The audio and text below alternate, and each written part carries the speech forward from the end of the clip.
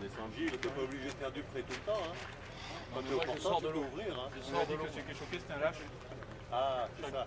Choc. Il les a collés à la sienne. Allez, hop. Il fait des nœuds. À l'ancienne. Eh, 3 doigts, un nœud. Ça fait beaucoup, non? Moi, je veux rien savoir.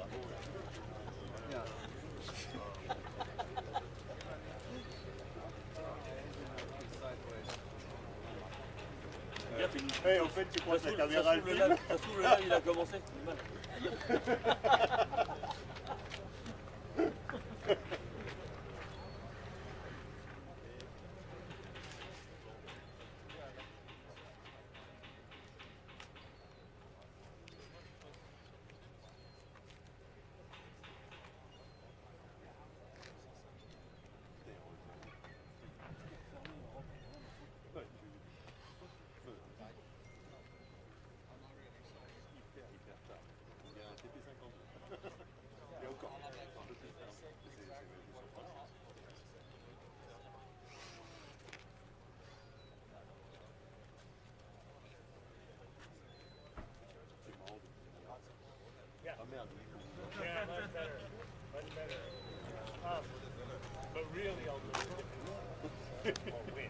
Salut GG.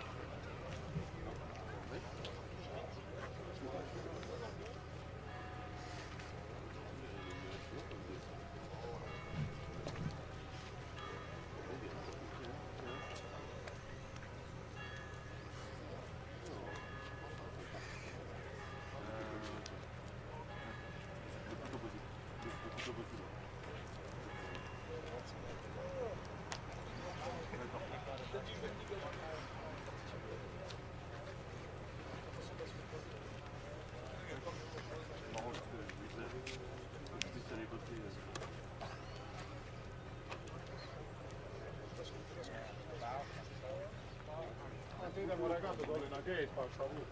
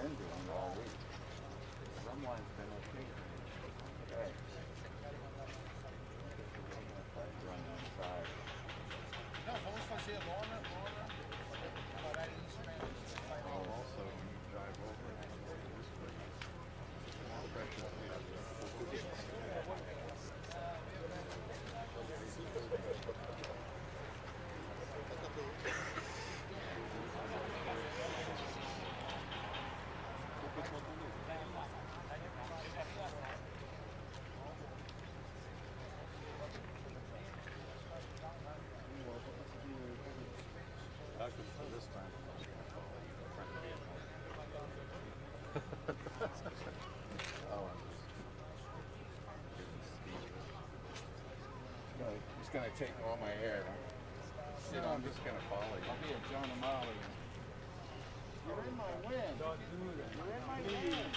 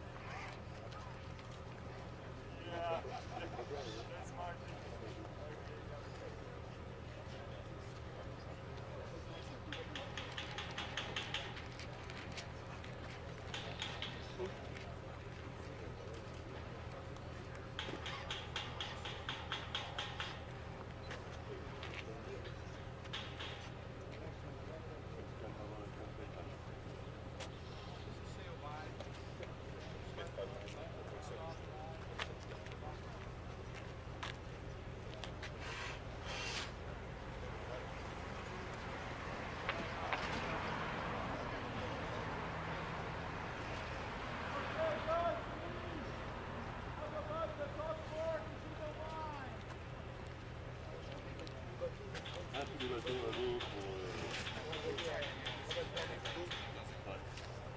C'est ça, je pense que c'est ça. Tous les bateaux à l'eau.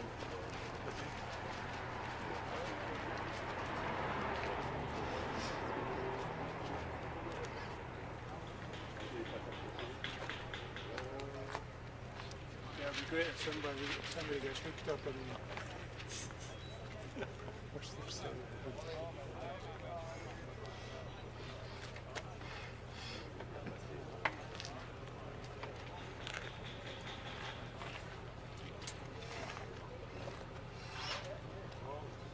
Anyway, we're getting a lot of interest in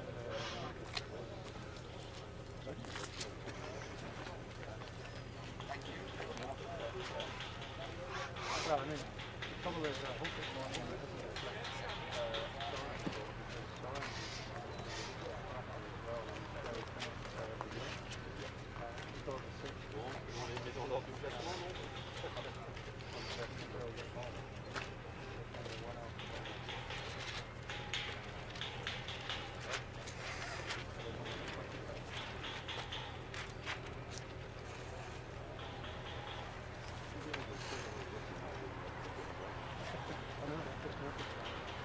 what would happen is I would go away up into that line and get up in that place on the floor. That guy would come in and take me to the floor.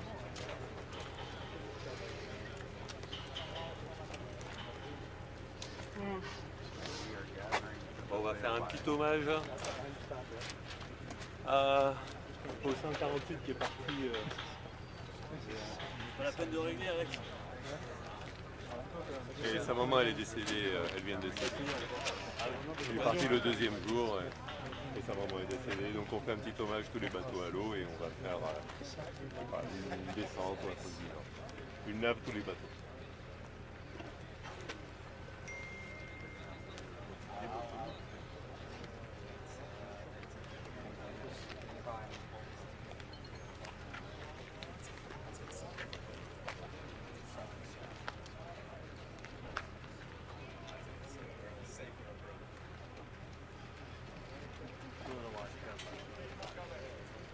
C'est comme le départ de Gandhi, hein. Pareil.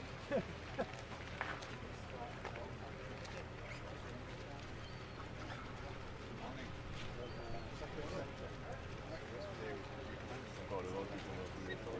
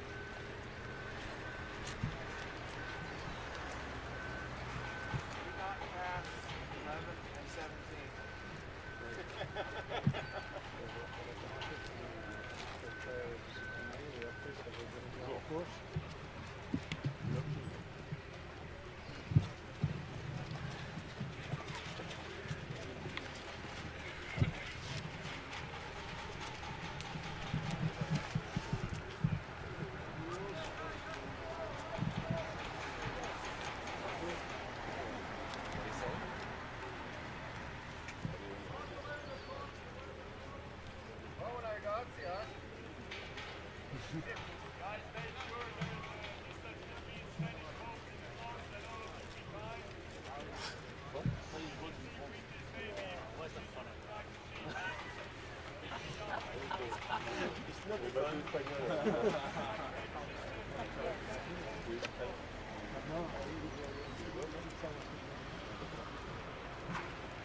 So Spanish boats in front, he said. The one with ESP. You think I can read that from here? I don't know. It's a difficult thing to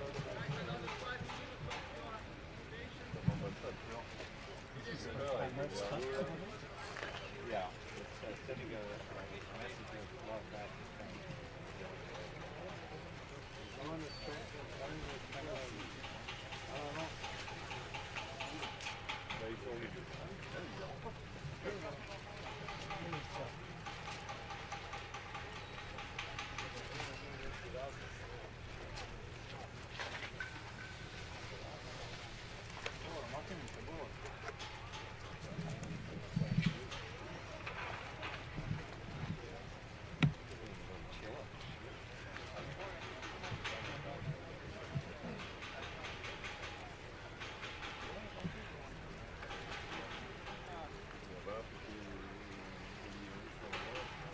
Guys, maybe somebody didn't hear me. We're going to pay respects to José Valverde's mother now. He went to Spain, he managed to say farewells.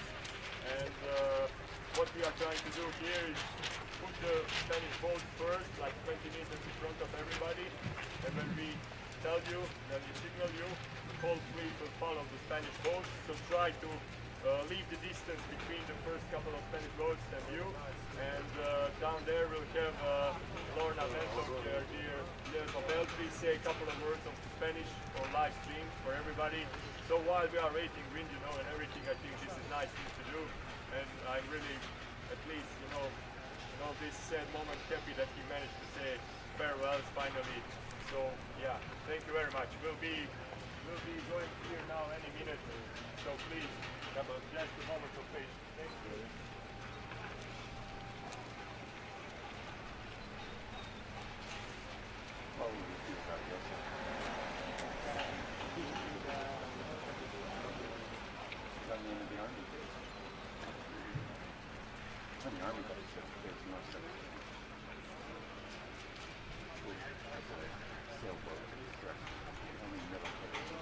Okay, guys.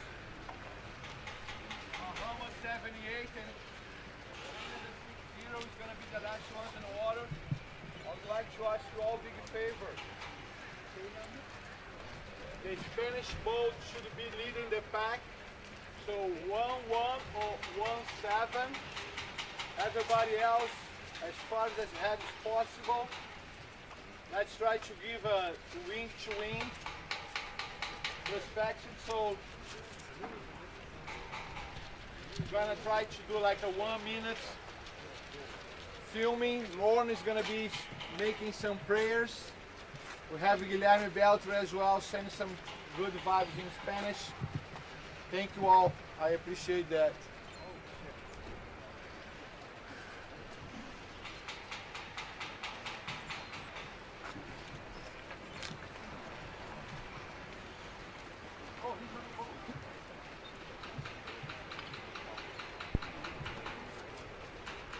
Almost there, guys.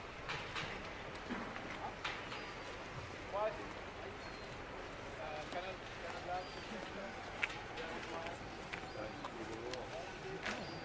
I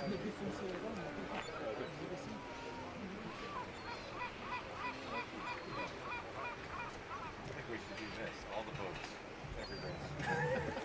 Downwind start. Okay, 1-1 and 1-7, please. Up in front of everybody. Número 11, número 17, por favor.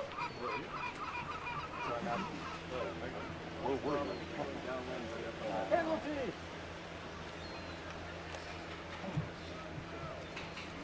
Pepe, start.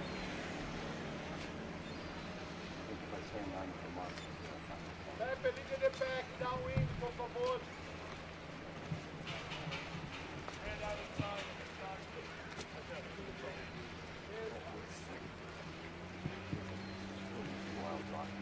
Ok, 17, 11, por favor, 16. Comecem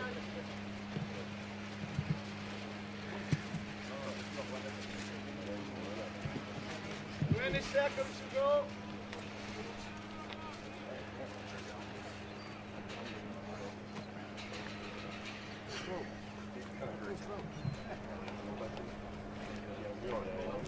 Hello, good day everybody. Just here today. Small special tribute we want to start with. And those of you who are watching us online, what you are seeing is all IOM class gathering together here on the World Championship to pay respects to the mother of José Valverde, who passed away, and he had to go to this thing to say final farewells. So, right now,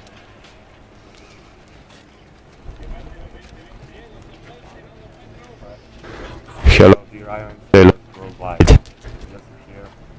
Hope you managed to tune in to see the footage here. The Spanish boats are leading the fleet to pay final respects for José Valverde's mother, who passed away during this World Championship, and from the ship to say final. We are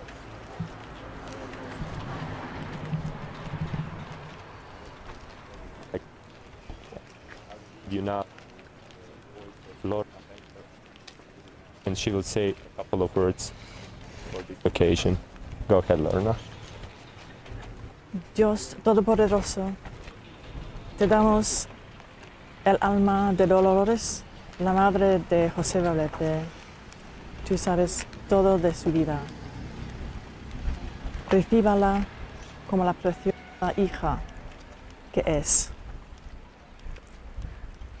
Dale la bienvenida como la servidora tuya. Y también queremos rogar para los que sienten la falta de su madre. Dale tu paz, la paz que no es natural, pero supernatural, la paz que solamente tú puedes dar. Eso lo rogamos en el nombre de Jesús Cristo. Amén. Bueno, Pepe y toda su familia, desde aquí queríamos transmitiros nuestro más sincero pésame. Ojalá no tuviéramos que estar haciendo este homenaje, pero estoy seguro que tu madre, allí donde esté, nos estará viendo, y queríamos compartirlo con vosotros y con toda la familia. Nos hubiera gustado tenerte aquí. Intentaremos además hoy hacerlo bien en su honor. Os acompañamos en el sentimiento. Right now we will lead with a minute of silence and just watch this roll out. Thank you very much.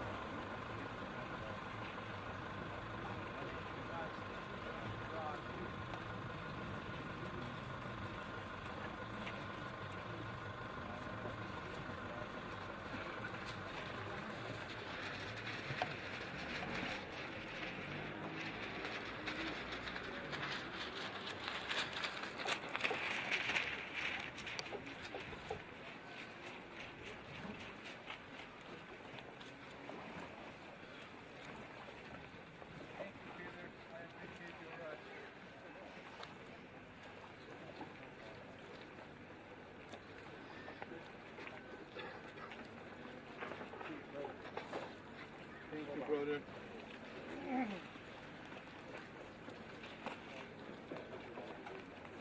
Did you get up?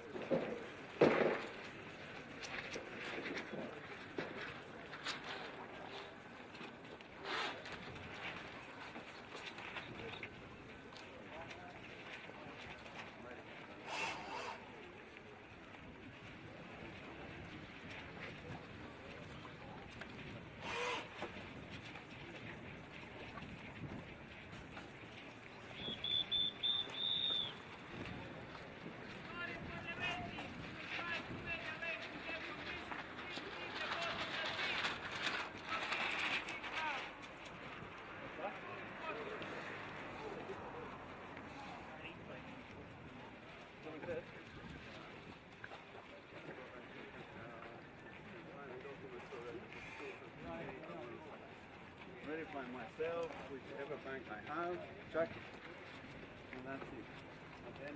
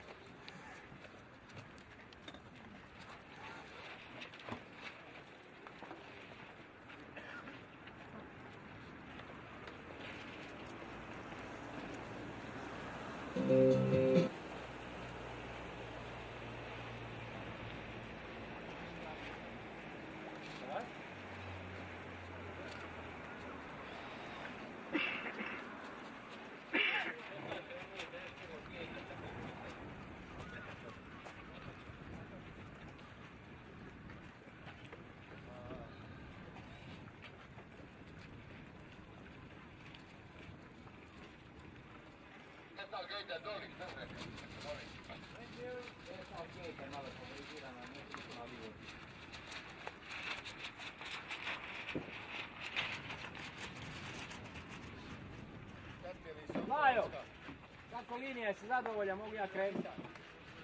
Sve se pari, skoro okej.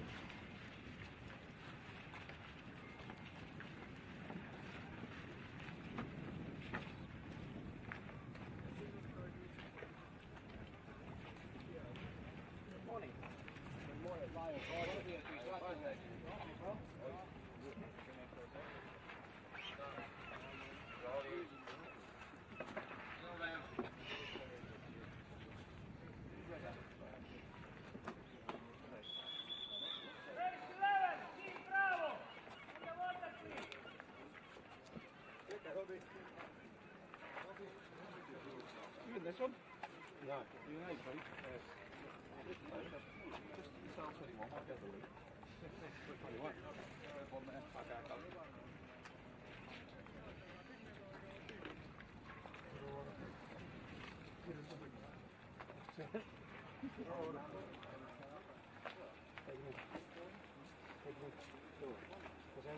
Yeah. You do your right thing. All right, okay.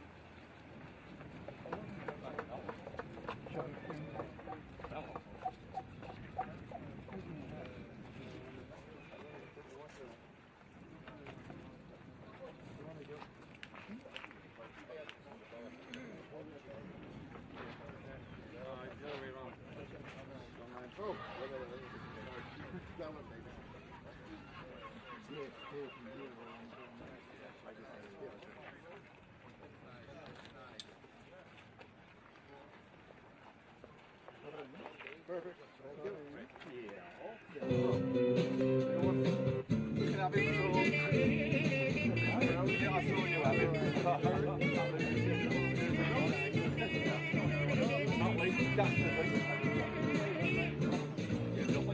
Donnez-moi une suite au Ritz, je n'en veux pas. Des bijoux de chez Chanel, je n'en veux pas. Donnez-moi une limousine, j'en ferai quoi? Offrez-moi du personnel, j'en ferai quoi? Un manoir à Neuchâtel, c'est pas pour moi. Offrez-moi la tour Eiffel, j'en ferai quoi?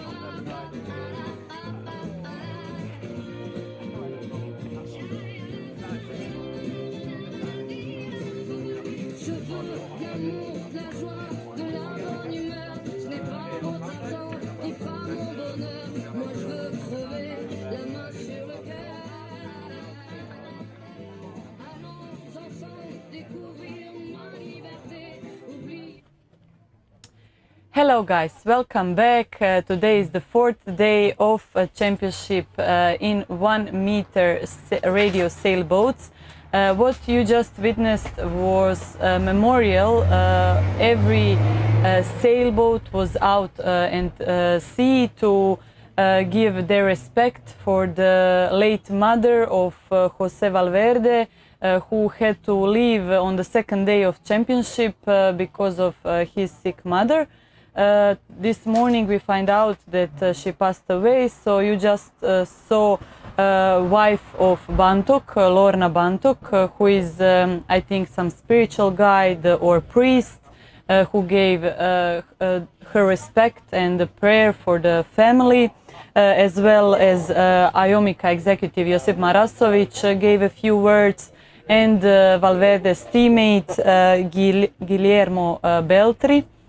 So it was the most beautiful thing we ever seen in the last 5 days, and we were all really emotional over here and happy that everyone could get together and pay their respect for the late mother of one of the teammates. Now guys, we are ready for the second heat, actually the first heat of the day. It is heat B, race 11, so we will leave you with a start which will be in 1 minute. 30.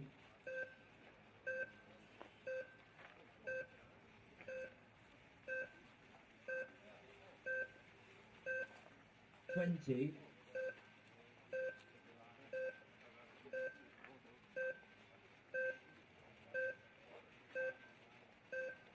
10, 9, 8, 7, 6, 5, 4, 3, 2, 1, start. Hello everybody. We are back to race now. Josip here with you. There's new fresh gust of wind which just recently came, and the regatta field is now stabilized between pressure evenly distributed. And after seeing everybody paying respects to the mother of José Valverde, it was really a powerful moment here, I must say that. We are now back to racing after this. Also, I would like to thank Freddy for organizing the whole memorial. He's one organizer, kind of glue of this whole championship. Yeah. Freddy connecting people, not Nokia anymore. That's really lovely of him. He is a true passionate guy, you know. Super passionate. So, coming back to the race, let's see. I will just read you out all the participants since we didn't have a time to prepare it before. 3-1 penalty. Yeah. 3-1 just got a penalty. Okay, go Barbara. So, in the heat B, race 11, we have from France, Romain 77, UK Hayden 191, Croatia Bakotic 96,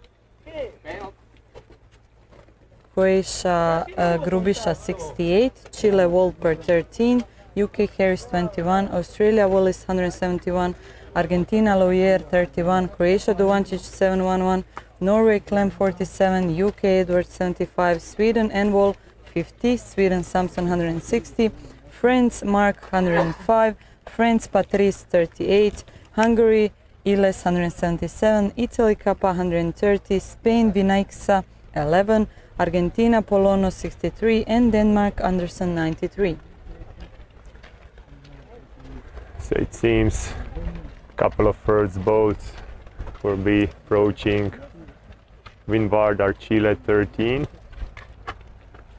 and Norway 47 looking good, Croatia 96, then we have Denmark 93, and from the lower side all the way to the shore we have a pack of 6 IOMs, now even 7, who will just be super close one next to each other once they reach the windward first mark.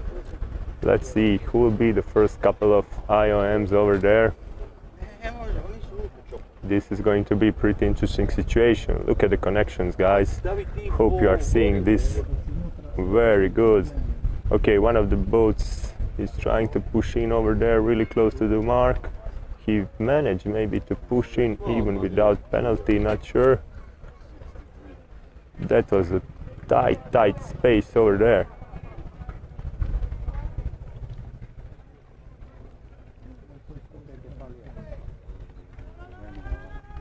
All right. Oh, we have a big crowd. There's a penalty being called. Yes. There you hear this pretty well on the upper camera for sure. If you didn't, 177 had to do the penalty. No, 77 Romain from France had to do the penalty. Two turns. Oh yeah. Some jumping now on small waves. There are a couple of connected waves pushing through, so we'll see now jumping of the IOMs up and down until they pass. This is a beautiful sight here, and we have a very big crowd, all of them connected together. This race is going to be really tight and interesting. They also choose to go middle through the field mostly. Middle. Yeah, nobody's going inside. A couple of them pushed a little bit further outside. So from what we see now, I think Croatia 96 is leading the pack.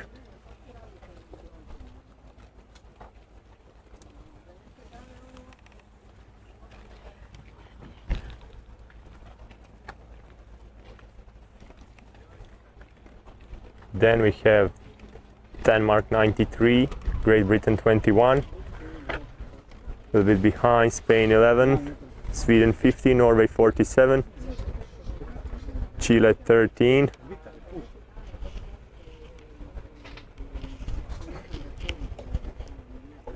'77 France,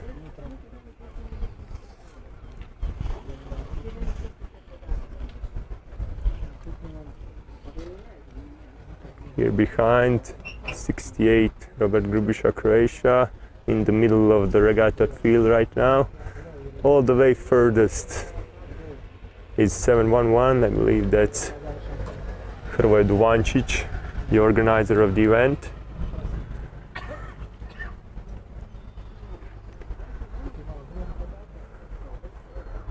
Wind is pretty light. We've seen even some stronger winds here during this event, although majority of the event was very light wind, yes. So this is now stable light wind. And also, guys, this is the last day of the championship that will be this nice weather, because tomorrow they're calling a big rain. Yeah, it's gonna be really interesting if we manage to somehow do something with live stream, because that's gonna really be hard, because rain, if it falls with strong wind, it's gonna blow from every possible direction and you cannot protect your equipment then. Yeah, it will be super challenging from the production team to organize everything with the live streaming, and we actually don't know if we are going to be able to deliver you the same quality of the materials, because we had to have some waterproof tents, some other materials that we are truthfully not ready for.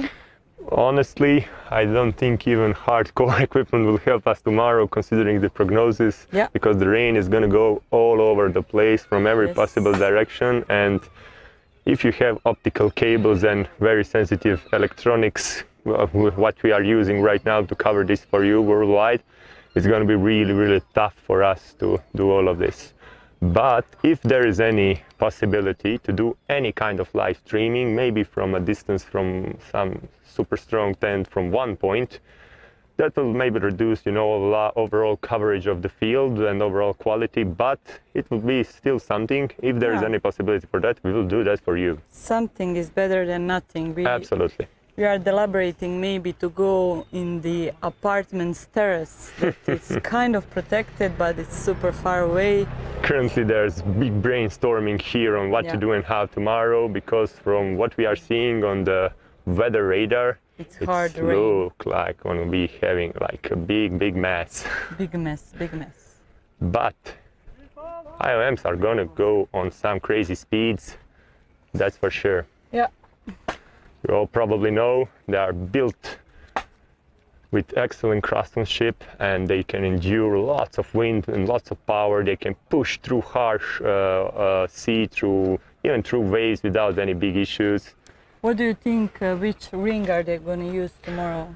Well, if the things stay as they are now, probably sea rig, yeah. But we will see. Sea rig is probably going to be tomorrow. Yeah, we had some almost for questions, sure sea rig, yeah. We had some questions, I think it was yesterday or 2 days before. Are they ever using a sea ring? Sea rig, yes. Sea ring is super. Sea rig is, oh, we just had a clash. So sailors didn't look in front of them, and one of the sailors, I can't see which they one, bumped into France Patrice 38. Yeah, but they're really focused, so it's really no wonder. So they're super focused on their IOM sailboats here while they're, just walking alongside shore. And yeah, these small bumps happen. We are really honestly surprised that there are some bigger accidents, considering how focused they are. Guys, they are like laser sharp looking on the regatta field, trying to see conditions. That's really, really lovely, yeah. So you have to be careful. People are here really polite. All the spectators are pulled back, so there are no big issues there. Yeah. So let's see what's going on now. Over there on the windward mark. Seems like 77 used this light condition wind really, really nice, and he's gonna go there.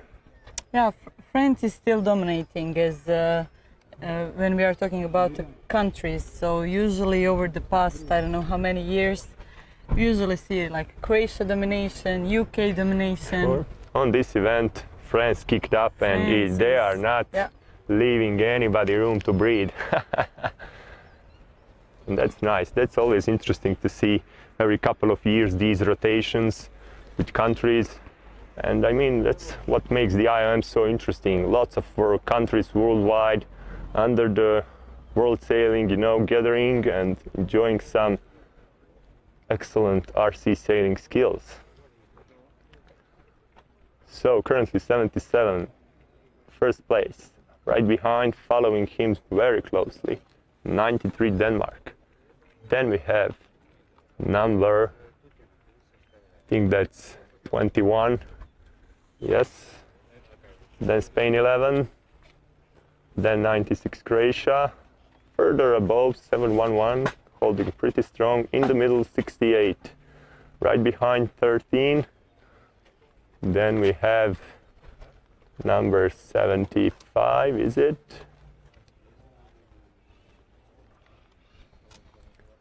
.47 Norway, in the middle of regatta course right now, in the field, in between all of those boats.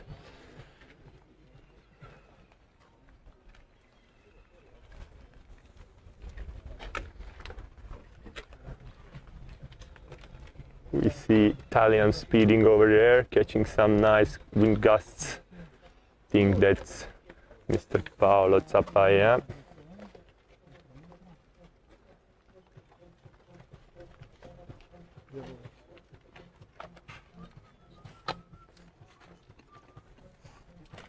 Then we have 160 Sweden right now, currently behind the Italian, right on, trying to be on his tail to catch up. There's a little bit distance between the last three boats and the rest of the fleet, so there's Hungary, 177 Hungary. I think they had some crash and penalties before, so yes, on that's the why. First turning on the watermark. Let's see. So there's 177. We don't have binoculars, guys, so sorry, we will be more prepared for the second race. So we are... Right now, sun is in our eyes. We are doing our best here. Let's see who was the second from behind.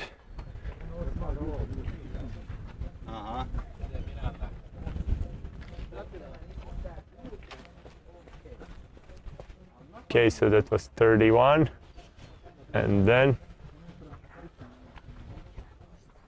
He's followed by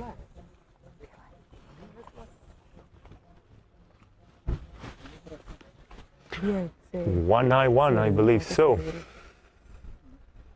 Yes, on the final spot, 191. Okay, let's go down there on the gate to see. First boat, oh, hitting the mark over there on the upper side. Clear direct hit of the mark. Yes. He's doing his penalty turn right away. We have two boats on the second inner mark.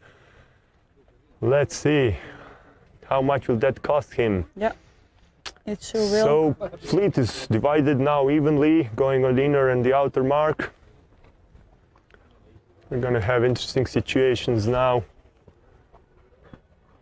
The wind increased its pressure down there just a little bit by a tiny notch, but you can feel the pressure just a little bit, and you can maybe even see it on the first couple of boats who are starting to lean more. It seems like there's stronger pressure closer to the shore compared to the outer side. Just a little, those are subtle differences. Early in the morning we had some nice clouds, but right now sun is shining through and the wind is not picking up. Unfortunately, it's super slow. But they are still sailing, competing. Yeah. You have to trim your sails for the light conditions. You have to realize what's going on. Will the pressure remain like that? And then off you go.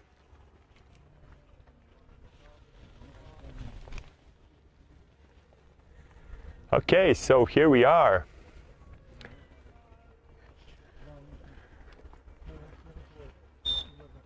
Seven, Good job, France. France. First place, well done. Good job, France. So Romain from France just hit.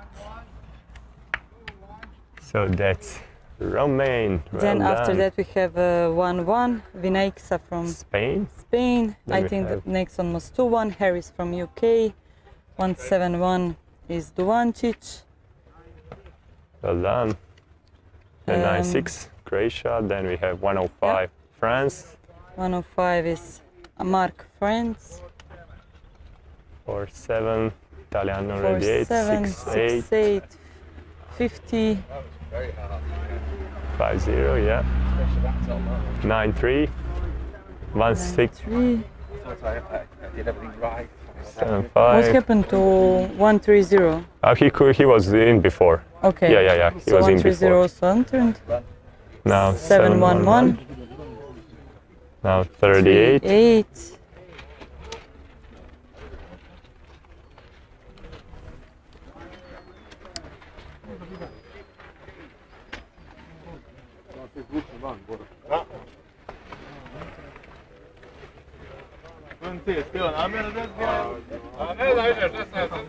Okay guys, so that will be all for the race B. Some of the last boats are still coming in. I will try to catch president of the jury committee, Neven. Yeah, we will see what was there. So he can explain us what was said in the morning's meeting and also about the hearing. I mean, he can give us all information, but some of them. Yeah. So we will talk to you soon, guys. See you soon.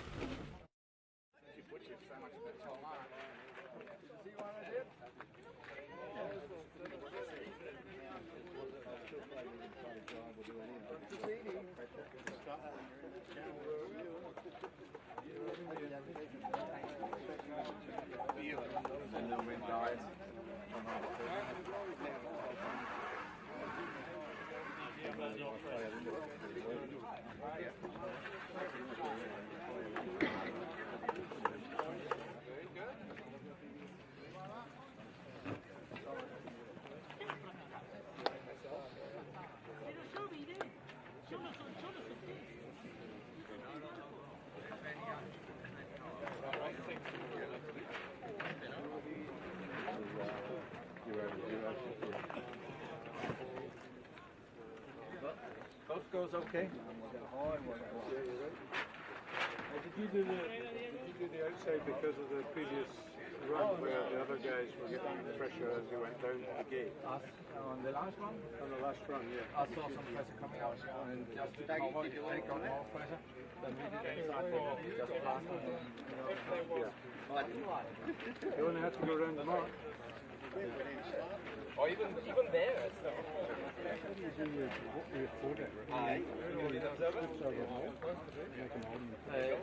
Two layers of 100 millimeter veneer. Over a mall.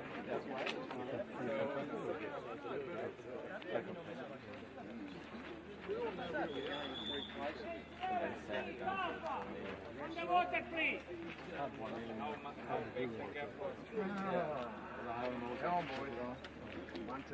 They do 2 layers of. Možete i u mene. Možemo.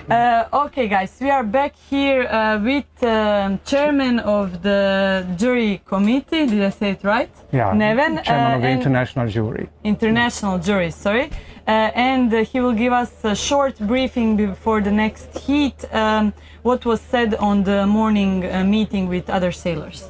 Any morning we give hints to sailors and tell them what we noticed the day before, so that we have a sort of a game on with the details that they do not suffer from our doing. So redress was yesterday a case that we dealt with, and our advice was it is always better to take a penalty, not to wait for the umpires to actually act, because it's a bad news when you see whistle, which means 2 turns, not 1.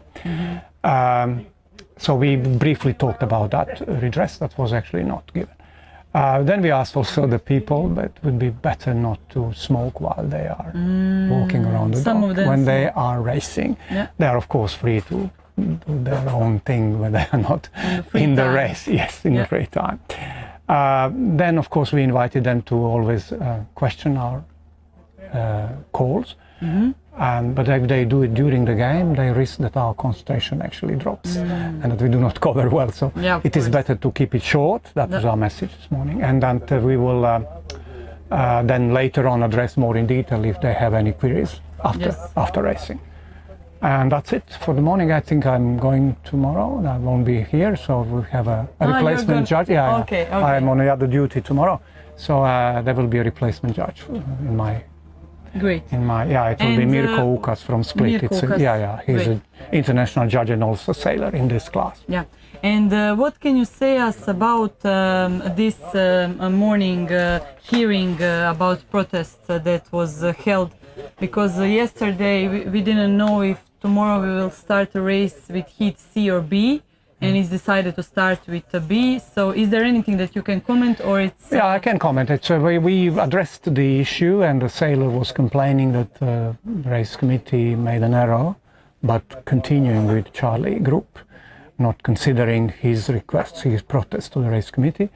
But out of our findings, we did a hearing this morning. We found there was no wrongdoings on the race committee, so the game can carry on. Okay. And the sailor still complains some about procedures of how we delivered him decision yesterday on a penalty. And this is now in progress because he asked for reopening of our findings yesterday. So this is still in progress. And we can then inform you later what it's all about. Thank you so much. But it would not affect the progress of the racing, so that's why we ordered race to continue. Yes, Okay, thank you so much, Neven. Welcome. Thank you.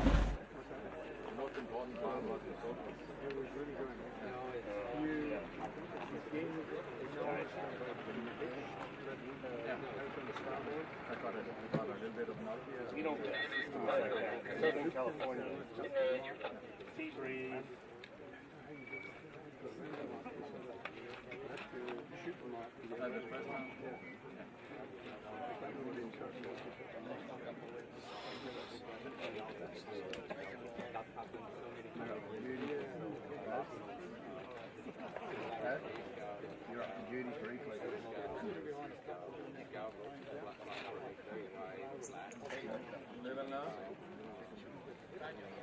No, it's actually the second piece.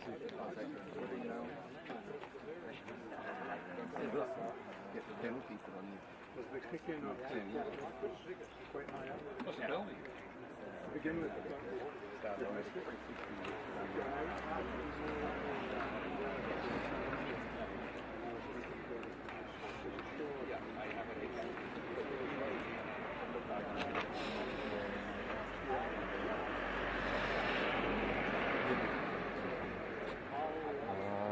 Bojama izvan ne dolazi sarga.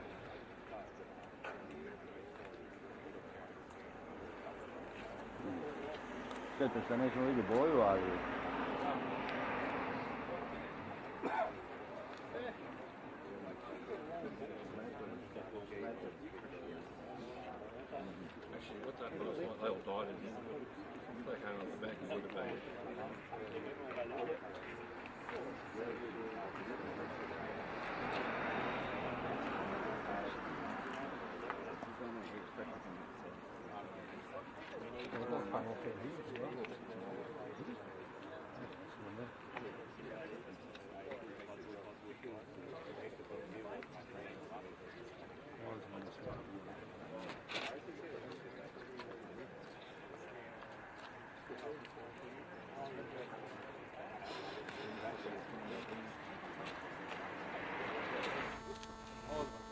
All right, guys, Josip here with you with Freddy.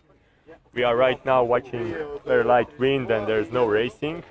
So after the last heat, we are now waiting for heat A and race 11. So the previous victor, Romain Dubreuil, made a very good job over there. And we'll now see what's going on in the heat A once the wind picks up a little bit. Freddy, what do you think? We are going to wait a couple of minutes? Yeah, I believe so. I believe the race community is giving us a good message here to have a huge pressure.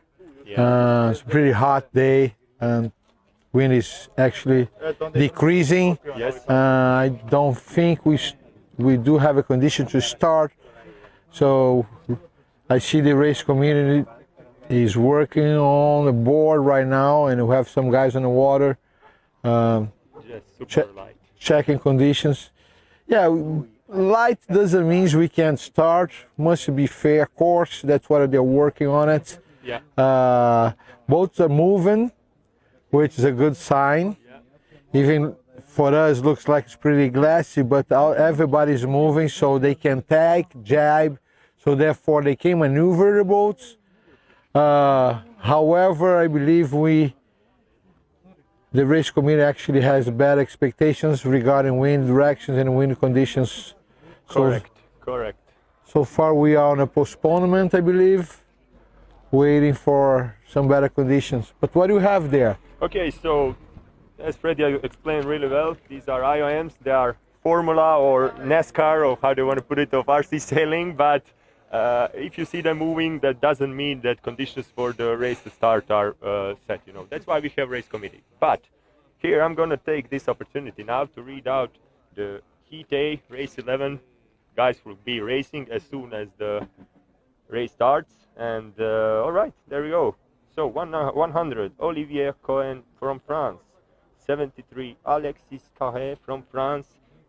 25, Robert Watch from Great Britain. 33, Robert Matuda from Croatia. 55, Mark Gollison from USA. 125, Greg Torpy from Australia. 12, Steve Landau from USA. 87, Sean Priestley from Great Britain. 35, Zvonko from Croatia. 39, Peter Stollery from Great Britain. 30, Ante Kovacevic from Croatia. 48, Paul Jones from Australia. 17, Guillermo Beltri from Spain. 144, Peter Feldman from USA. 77, Romain Dubreuil from France. 11, José M from Spain. 21, Chris Harris from Great Britain. 13, Paul Walter from Chile. 171, Sean Wallis from Australia. And 96, Boris Bakotic from Croatia. Yeah, I just would like to confirm here, the AP flag is up. We are postponing race. Nice call from race community once again. We will find out how long this postponement looks like, but considering this, guys, at least 5-10 minutes minimally. I'll say way more than that, but the way it is right now at this moment, I can see this huge wind shift. Yeah. We may even need to change locations, but stay tuned, more coming soon. Basically what we are having probably right now is the calm before the storm. And if you didn't hear, storm is coming tomorrow to the town. Oh yes it is. We are So the locals are saying we're gonna expect some really good conditions tomorrow. It seems, where we do stand now, it seems that will be the case, but we'll check out the prognosis later during the day. And our beauty, he is working hard to take some good guys, and today we have Mr. Graham Bantock. Mr. Graham will be doing the interview. Our legend here. Thank you very much, Graham. We'll put you now in the hands of some really lovely people over here, and stay tuned with us, but because at least for 10 minutes minimally before the scene starts, and take your coffee, take your beer, tea, whatever you enjoy, sit, relax, sit back and stay tuned. Yeah.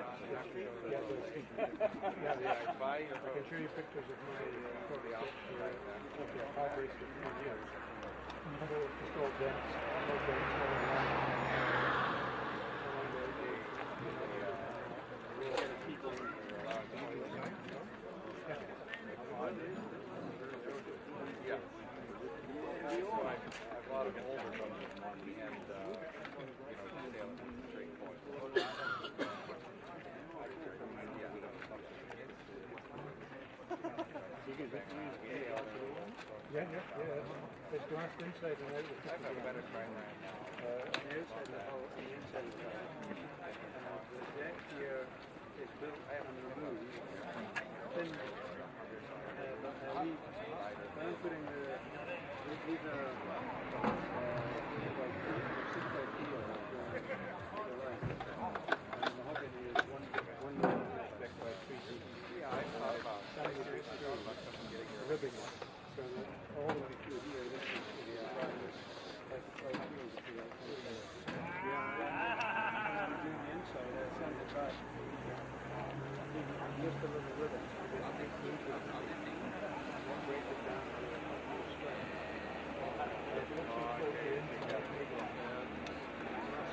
Really?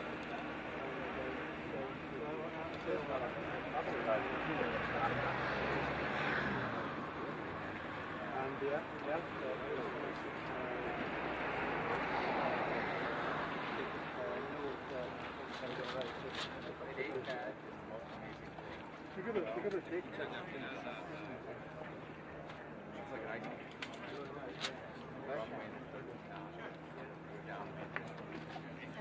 By the way, I heard you saying that last trip for 1 millimeter too. American Nigeria is 1.2.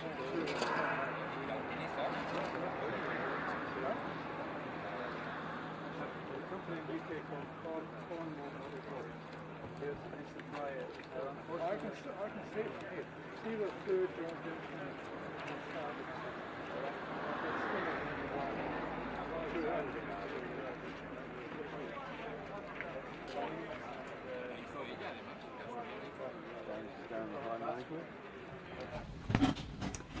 Okay guys, we are back live here with one of the most experienced sailors here in this championship. We have Mr. Bantock here with us all the way from the UK. Welcome. Thank you. So tell me, what are your impressions of this championship so far? It's been fairly cool and collected by most of the competitors. We've had a few bits of excitement when people have got a little bit noisy on the water. But overall I think things have been very good. They've responded well, competitors have responded well to the umpires. Although some of the umpires are quite new at this, I think they're very keen to learn and make a good job. Yeah. And how long did you, are you driving radio boats? I started about 40 years ago. 40 years ago.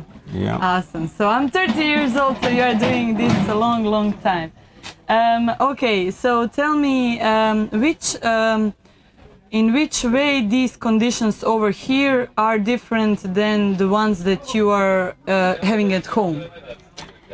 In England, we tend to sail on relatively small waters, and if we are able to sail on one of our bigger waters, it's not at all like this. It might be a sailing club water.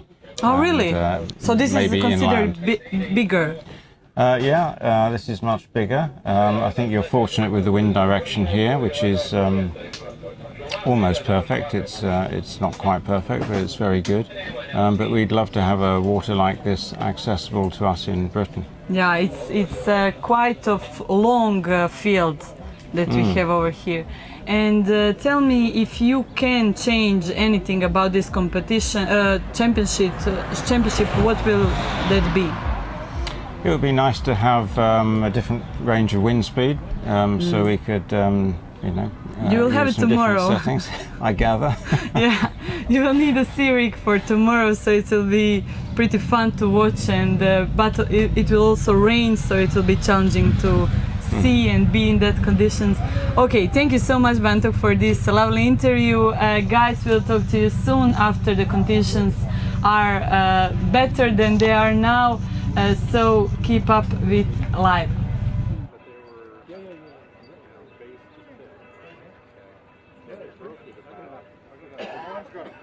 My seat, I was very lucky to get it. Beautiful straight run. And it's a golden colour.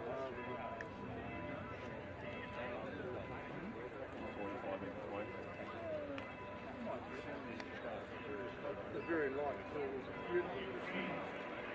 It's only because I saw it.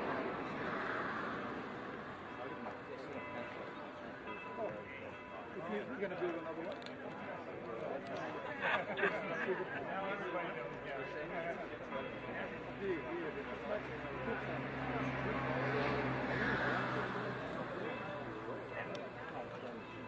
No, it comes from Idaho. It's American probably in the States. I'd like to get a video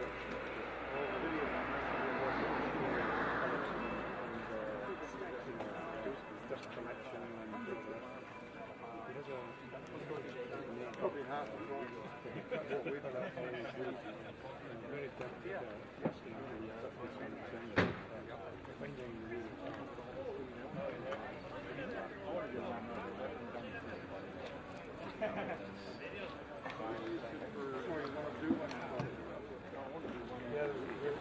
there's a guy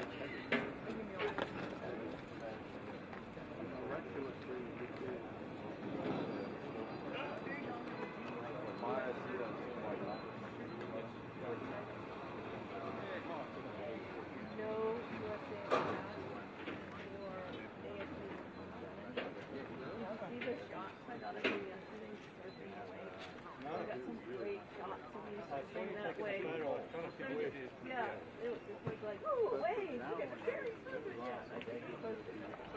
Okay. And then, did you want the outback hat? You have enough of those in the all that. Okay, this one.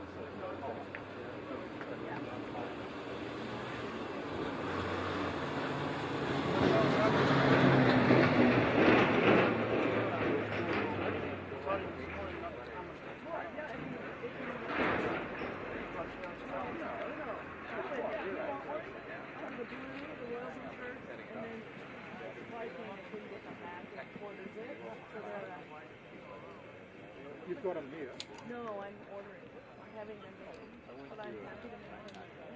But they'll more fit me. But again, bad.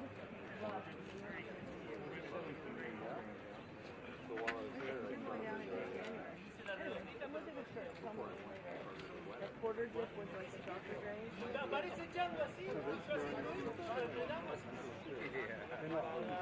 Yes, one was like this, but the quarter dip was easier to pull. And that was a gray. And then the t-shirt at the front of the but I took his, and I took you up there. And I put your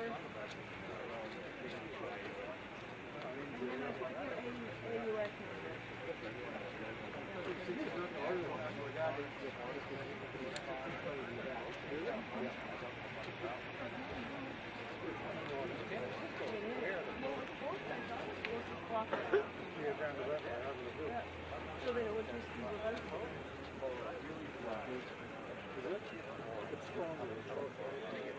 Oh my God, not 25 now. Well, fantastic. Okay.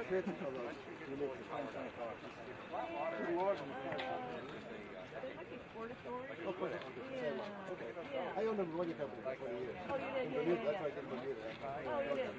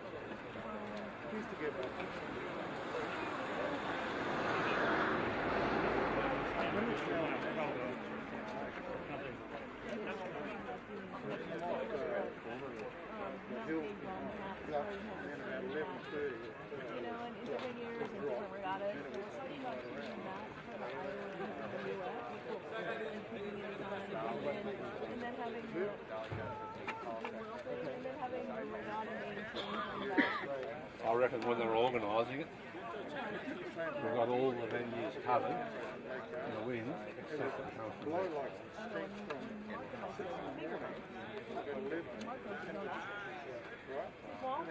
No, places over there.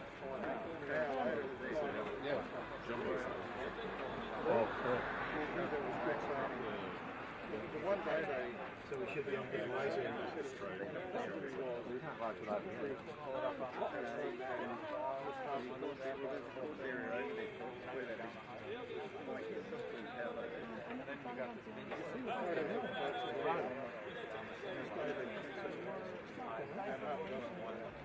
The mission's coming.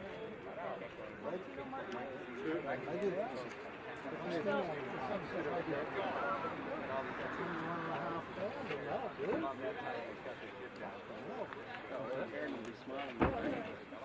I'll go and ring it now.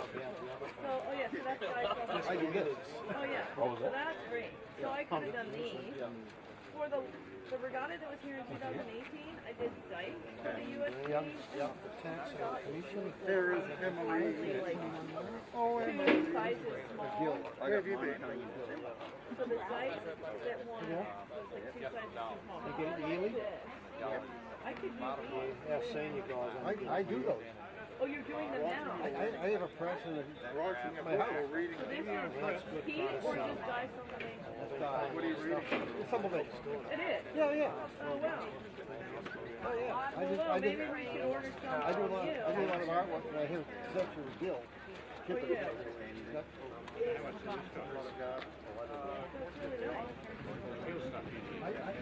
This goes. This one's been sitting in my shop.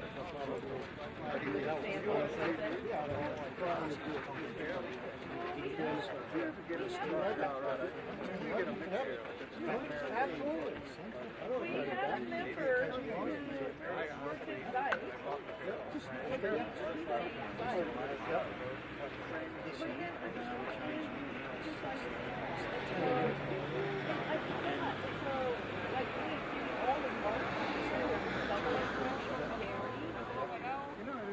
XL, I don't know what Gary was themselves. It's scary when stuff is just wrong. But we got a great price on the day, but after we got it, man.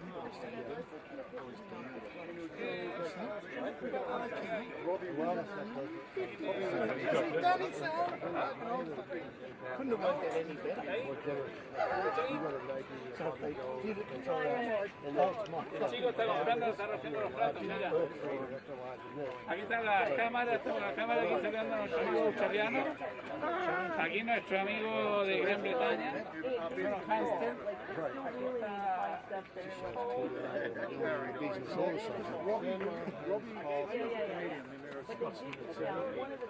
Because the Scotsman would say, Robin Bozigali, Robbie Williams. What I like about Sam, they're my mates. I was doing about 250,000 a year. One's enough. One's great. Until 1 o'clock. And they do companion wear too. So it's a stylish back and then they have the same style of V-neck or something different. I mean, the Caroline I have has Sandar, They're the same. Yeah, that's And Red House is their high-end woven line. Really do OGL stuff. It's all, yeah, I have all the already OGL. I find I just cut it. I don't wear that. don't want that. No, I looked for some of it with a golf where you got to wear it really for some. I guess it's calling it. I don't have to do anything. Yeah.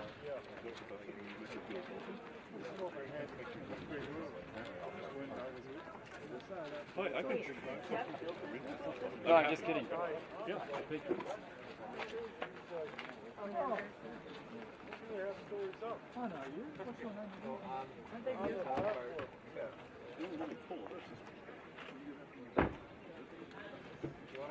Oh, flash.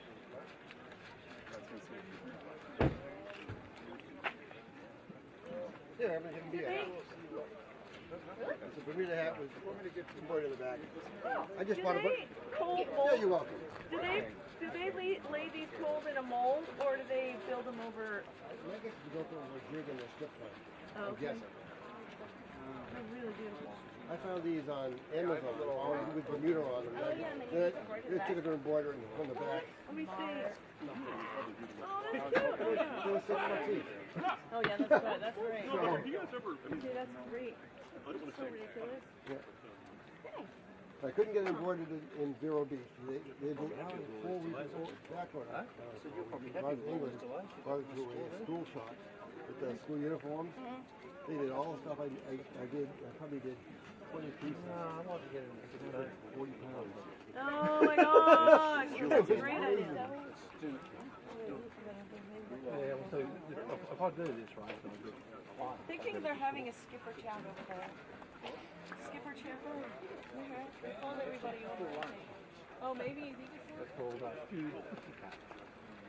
That again.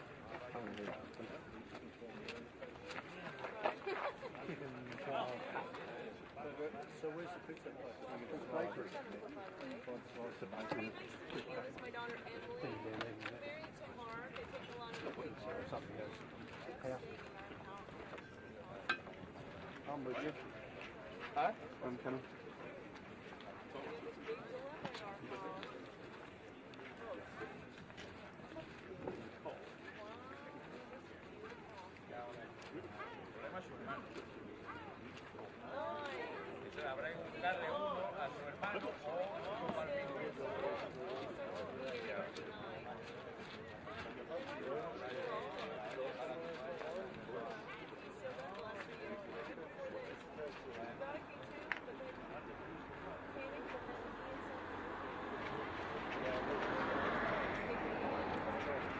They're talking about lunch. But yeah, the lunch is over.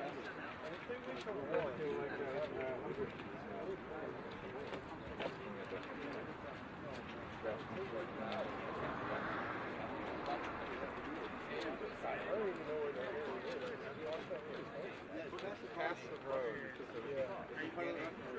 here again. If we actually over there past the island.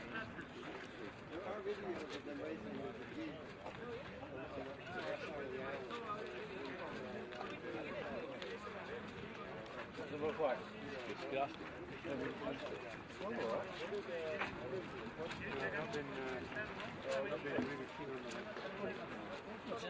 Oh, I don't know. Sausage and beans and chicken. Yeah.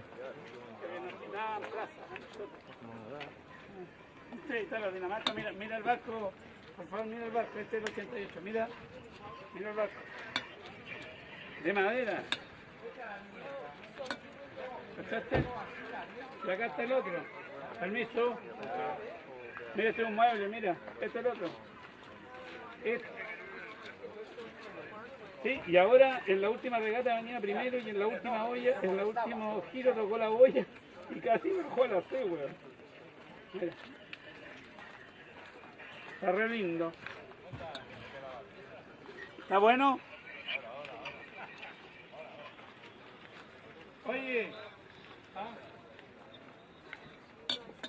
Mystery meat and some soup. No idea, but I'm gonna start attacking it.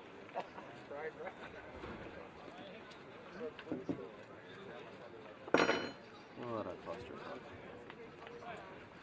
Well, I got my 5 minutes of fame. You did what happened? Fuck all. They basically said we don't really have an avenue to fix what we've done. What happened? They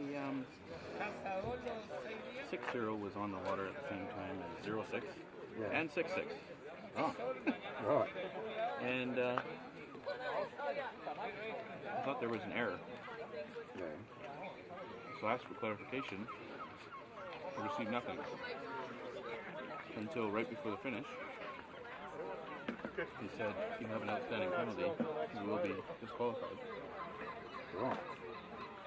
So that's my clarification. So I spin my 2 turns. Yeah. And he says, "That's not good enough.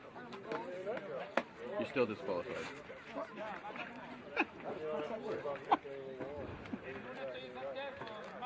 So that's when I basically came out of it. I lost it on him. And he said, "Okay, well, maybe get the other guy and let's figure out if he actually protested you." I'm like, now we're finding that out? What the fuck are you talking about? Yeah.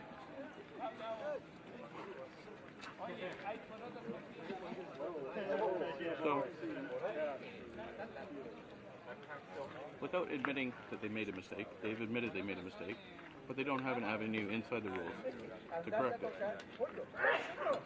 That's stupid, isn't it? Yeah.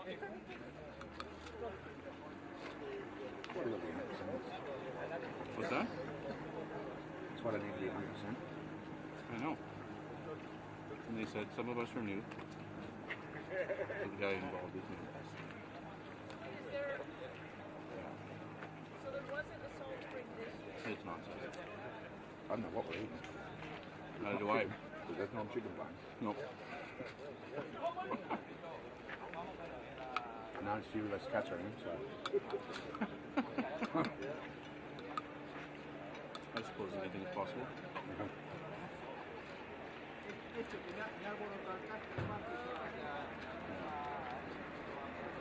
What would I say is on the receiving end of the shitty end of this dish. Yeah, because I thought you were going up. Well, yeah. You, me, everyone. And then they immediately failed the race when they knew that there was a protest going on, which affected promotion. And so, in this whole incident, they doubled down by saying that they didn't make an error. I'm like, what's wrong with you guys? Can't you admit that you screwed up?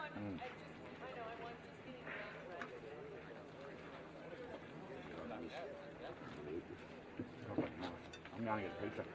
I protested the race committee, and I protested the protest committee, and I protested the jury. Shotgun approach, right? That's not for me. No, well. You want your pizza left? Yeah. I'm stuck on that. I'll give a chicken on that one. That's been chicken. Actually, you'll be lucky, man. They just brought a fresh pieces right out of the oven for us. Well, this is one of the special out of the oven.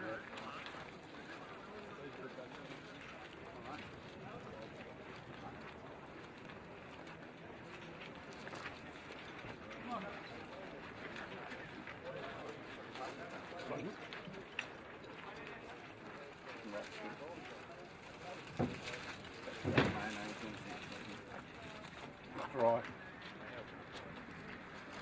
It's a great idea to get your own lunch. Oh, it's like, yeah, like 30 kuna or something down there. Yeah. Great idea. You get the cold water. Not warm water? No.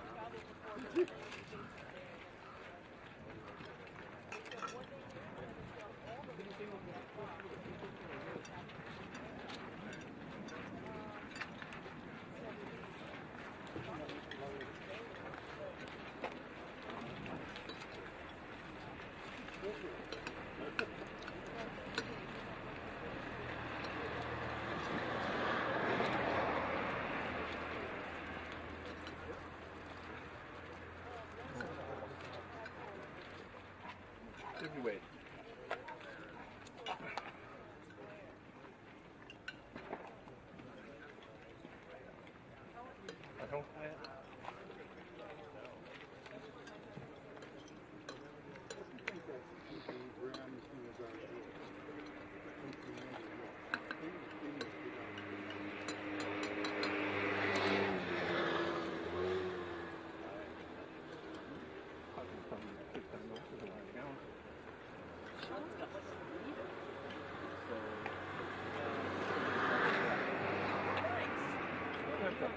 Pizza.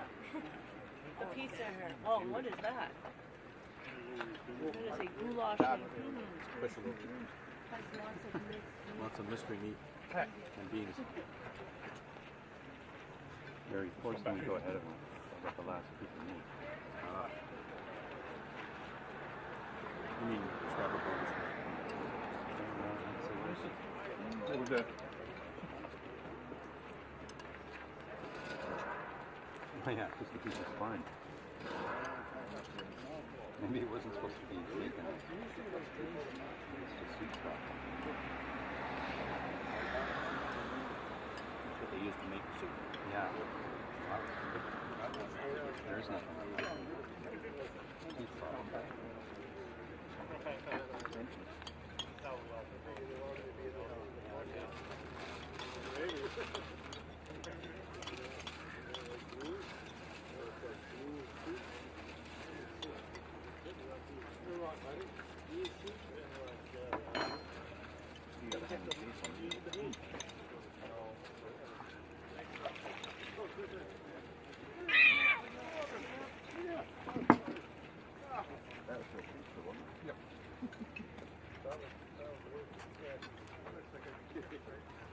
When I first met Lindsay, when I hurried up, like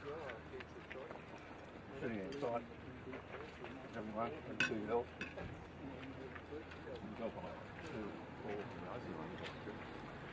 Yeah, they walk down the street and close them. What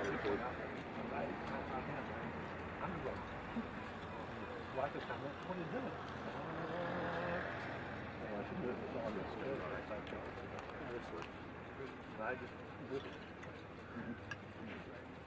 That's what that's fine. Still so good. Come out nowhere. Hey, this is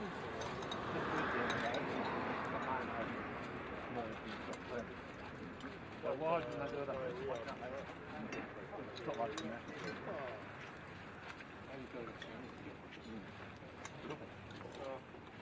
How we all pulled up. Whoever does. Una buena temporada, Pablito. I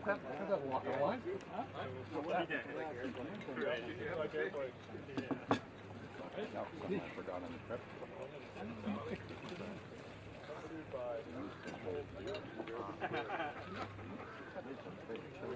start writing things on the phone. Yeah.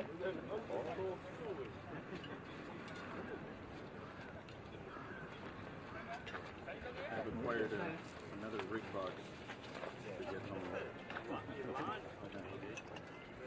Yep.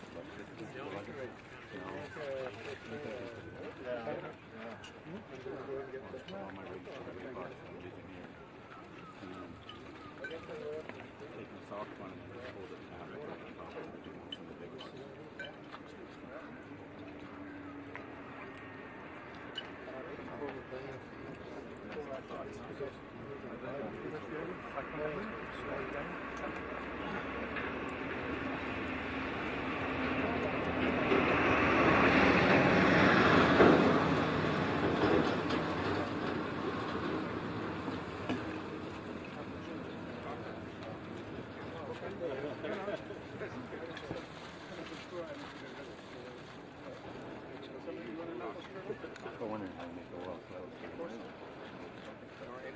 How do you do the world's flagged free box? The universals are doing it.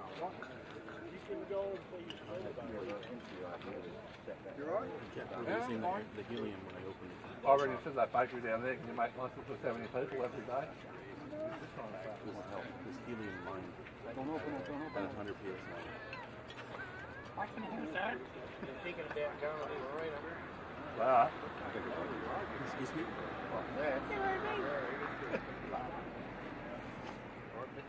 Make just like a great newspaper. Like the Manly Bull. Cartoon on Peter Grimble. With the airport. It's no longer the latest one. How dare you? Although it's already been through the waste. Then you put the no way back in the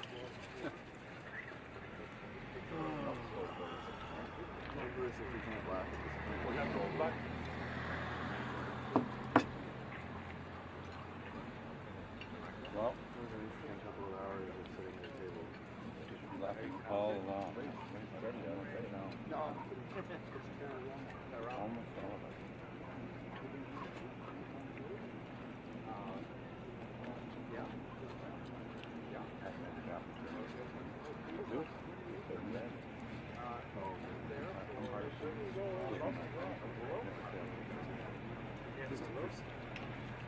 Go up there and see if you can get that one. It's impossible. No, you won't. Did you try sailing it at least? Yep.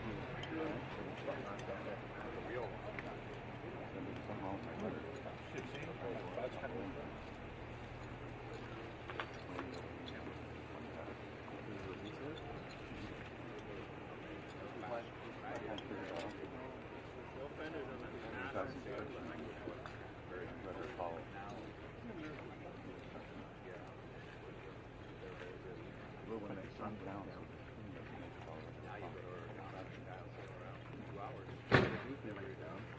then the friction would go to the top of the post. Well, you don't have to sink the thing right all the way up.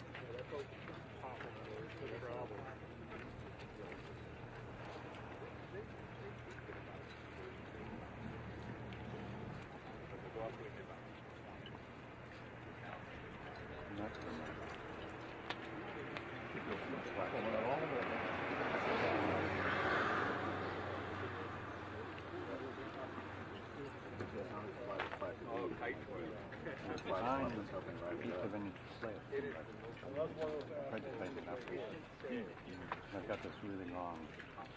The hell's going to take for people to unread back up there? Wrench. Allen keys it. Seems like it's going to break off. You have to up pretty tight. Tighter than you would want to.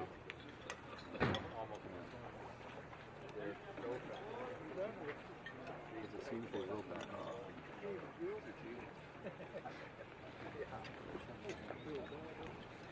There, probably better.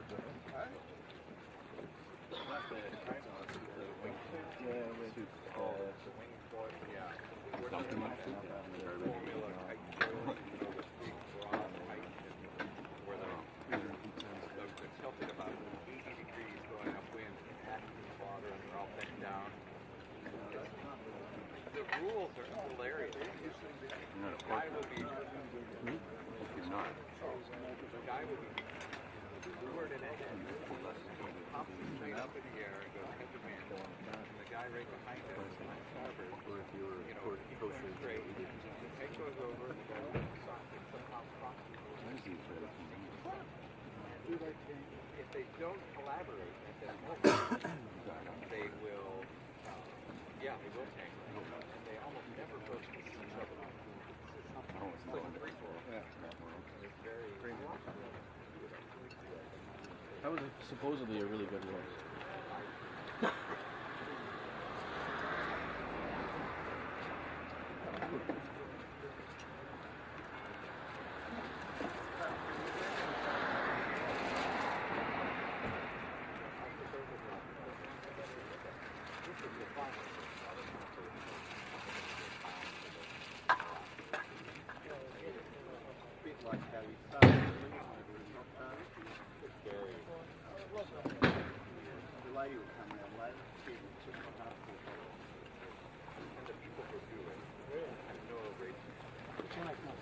Afternoon? Afternoon, yeah. Night time, sir.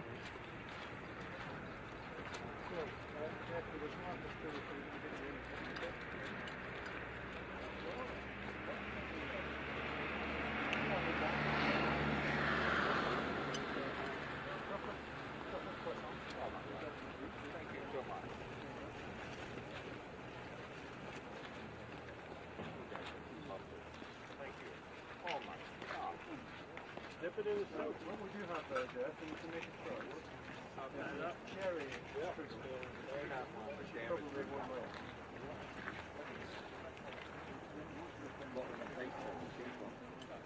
No,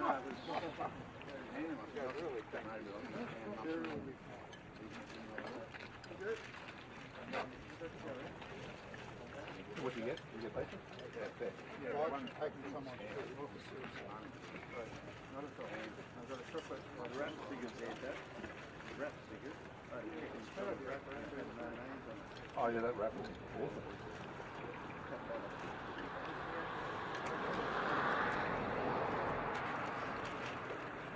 The only other thing we had was sandwiches. Like a small sandwich.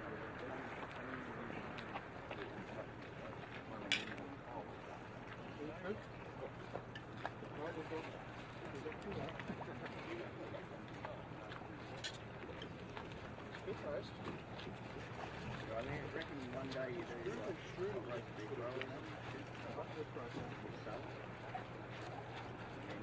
another day you get bloody Subway. You want to walk down there? You look at some of the greens there. Oh, what is that? Yeah, and you know where it's pretty control area?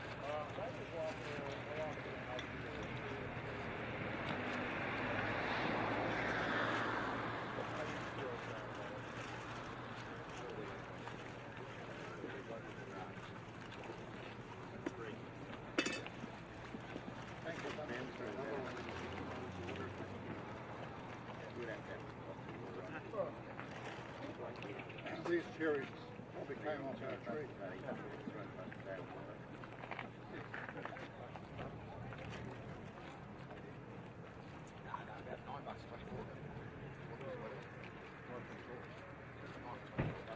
Sorry, 24. Yes.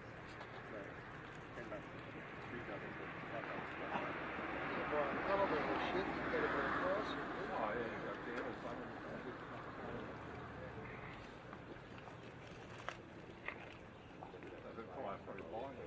You start collecting the bottles now.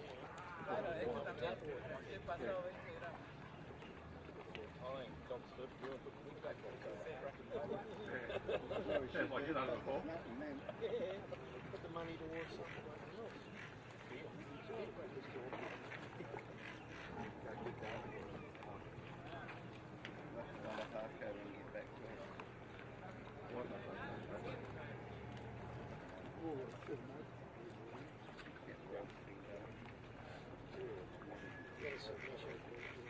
Not sure markets are something for everybody. Gold Coast beaches. Yeah, you're gonna have to put the same at the beaches. Yeah, we already had that. Cheap accommodation option.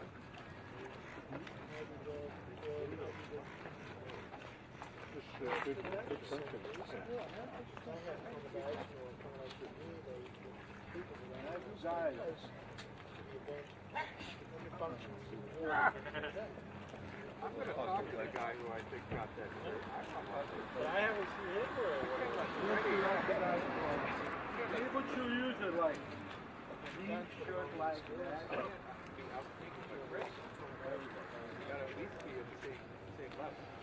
Give that to Eddie. He's going to his boat.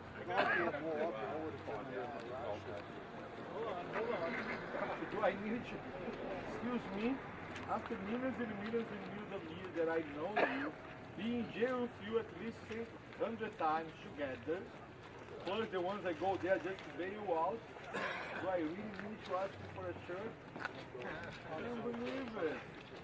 I like this guy, last time we went to China, bail. Thailand, I bailed him out 36 times. And I have a receipt. 16 little boys still calling him Love. Love you long time, love you long time. Fred, my shirt? No way, look at that. Look at this. You guys talk about my shirt? Look at that. Keeping up with that. These small countries have to stick together. Yeah. Can they say?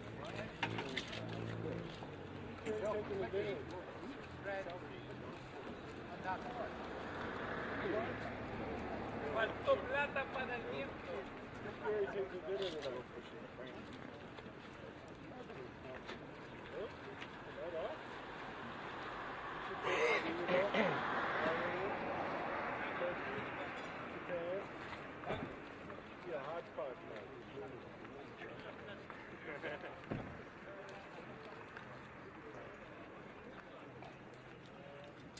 Almost over the low. Yeah. See the water line, the bow's below the water and the stern's below the water.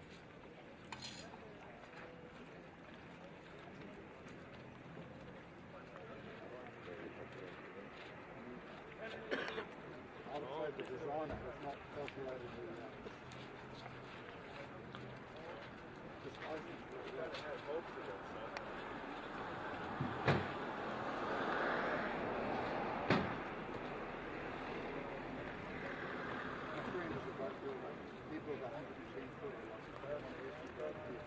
Yeah, they're a little old, but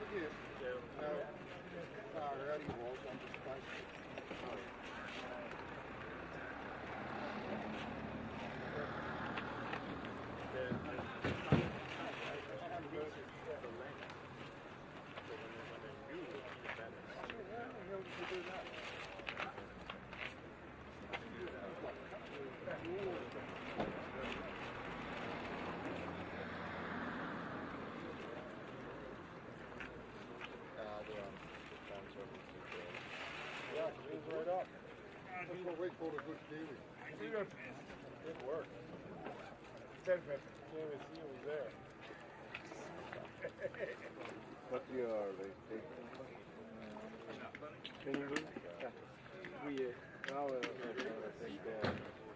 boat number. Yeah, that's what I'm worried about. 4833. So it's easy to make it with 33. Which is the personal cell number of my friend Baran.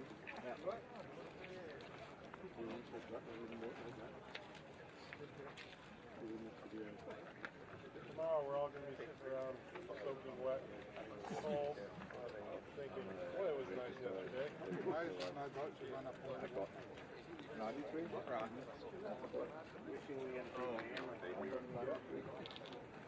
White boat.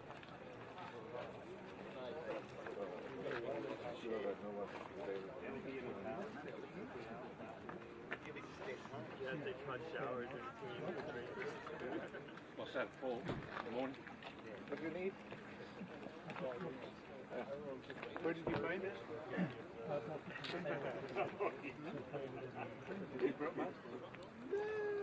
he got mask here? Oh, you finish off there. More. Because I've heard that the soldiers are doing mass very tomorrow. It'll be okay. The racing today, yeah? Hello?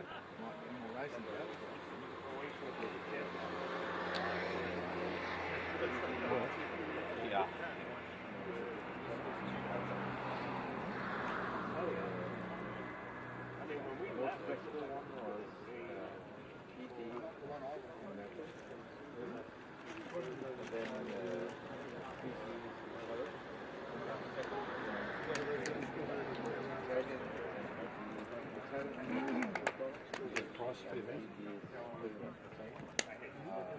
All set, buddy? All the flies are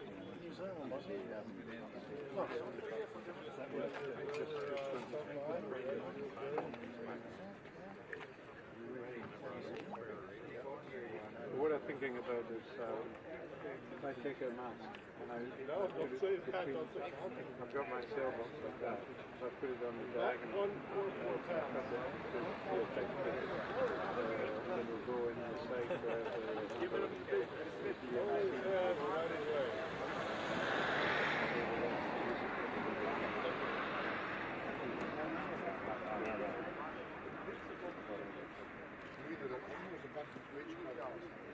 but I can't do that until I think of my name.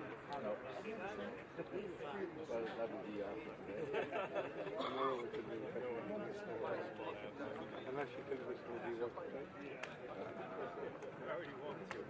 Oh no, it's not going to be windproof. No. But it's on a bill tomorrow and raining.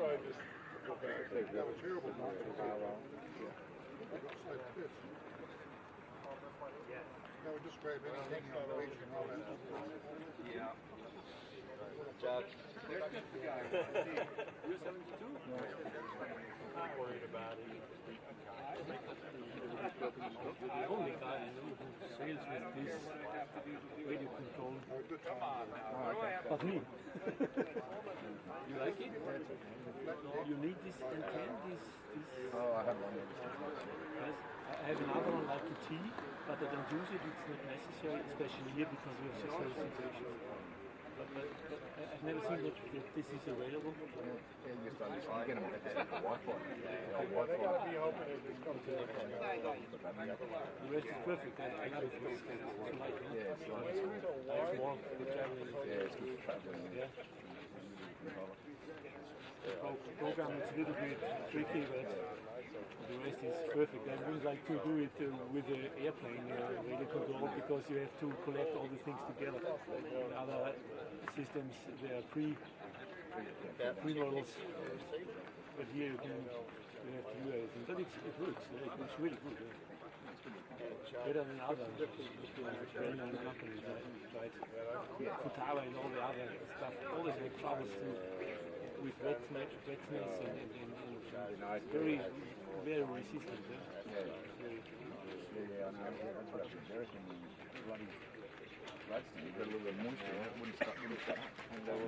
Yeah. So it's 6K? Yeah. All these ones are off. Okay, nice to meet you. That's Thursday. Once again, I have relevance in Australia, in Sydney. Guys, you should know. my cousin, Guillermo cousin, he's originally French, but he's 30 years there. And married, I think, twice all these Australian girls. This I want to. I'm a little Aussie in my. There you go. Which is essentially a same code. One side. Yeah, I mean, you have one thing on set down.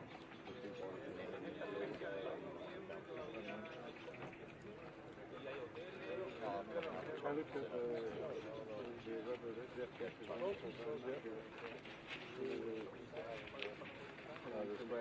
spare You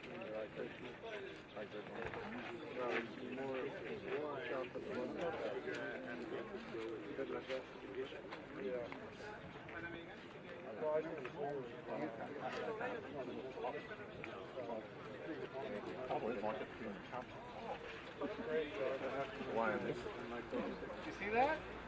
What it say is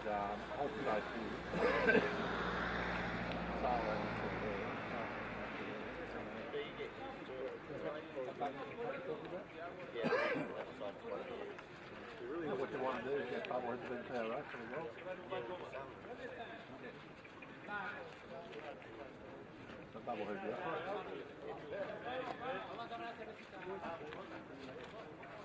Just Brett wanted to know whether the Nando was good.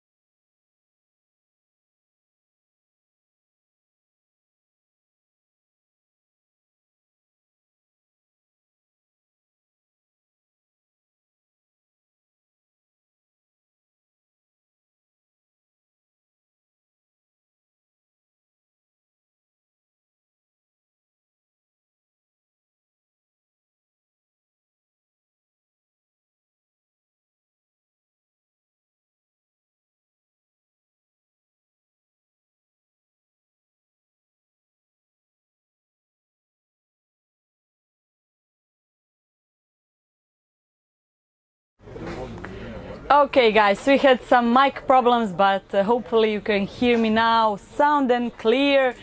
So we are still waiting for the weather conditions for the race to be held, because wind is super low and is also changing direction. So right now we have in plan to amuse you a little bit with some interviews, and we will ask our organizer Hrvoje D to come here and answer you some of the questions.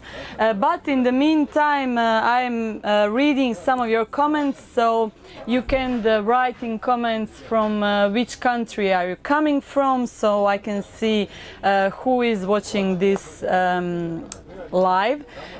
So we have some comments saying, thanks, I have been kicking in crowd for a while. I feel like it would really make things saner for mark rounding because there would be no doubt about overlaps. Yeah, true that. The only issue would be zones between gates and offsets, but they could overlap if needed. The legend.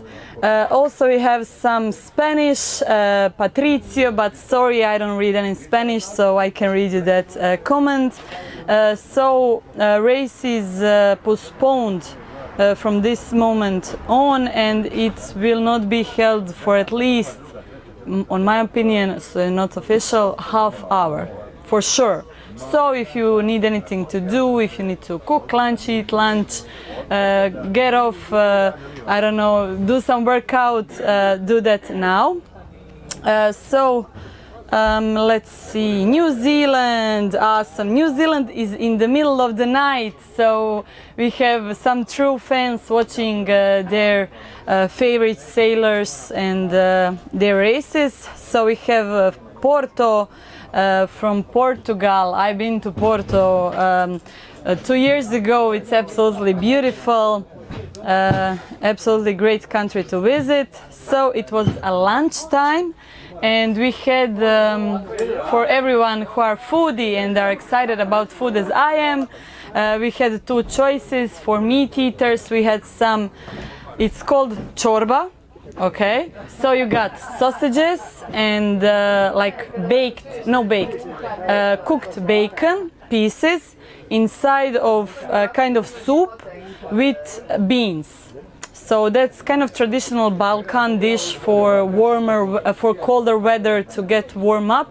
And vegetarians had a similar one, just with vegetables and some chickpeas and quinoa. So. Okay, so hype for Portugal. We have more Portugal watching. Okay, guys, if you have any questions regarding this regatta, just write them in the comments. Very great job, Barbara. Many thanks. Thank you so much, guys. I'm having so much fun last few days covering this event. It's absolutely beautiful energy over here with so much people from around the world, and everyone are so happy and positive to be here. So hello from France. I'm sorry again for mispronunciation your names, because they're super hard for us Croatian to pronounce. So we'll take a super quick break, and after that you can expect our organizer Hrvoje D to give us a little bit longer interview. Bye, guys.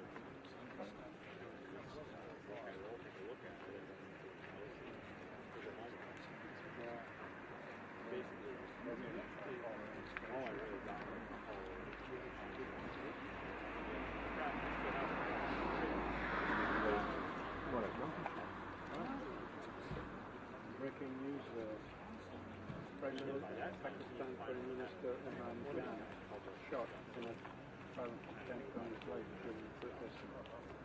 Goes well, did you win that run? I won.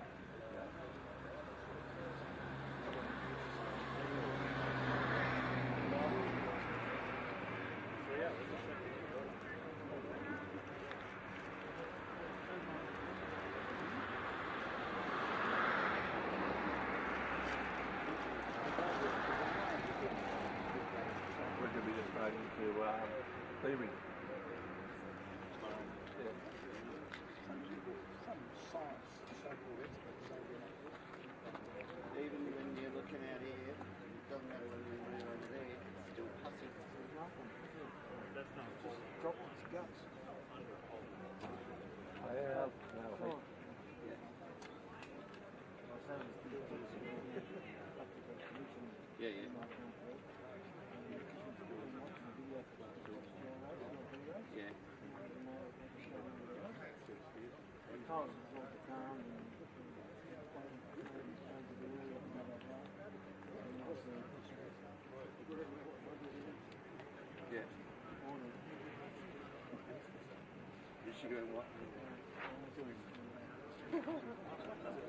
What's the change? So you've ordered one too. Okay guys, we are back live here with organizer Hrvoje D himself. We have some other comments regarding the last question that I did about from where are you watching this live. So we got hi from Australia, from France, from Sweden, and also some nice comments about bettering our production with each day of this championship. So Hrvoje, let me know, and everyone who's watching, what are the needed what is called the needed things to organize this huge championship. So what's everything that needs to be done, and how long did it take to make this happen? First, hello to everyone, and for making such big event, definitely necessary to have a very experienced crew. For example, our club is really experienced with these huge events, because in IOM worlds, IOM class, we are making a lot events like national championships and standard regattas, but also we made 2018 European Championship on the same location, and after that we made ORC Championship with 120 big boats with more than 1,200 sailors. We made it also event for class TP52, so we have a really big group of people who know what have to do. So this championship was, I cannot say that it was easy to make, but it wasn't such a big problem for us. Yeah, you had a good foundation because you had so much experience organizing regattas before. So you are worked in crew and can do everything a little bit. We know, for example, I'm making website, communication with all competitors and things like that. Another part of the team is making social events like opening ceremonies. Another one organizing that, for example, for a free day when we were on the tour around Šibeni County. So everyone have something, know what have to do. So also. But you are the manager, so you tell everyone what they need to do, and then they do their job. Yes. But mostly now we are just when we have our meetings for that organization committee. Mostly that is okay, I did this, I did that, and everyone, only maybe some questions come on to discuss, because most of the things are done because people know what to do. Yeah, that's great. So tell me, how long does it take to organize this World Championship? For example, particularly this one, we started with our bid, now I forgot totally, but around 2 years ago. 2 years ago? Yes, but problem was this COVID situation when we had to postpone the championship for 1.5 years. So did you already start organizing 2 years ago, or it was only... For the beginning it was setting up website, preparing some documentation to the IOMICA and some paperwork, but this main job was in last, I don't know, 3 or 4 months. So when people have to sailors have to send their applications, entry fees, starting with their questions, and you have to answer to everyone, and so that was the main part of the job. Okay, so but later in I don't know, maybe a week before starting of championship, that was really Stressful. Stressful, not so stressful because, like I said, everybody know what to do, but there are now all that things coming to one point, and you have to synchronize everything that's going with the flow. Yeah. So, because of that, and last point of organization was first day of sailing. So after that, race committee taking over this area where we are now, jury taking their jobs, and now what we have only to do is to take care about this live coverage equipment in the evening to place it somewhere where is safe. And also tomorrow closing ceremony, so...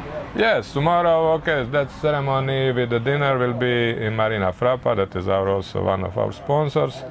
And also one of our team member of the organization committee preparing the stage, preparing the protocol of that part of the dinner, and okay, we will not cook.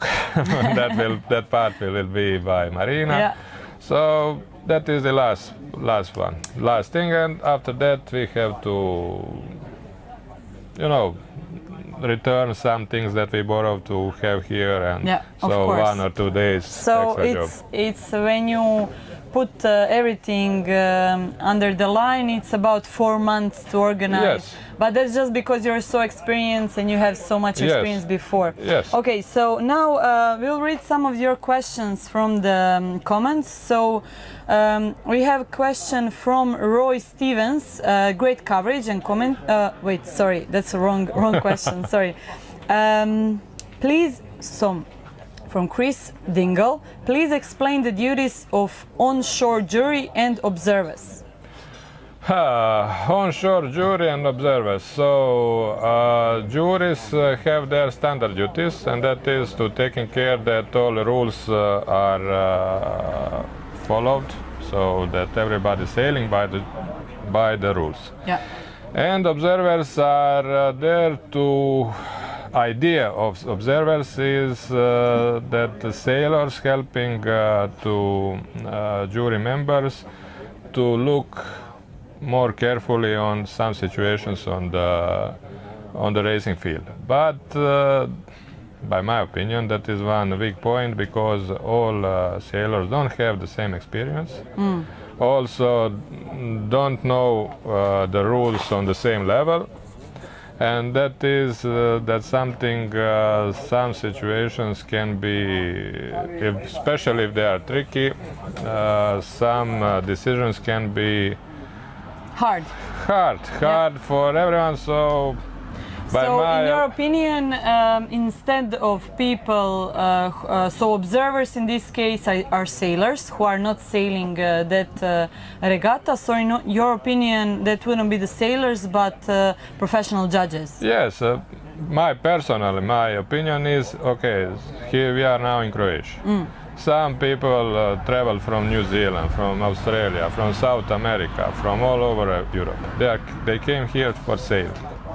So they came here to be focused and concentrated only on one thing.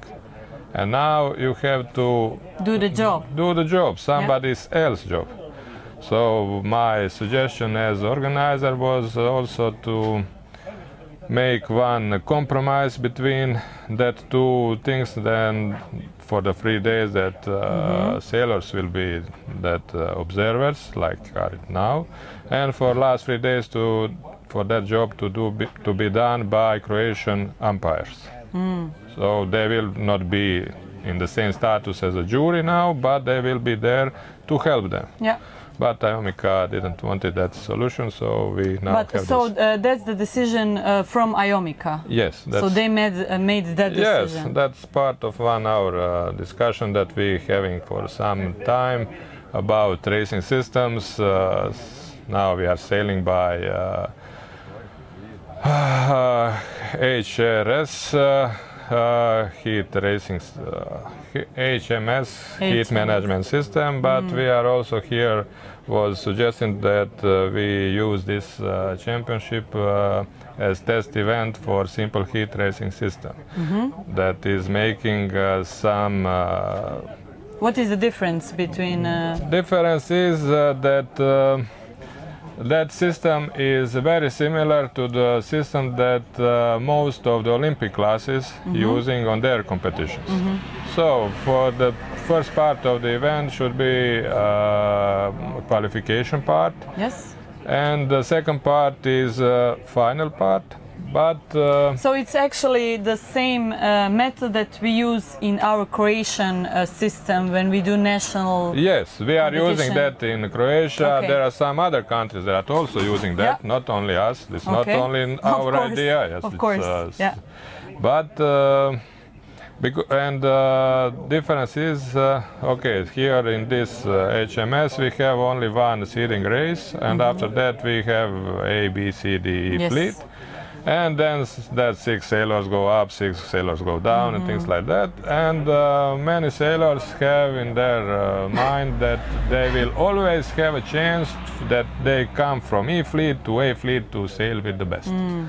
But in the reality, that can be happened in, I don't know, in 5% of the... Less. Yes. Yeah. In our, let's call it our system, is that they have that opportunity at least during the half of competition. Because during qualifications, they have opportunity to sail every time in different fleet. And in all that fleets, they are mixed with also with the top sailors. So if they are good, they will make a good result. Yes. And after that, after qualifications are finished, I don't know, maybe after 3 days or after 10 races, something like that, depends of the weather forecast, then they are in their group where are probably all other sailors are with the same qualities. And they stay in that group until the end of the... Yes. And then some sailors saying, okay, but why I'm here, I made this huge traveling to go, that I can go from E fleet to A fleet. But at the end...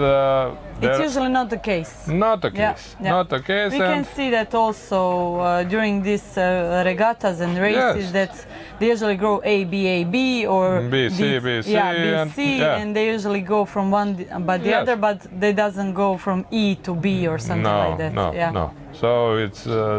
but that is something that, okay, there are always different opinions. But... for example, we had that pre-waltz event in the May, and during that event, here was around 50 sailors. We sailed in the free fleets, and I think more than 50% of them had no experience with that simple heat racing system. And after that, they said, okay, that is not too bad. It's a very interesting thing, and that will be really cool to try it in event like this. But that was too late because decision was made to... So also from Iomica? Yes, also, yes. That is a call of Iomica because Iomica is head of this whole fleet. So, yes, so we have to follow that. Okay, so we have some more questions.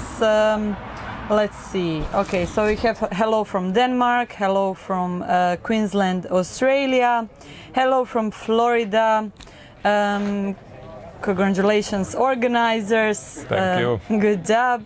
So, are these? We have a question from RC Sail Fun, 5 a.m. here in San Diego, US. The live stream coverage has been great. Are these wind conditions normal for you this time of year? Some parts of weather are, some are not. For example, so hot wasn't here for a long time. Okay, this is transition time between the summer and winter, yes. And sometimes we have bad weather, sometimes we had nice weather, but so many days in a row with the sun, with short sleeves, that is really unusual. Yeah. But for the weather, also, it's usual. It's usual. We can say it's usual, but... Is it usual to have such light wind? I think that it's usually a little bit harder, yes, stronger. it can be stronger, but and if everyone that was here during before this starting of event, because many of sailors came here, I don't know, 4, 5, 6 days before. Yeah. They had practicing on really on good conditions, and they were sailing on the maybe on 10, 12, 14 knots, and that was nice. Yes, that was really nice. That's nice. But now we are in some period that is now transition between two winds, especially today. So we had that northwest winds whole week before, and for tomorrow we are expecting southwest. So now wind is changing direction. So that is like that now. So yeah. Okay, so guys, if you have any more questions for Hrvoje, just write us in the comments. So I will read some of the, let's see. Klaus, I'm online from Stockholm, Sweden. I'm happy to see that the live streaming is getting better and better. Thanks for listening to our comments and proposals. Thank you guys so much for the positive comments. We are truly doing our best that we can with the resources that we have. Hi Funsi, good job watching from Romania. Julia probably. Yeah, Julia Ferenc. Ferenc is Julia. number 52. Let's see some more of your comments. Okay, just people saying from which country they are. And maybe I can say one more thing about this, like a comment about these light winds and dead sailing systems. So in this system now, heat management system, you have to deal with all protests immediately after the race. So you cannot start another race without cleaning up situation. So now this is extreme example of a problem of that system. So jury need to have the hearing to make a decision and everything. So in each day they spend maybe at least half an hour, 45 minutes to deal with all that situations. But in a simple heat racing system, that is don't making a problem, because all protests have hearings and everything after all races. So if you have some because you're in the same group, so you can go up and down, but in the same group it's a smaller problem if that and happens. Also it's not a problem even in qualifications. If you are make some problem, you are in that heat, you get, I don't know what is decision, you are disqualified or get redress or something, but that is not affecting on whole list of all 76 competitors. Yes. And even in that situation we can sail even with bigger number of competitors. For now we have limit of 76. We have 20 sailors on the race field. But if you are sailing with SHRS, SHSR, okay, some letters. Croatian, then in every fleet can be 20 sailors. So in general we are not talking about 76 anymore, we are talking about 100 sailors. So much more sailors have opportunity to sail here, especially now in these last, I don't know, 10 years. We have so many new countries that are part of our community. And just the other day, Hungary joined to IOM, right? Yes, Hungary joined now. For example, also now I think Ukraine will join, and there are so many. Then there are some other countries that want to sail. They are also part of IOMICA, but they don't have places. Or just have one place, and on this whole fleet, one place for one country is, I think, it's not nice. I think that the last time that we had, but it was last time that you had the European Championship over here in Rogoznica, it was open, right? It was open. It was open, and we had some people, I think, from Sri Lanka. No, it was Malaysia. Malaysia, yes. From Malaysia, so Japan also. Japan, but not Mr. Ikumatsa. No, that was other sailors. Other sailor, yeah. So a lot of people from all around the world want to join in for this championship, but with this kind of with this now present rules, they cannot. So, but I think maybe during the time, IOMICA executives will give us opportunity to show that it's a good idea. So, because I don't know, here we are not pushing that system that have to be like that and that is the only good thing. We just want that is up on organizer to pick which system want to use. That will be beautiful, yeah. Yeah, so if some, I don't know, British sailing group wanting to make it on HMS, okay, you do it like that. Here that we like this. So. Unfortunately, this kind of system doesn't go with voting, so you can't vote what do you want, but maybe after your interview I can ask Olivier from IOMICA to come here and give me short brief or what does he think about this decision. So let me see, we have some new questions. From Richard Jaffray, over last few days seen many cases of sailors hitting marks and not picked up and made to the penalties. What are the observers' jobs? Like we said before, observers have to look, but okay, maybe he saw some drone footages and now you can tell people where they can see your drone footages, because Funzi is filming while he's not sailing and not organizing these things. He picks up his drone and film all regatta. Okay, that drone footages they can find on the official website with playback of this whole day live coverage. But they have to know, and especially if they are IOM sailors, they know that sailors are on one position, and sometimes they are far from the marks. Sometimes there is a sun and blocking their view. On one position is one view and perspective. On 10 meters on the left, on the right, that is completely other view. And with the drone, I'm just above the mark, so you can see everything. So they cannot make a lot of complaints about umpiring just because of that. The situation is that, okay, now is this part of the year when day is shorter and sun is lower. And weather mark is just in the direction of the sun in the second part of the day. So it's really hard to notice which is the sail number in problem, which one is touch the mark, who is making problems.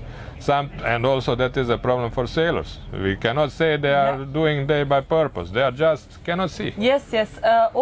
Almost all sailors that interview here between the races are complaining about the issue with the sun and the setting sun right on the watermarks. Yes, but that can be fixed in one way to, walk more, I don't know, 20 meters on the right side, and then you will have sun on the other side and you can see much more. But, but that's decision for the committee, right? No. To put the field a little bit. They have, this championship, I think this race field distance between gate and weather mark is really huge. Someone measured it on the Google Maps, and I think that by ideal line, whole route is around 1,100 meters. So without tacking and jibing. That's huge. Yes, that's huge. So maybe sometimes people just tired to walk another more 20 meters to see better, but they're tired. I think that all sailors after the day they can watch their steps in the health app and see 10,000 plus steps. So they're super healthy right now. So we have congratulations on your event from BGRC Yachting. Also, the same person asked, and now would you have Peter Strolley to explain the benefits of HMS for balance? Sure. Sure, we are here to complete your wishes. So, Funzi, thank you so much for this great interview. So much information that we find out from this pretty long interview, I might say. Okay. It was very nice. Thank you so much, and good luck with the wind. Thank you. Thank you.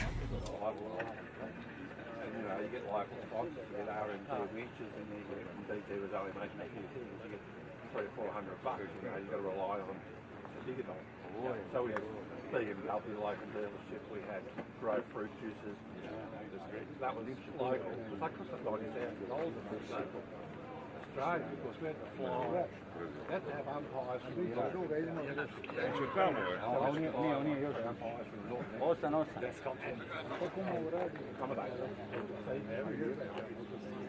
then we had to have infrastructure, which is a lot higher, 60 metres.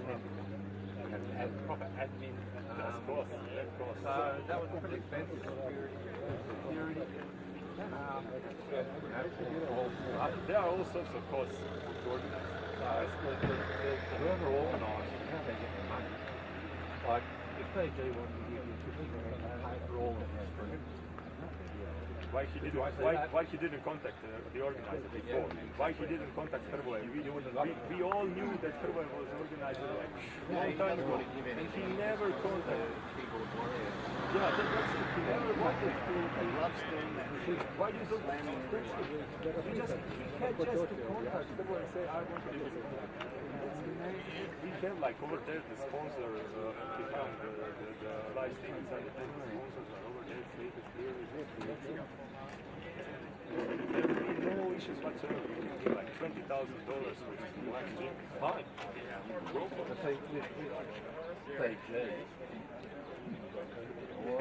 You'll say, I'll give out a free set of sales, I'm sponsoring the event from the back of the shirt. 360, I'm sponsoring it. That's the way it is. Yeah, I'm a sponsor, I had everything. I didn't agree with what he wrote. I don't think. But it's completely fine if you agree. That's completely fine. Some people agree. I agree with what he's. I don't necessarily agree with what he's saying, but he shouldn't be publicly putting that shit out. Please give the other side the opportunity. Well, that's like the minimum of courtesy. Don't block and censor the other guy and then attack him. That's really below the belt. He should have asked the question. He said, can I get a sponsor? Absolutely. And then he could have come in and said, I approached them, I could not sponsor it, I wasn't allowed to. That would be the real issue. If you approached Hrvoje and Hrvoje said no, why? Because we all need money and I only come here on a profitable organization. And I'm here doing like crazy shit tons of work and then I'm seeing this and I got really stressed. I got really stressed because so much effort went into this, and then to see this kick below the belt, wow. And I mean, he's like a guy who, for a long time there, his voice will be heard, you know, it's not like you are no name and nobody cares, and then I really think he didn't need this guy. Lots of people were telling me, like, somebody should shut up. I told him, Just funny ideas. He also likes to have the last word. Yeah. Well, the HMS. That's true. That's completely true. The HMS thing. Correct that. But now, do you see the issues with Canada, for example? The IGMS. Okay, system okay work. But if we did have SHRS, which we tried to do here, the issue with Canada would not be absolutely there. You would resolve it. You would even have more race. But that's completely fine. We can, we can comment on HMS and SHRS, and some people will be for it, some people will be against it. Completely fine. We have a discussion. But let me now block you because you want HMS. Wow, just fucking Christ. For me, it's I'd like to put up the trouble with the HMS, now all the boats are going the same speed. They're all moving between the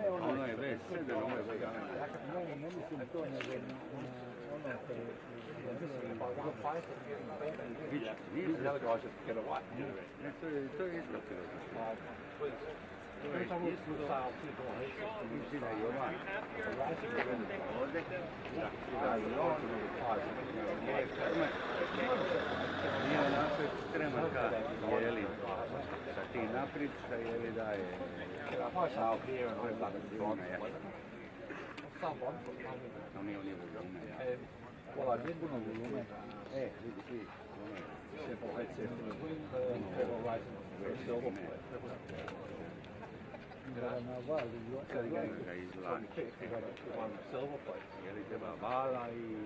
That's also great, yeah. Yeah, I remember here also on Creek when we tested this HRS, a lot of people, many countries came and tested it. It worked like really beautiful. This is like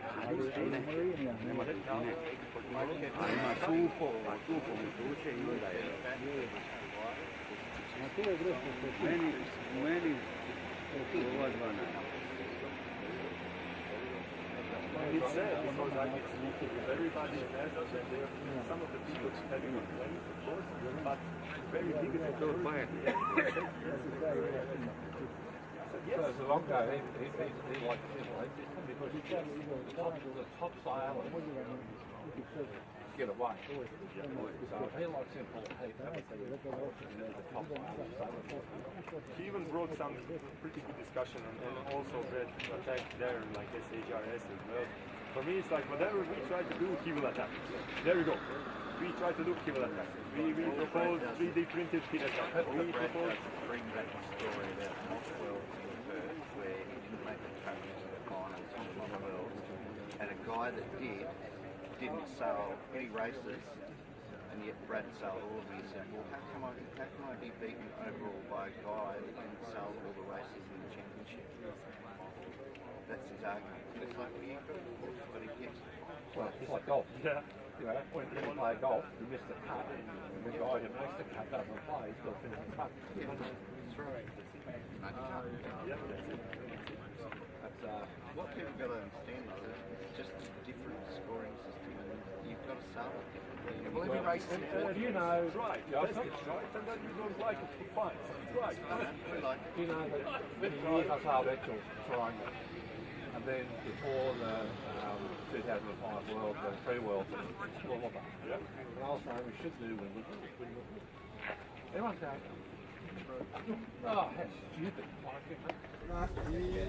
Okay, guys, this is the great example of that your wish is our command. Over here we have Peter Stollery. Hello and welcome. So, guys, your question was so BGRC Racing, yachting, sorry, asked. Could you have a Peter Stollery to explain the benefits of HMS for balance? So for you who didn't know, as me 1 minute ago, HMS balance is a product of Peter. So he can explain us everything in the last detail. I don't think you can have a better person to explain this than him. I'll try not to explain all the detail because we could be here for some time. But, yeah. Okay, we have Funzi for 20 minutes, so you're good. Okay, that's good. Well, there's not much else happening outside, unfortunately. So, well, I've been sailing a long time. I grew up as heat racing developed in the late 1980s.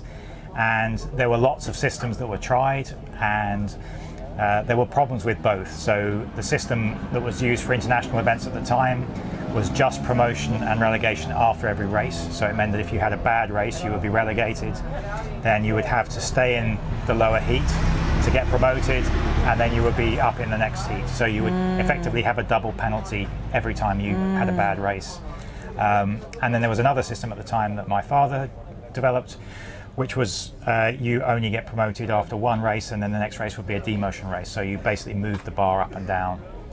And that was a very, when you analyse the results, that was a very fair system, but it wasn't understood very well, and it didn't operate very well on the shore because people didn't understand how it was supposed to work. And the other system had the simplicity, but also an element of unfairness. So when I was supposed to be revising for my school exams, I came up with the idea of being able to sail more than once in a heat. And that would mean that you could start in a lower heat, and if you were in the top 4, as it was then originally, you would then be promoted to the next heat and sail again straight away. So it gives everybody the opportunity to win the race. So even if you've started in E heat here, you can have a good day and progress up through the heats. And that was the idea, was to simulate a full-size race as closely as possible. So there would be somebody who finishes first, and somebody who finishes last, but everybody who'd sailed had had the opportunity to actually win the race or get a good result. Yeah, so wait, this method was designed because you didn't want to study for exams, or? Yeah, pretty much. I liked maths at the time, and my mind wandered off somewhere else. No way, So, really? Yeah, I was in the middle of my A-level maths revision. Wow, that's amazing, because when I don't want to learn, I usually clean my room or plant a garden or do anything else, but you actually invented the whole method that now IOMICA is implementing on the World Championship. Yeah. That's so amazing. It was originally called a thing called EORS, which was Equal Opportunity Racing System, because of what I just explained, that everybody had the chance to go up. And then gradually over time, the system that the MYA was using at the time, it kind of morphed.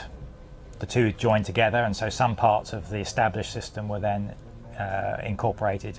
And then for a while, HMS and EORS ran side by side, but now HMS has developed, and that is now the system that everybody uses. So what is the process of, so you made that method, and how now is it implemented?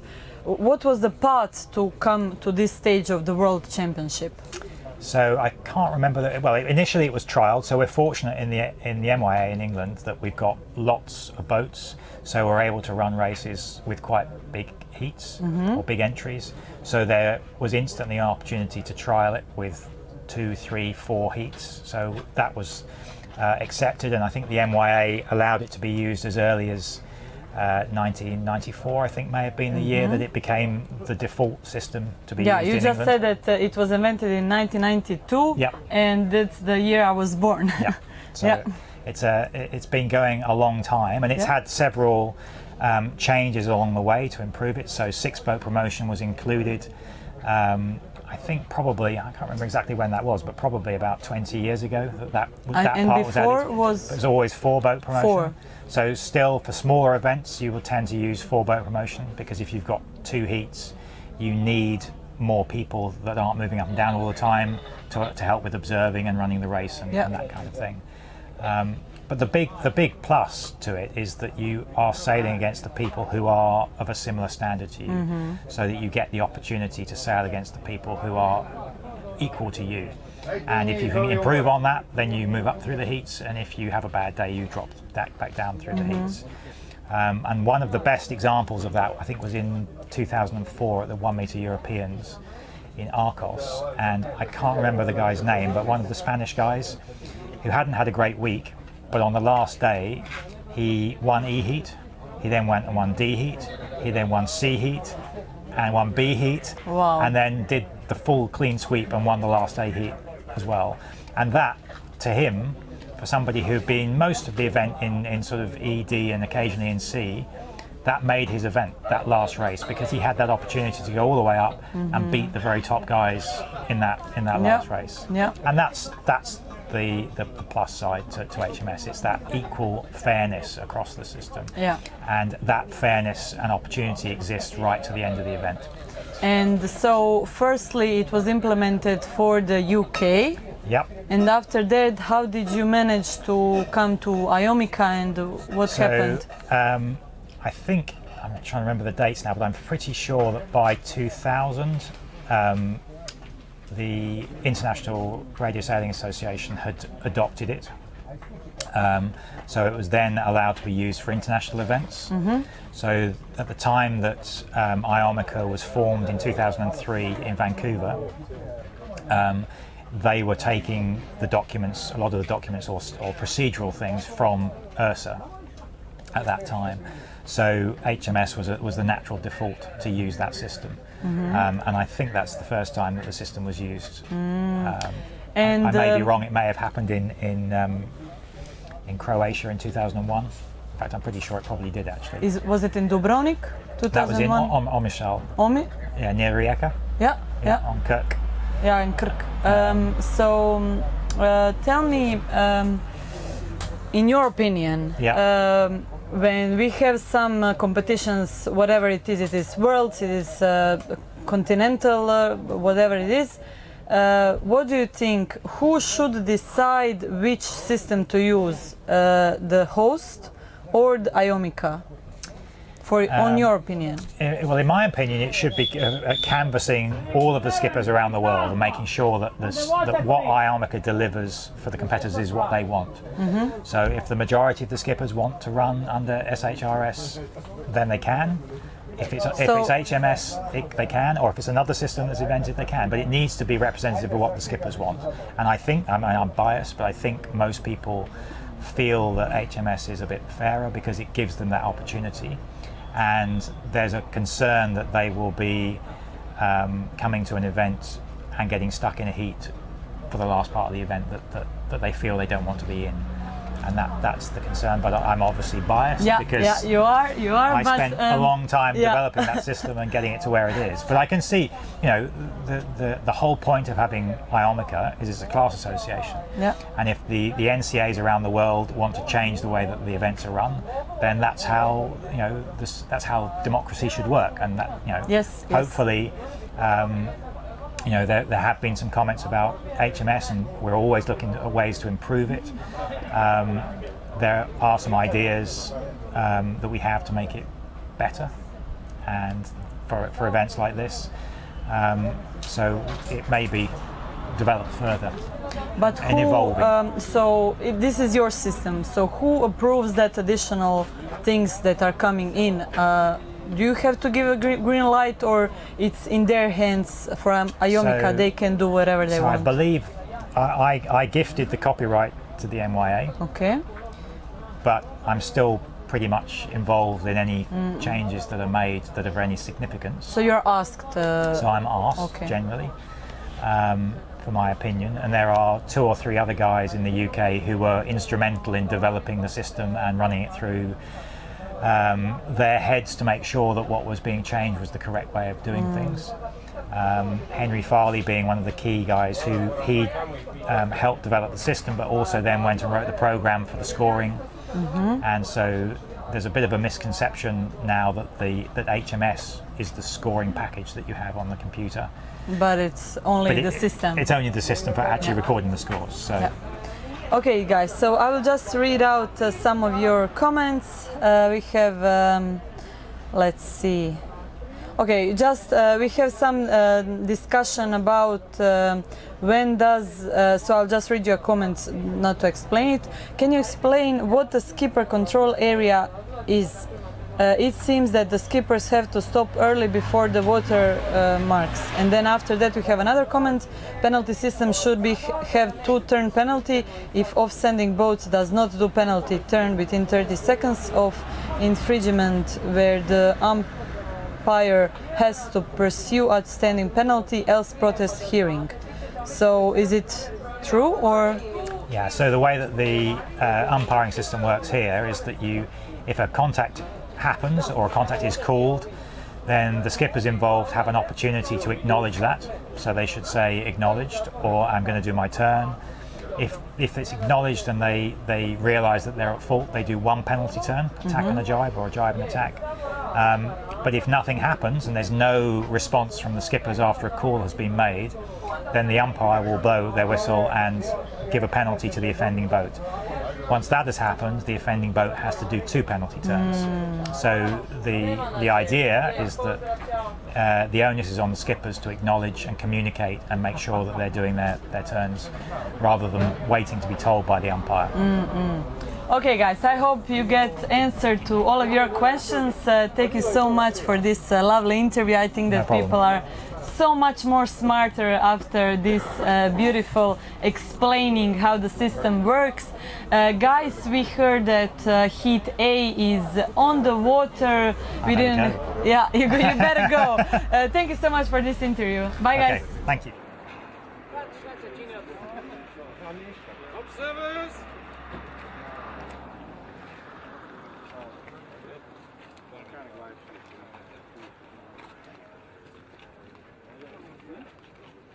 Josip? Yeah.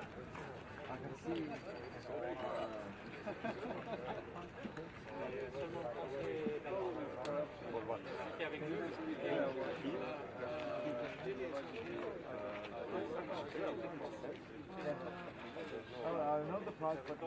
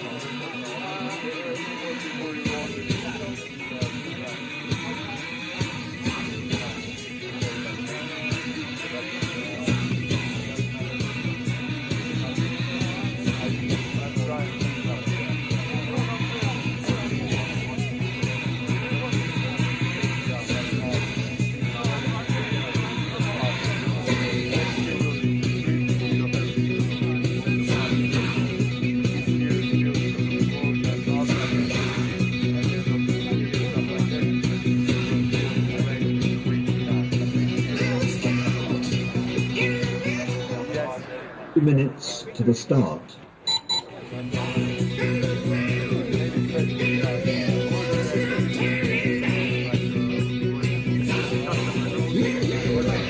Here we are, race A, and the people in it are Olivier Cohen, France, sail number 100. Alexis Carré, France, sail number 73. Robert Walsh, Britain, 25. Robert Matuja, Croatia, 33. Mark Gollison, USA, 55. Greg Torpy, Australia, 125. Steve Landau, America, 12. Sean Priestley, Great Britain, 87. Zvonko Jelacic, Croatia, 35. Peter Stollery, Great Britain, 39. Ante Kovacevic, Croatia, 30. Paul Jones, Australia, 48. Guillermo Beltri, Spain, 17. Peter Feldman, United States, 144. Romain Debray, France, 77. José Benaisha, Spain, 11. Chris Harris, Great Britain, 21. Pablo Alpa, Chile, 13. Sean Wallace, Australia, 171. Boris Bakotic, Croatia, 96. And we're in the 1 minute. Yeah, we're here for 11 Alpha.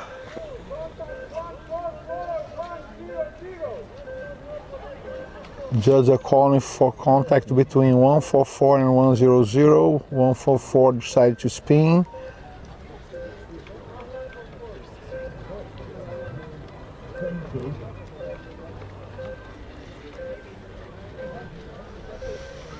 Fairly well spread out along the line.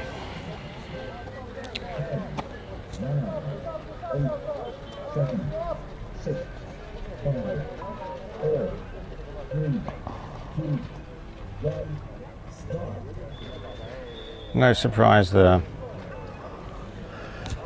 Yeah, we heard 2 whistles. That means probably the start is being abandoned. Let's see. Lots of risky manoeuvres there. There was, I think Rob Walsh was running down from the windward side and sliding his way in. Also 144.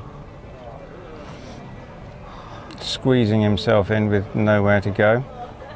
And lots of people at the far end of the line bunched up and overlapped and well above the line before the start. So it's not surprising that it was a general recall. And the surprising thing that I find here is that we go automatically to a black flag, which is sometimes quite aggressive, huh? It is. We take a softer approach generally, and black flag is not a very nice way of doing it. U flag is much better. Fortunately, I think we've only ever had one general recall in a heat so far. I'm not aware of more than one, but maybe it does its job. So Graham, we know you are multi-champion in this class, but tell me about it. How do you feel on those 10 seconds to go on a fleet? how do I feel? I'm normally thinking, where the heck should I be? Why am I here? And why am I in the wrong place? Why do I not know where I'm supposed to be going? I'm getting better at suppressing my panic symptoms and a bit more relaxed about it these days. But that's what I've been going through for about the last 15 years. That's a great answer. But going back to when I was more competitive, there would be a feeling of excitement and anticipation and nervousness, and I guess that's necessary. If you're not feeling that, you're probably not going to be performing at your best. And a feeling of alertness. But also not being uncomfortable, being comfortable with the situation as well at the same time. And it always helps to have a boat that you know is very fast. If you have that, then you have everything, really.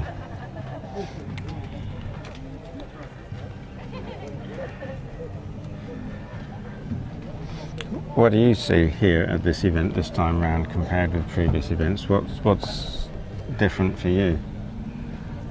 Well, I believe we all could expect after IOM changed the original dates for this event.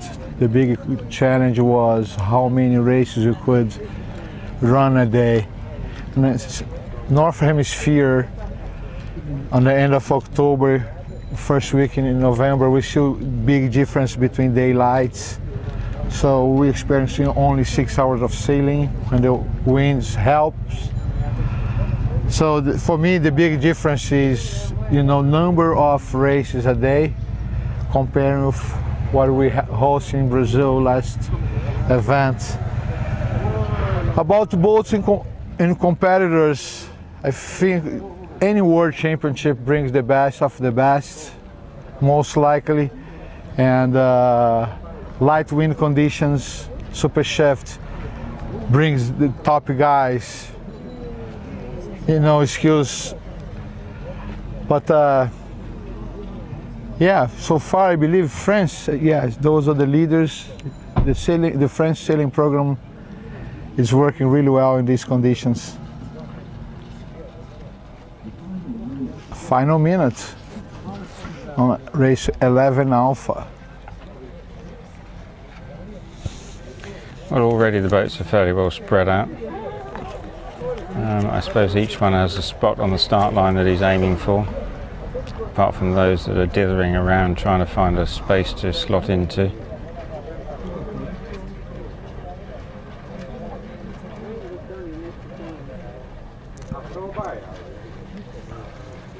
A lot more gap at the far end of the line this time round. They've left themselves more room. Quite a bunch of boats to leeward of Mark Gollison, which might cause him some difficulty. Then we have 48 Paul Jones, Chile 1-3, with Pablo Walper. I think 7 seconds to go. Olivier Cohen has got himself a nice bit of room to accelerate into. He's off. Another one, huh? Aha. Well, that's interesting because there is an opportunity now to black flag a large number of boats, which is what is very cruel about it. I wonder if any will be taken out. That will be a second try for 11 Alpha. And they are raising the black flag. So they all start under black flag on next 11 Alpha.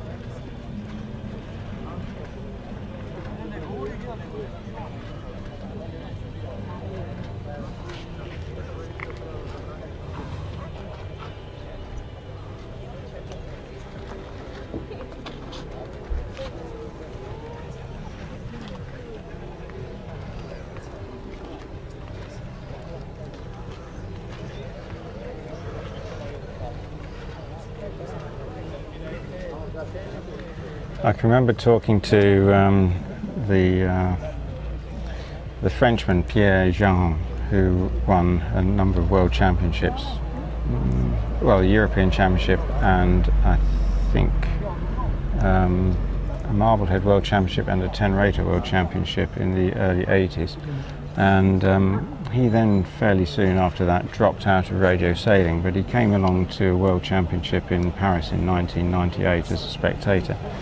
And we were chatting about his starting technique, and he said, I like to hang around towards the back of the start line, and at about 30 seconds to go, figure out which was the best end to be at, and then make his way to that end and start there, which I thought was a remarkably casual approach to getting a good start.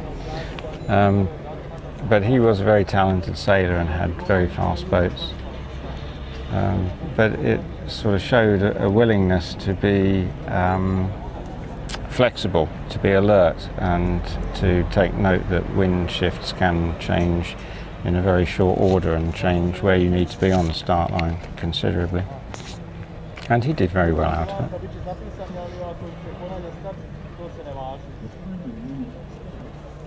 Final minute. And the black flag, nobody should be inside the triangle. Much more space at the right-hand end at this point. Sorry, at the left-hand end. It's right to us, of course, the far end.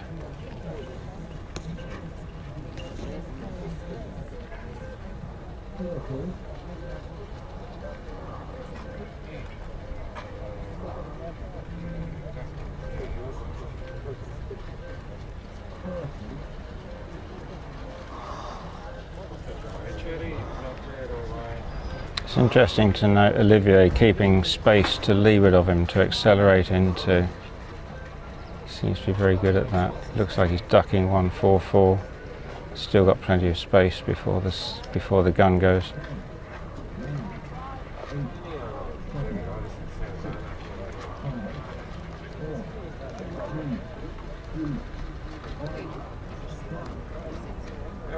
Good.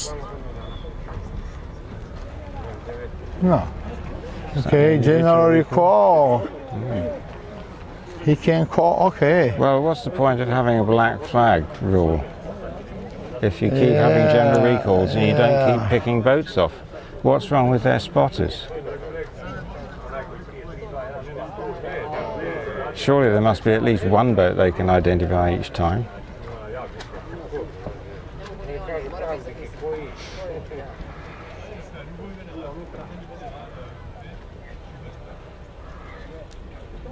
Well, I haven't seen anybody coming off the water yet, have you? No.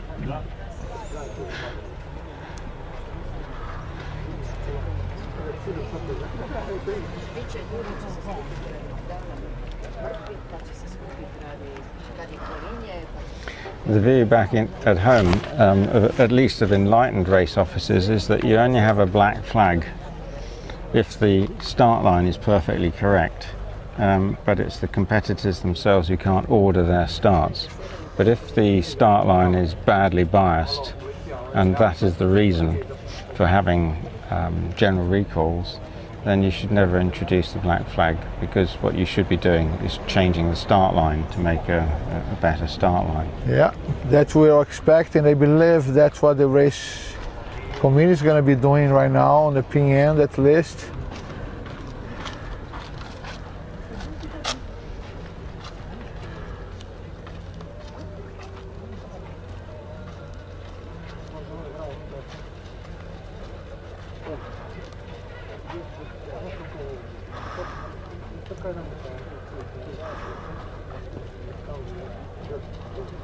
Well, he's made the line longer. No, actually a couple of degrees down as well. So I mean, moved it back a bit, do you think?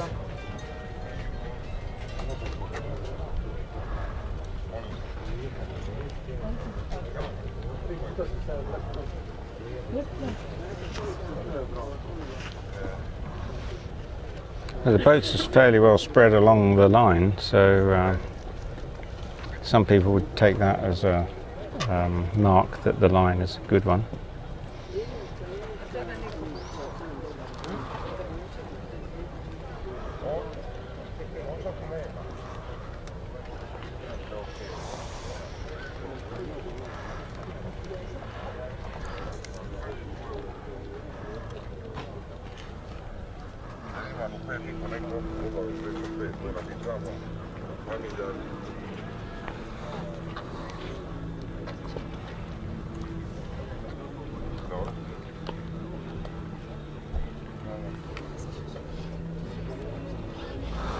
How did the sail by go this morning? Beautiful. I believe we sent a message. Pepe Valverde actually sent a message back to everybody. He was so thankful and grateful for our tribute in the morning. Lorna sent a message in Spanish. Guillermo Beltri also represented the Spanish team. Ciao, ciao. Alabo.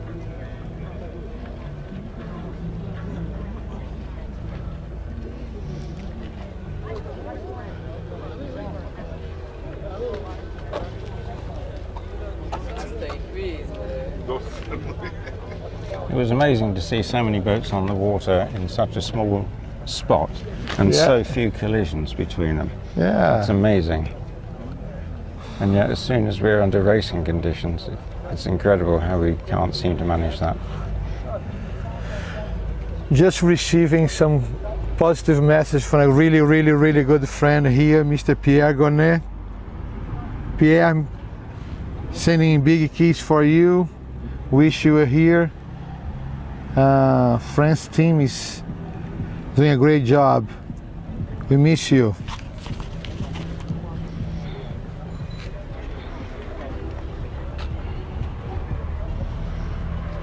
Right, where are we now?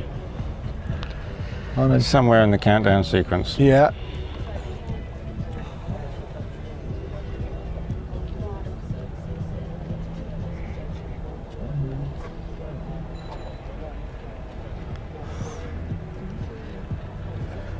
Zvonko needs to get his finger out and get out of the triangle. So presumably we're nowhere near the minute just yet.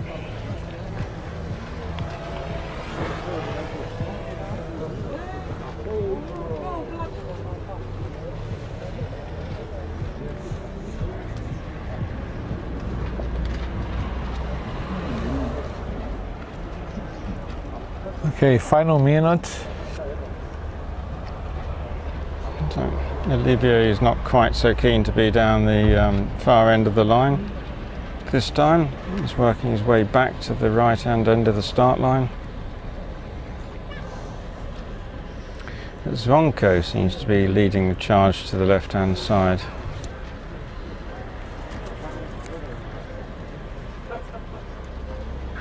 Yeah, outside there we have Zvonko, Paul Jones and Robert, 33. And Alexis Carré looks well set up if it's if he can accelerate into that huge gap that he's worked for himself there.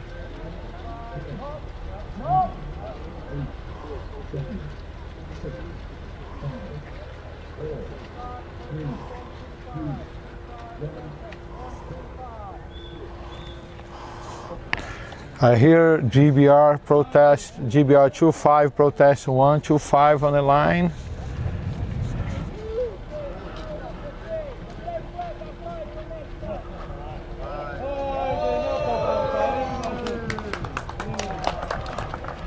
Okay, that is another general recall, and the race committee decided to fly black flag. That will be our first try of the day. 11 Alpha. Here we have Daniel Walsh, our future in IOM. No? Mom said no.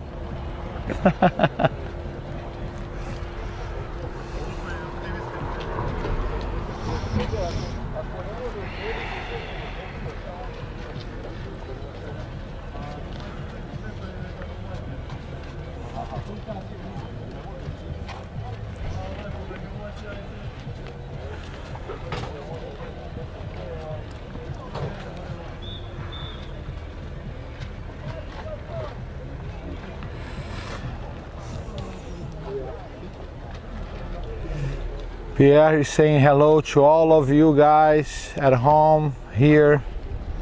Of course, he misses everybody. one of our legends, race officer, good friend, best promoter for any radio sailing class around the world. Pierre Gonnet, big kiss to you as well, buddy.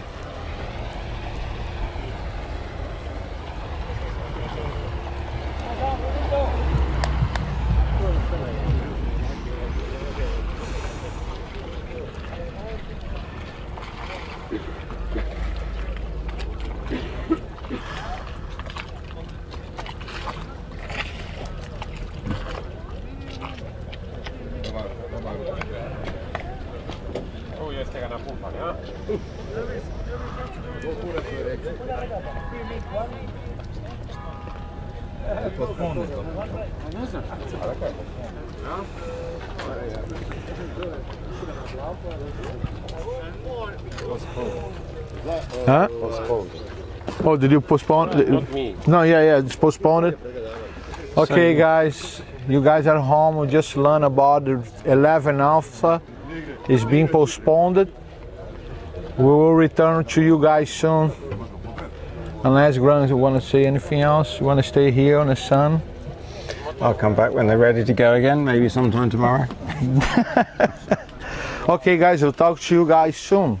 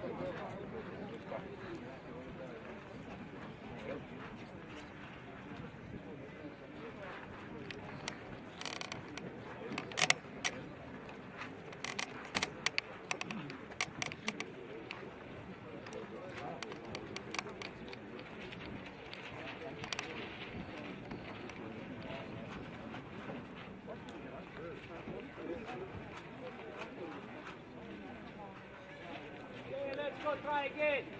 Look better than before.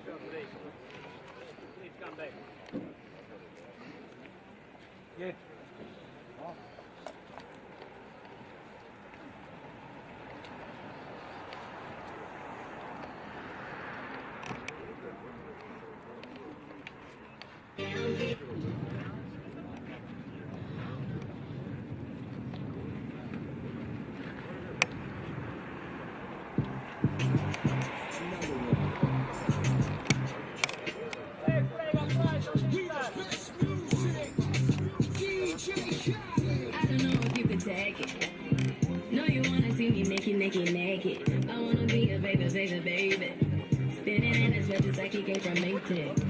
I was sitting on the ground. Trying to get like this, I can't be around you. Into it to dim down a notch. Cause I can into things that I'm gon' do. Wow, wow, wow. Wow, wow, wow, thoughts. Wow, wow, wow. When I'm with you, all I get is wild thoughts. Wow, wow, wow. When I'm with you, all I get is wild thoughts.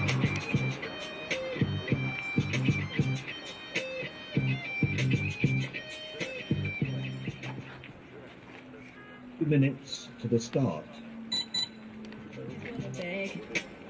Kitty, kitty, baby, get her things to rest. Cause you done beat it like the 68 Jets. Diamonds another one I'm rocking. Okay, we're back live, 11 Alpha.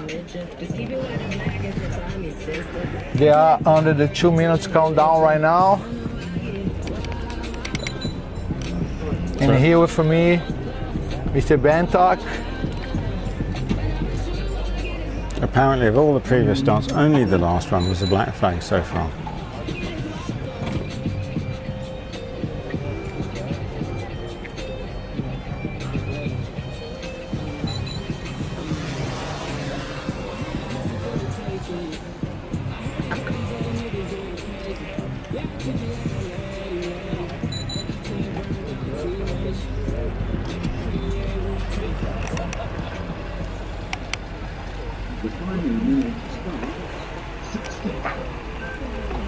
We're inside the 1 minute countdown. Racing rules of sailing apply at this moment. Very different opinions about where is the best place to start. People spread out nicely along the line. Maybe it's a sign that it's well biased this time.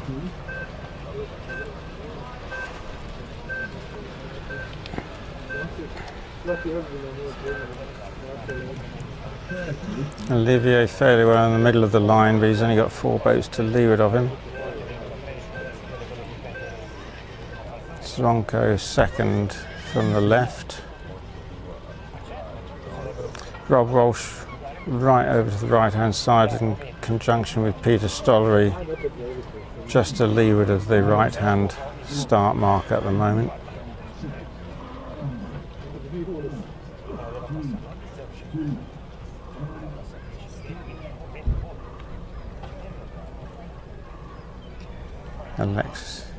Alexis like getting start. away very well over the top of Olivier.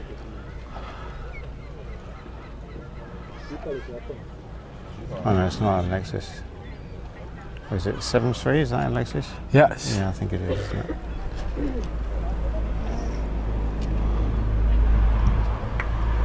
Just cleared Rob Walsh there. That's all you have to do it by. Just a few inches. Is he going to get past Romain?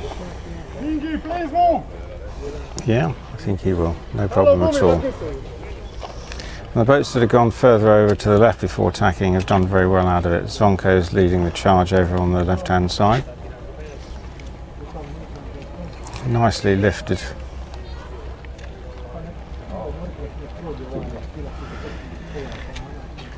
Followed by Robert Matrulla, CRO 33. And Boris shortly behind him. Yeah. A bit of breeze at the moment. In the middle here we have France 73, right on the middle. Followed by Sean Wallace, Australia 171.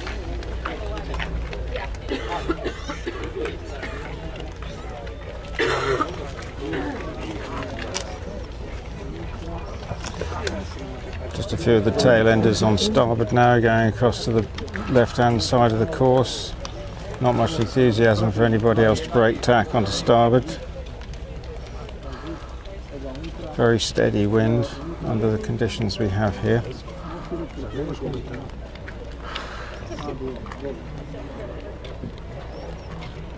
It certainly looks as if Zvonko's got this one fairly well nailed. The only danger is 33 slightly to head and to leeward of him. Might be able to get a tack in and across his bow.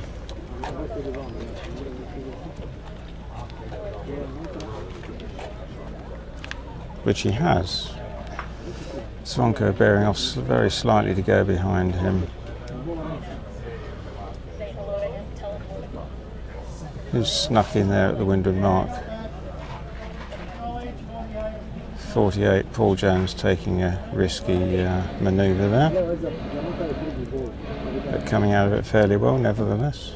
So leader is Croatia 33, followed by Croatian 35, Spain 11, Croatia 96, France 77, Australia 48, GBR 25, France 73. Olivier just rounded the offset mark, about middle of the fleet, heading over towards his left-hand side on the run, where there's been some good wind, some good gains to be made sometimes in racing over the last few days. We're going to take a chance that we have our PRO here, Mr. Dennis. Dennis, how easy it is for you guys? Today it's very hard. It's tricky wind conditions, light and too shifty. It's very difficult to decide what to do. I repeat 5 times this start. Yeah, we saw the sailors. We saw that. Thank you for your guys' hard work over there trying to square this. So far.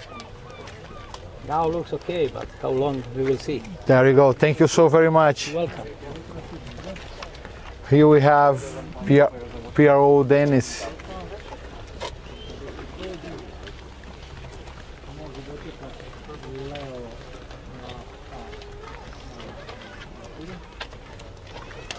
Leading group of boats are quite tight together, staying downwind of the bulk of the fleet behind them. Not spreading out too much, not taking any risk. It's only Olivier who's well off to the left-hand side on the run, looking for maybe a little bit more than the others are getting. But the risk of doing that can be quite large.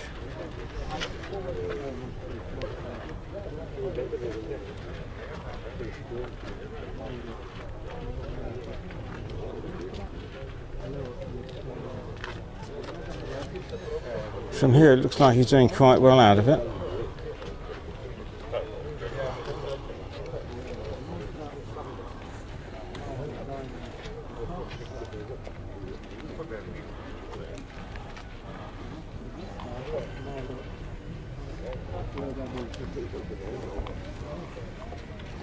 It's impressive, huh? Impressive. Olivier got a really good downwind leg. Come all the way inside. Yeah, he's done very well on the left-hand side there. 33. Second round the near mark. Yeah, top 4 or 5 for sure. Beautiful. Beautiful rounding. Somebody's missed the mark on the far side, had to luff up on the inside because he didn't have an overlap on the boat that he was inside of in good time.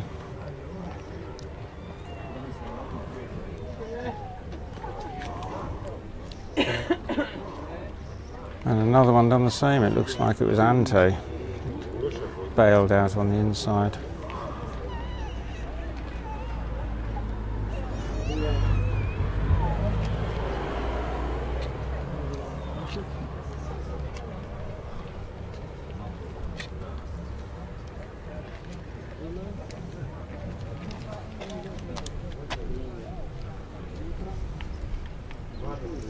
Nevertheless, it looks like the good choice was the far mark to round.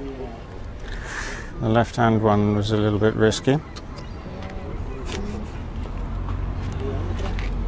It's a long way if you go around that leeward mark and there are no shifts to tack onto starboard on. A long slog up there on port tack, especially if there's more pressure out on the left-hand side of the course, which there was on the first leg of the course.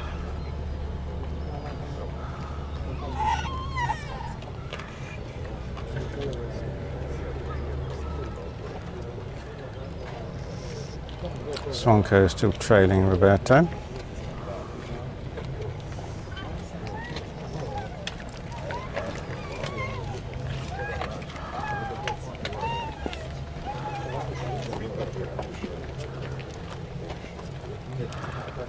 sailing much higher now, trying to get some clear air. He's not in any great danger though at the moment.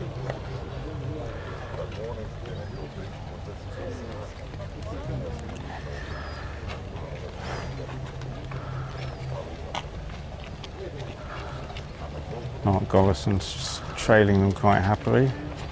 What looks like a fairly safe 3rd or 4th place.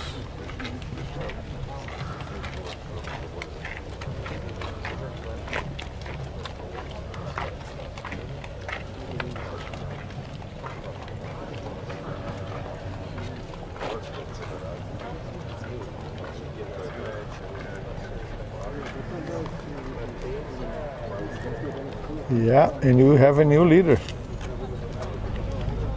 Croatia 3-5, followed by Croatian 3-3.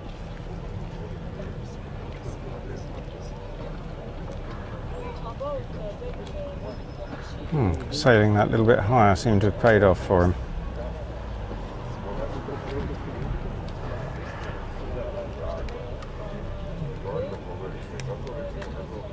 In 3rd position, USA 5-5, followed by Croatia 9-6, Australian 4-8. Paul. It's Greg Torpy 125, isn't it? 73 is Alexis. Yeah.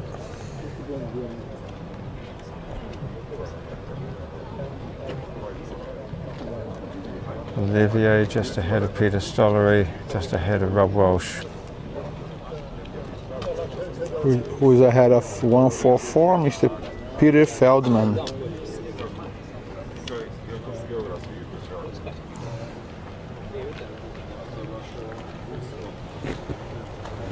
Leading 2 boats have stretched their lead over 3rd place considerably.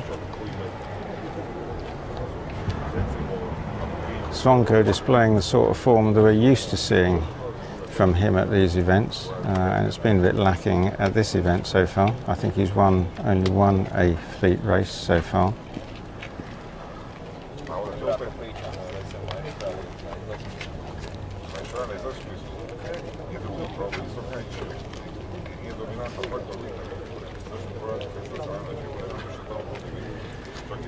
And who are the ones fighting to stay in A heat? So there's Rob Walsh with only 5 boats behind him. 5 boats clearly behind him. He's level with Chris Harris. And another boat up to windward, the number of which I can't read at the moment because of the sun. It'll be 144 and 87, 3 GBRs on the 25, 21 and 87.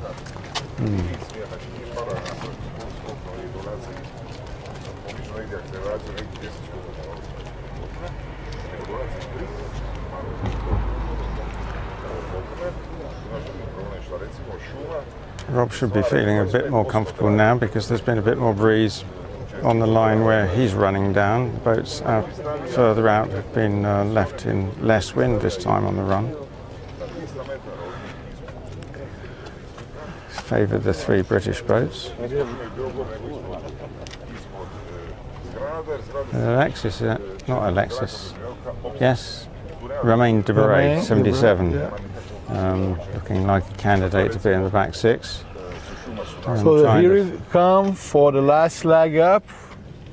Croatian 35 just going upwind, followed by Robert Matulia, Croatian 33. Mark Godinson also decided to go on. Oops. The same gate.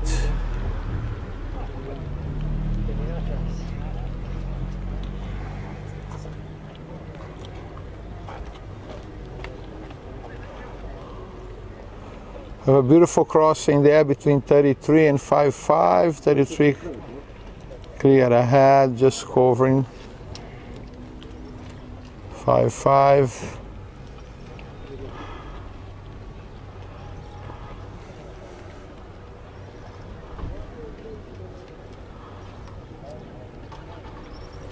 Hardly anybody going for the left-hand mark, which is not surprising.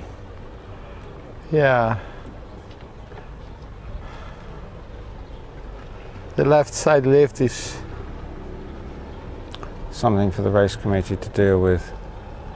Yeah. Zvonko looking fairly confident there at the right-hand end of the line, perfectly judged for maximum speed. Nice job, 3.5, followed by 33. Yeah, the locals are pretty happy to see Croatians winning this one. USA 5.5, good job. Another Croatian boat, 96.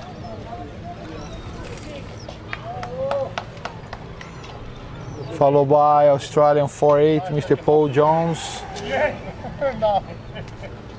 Alexis Carey had a very close shave there. He was obviously slowed down by a brush with the ground tackle for the white mark just to leeward of the finishing line. Didn't catch him, but it certainly slowed him. France 7.3, here we come, Rob Walsh, GBR 2.5. Spain 1.1. Pepe Vinaxia, followed by GBR 39, Mr. Peter Stollery, 144, 100. That's a discard for him for sure. 77, 87, 21, 171, 13, and I believe still missing 2 boats to cross, 3 boats to cross.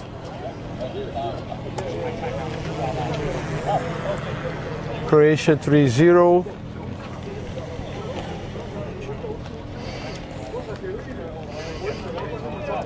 Steve Landau and Guillermo Beltri bringing up the rear. That's the end for 11 Alpha. USA 12, and then Spain 1.7. I believe we're going to be back soon for race 12 Echo.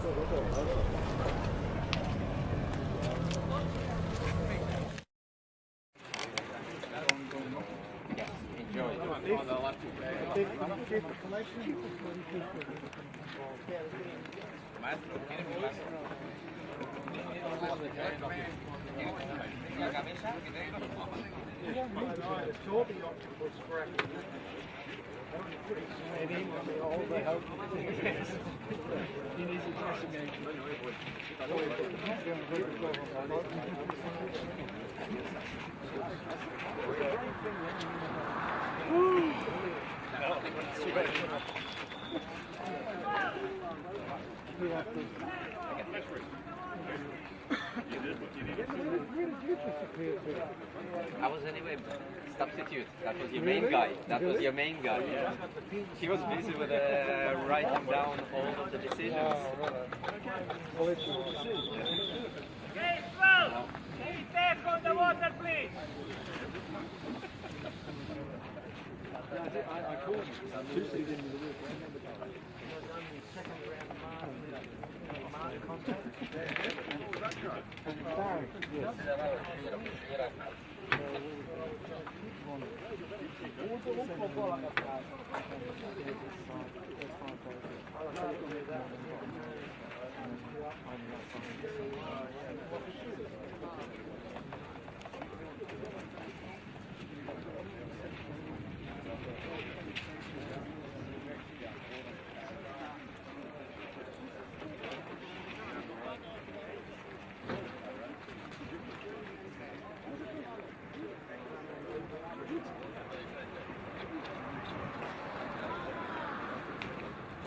The last thing I'd do, upset your boat a bit then when you drive.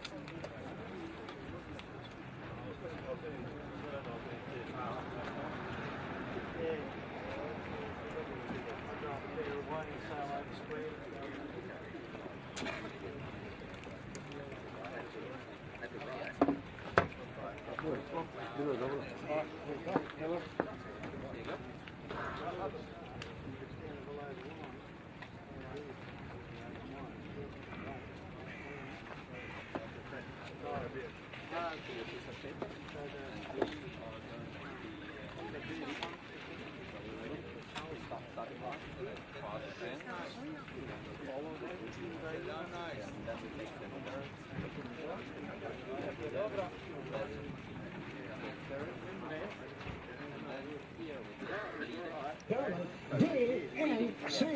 Leader. We take gear on the second. And then again gear. But you can watch contact without contact for it.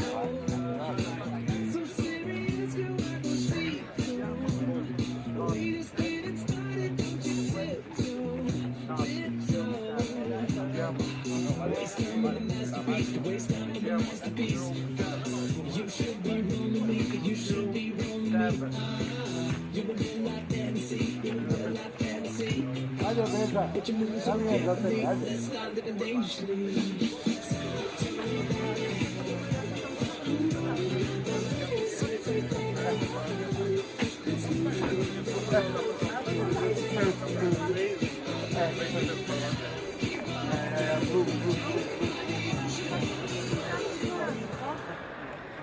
Minutes to the start.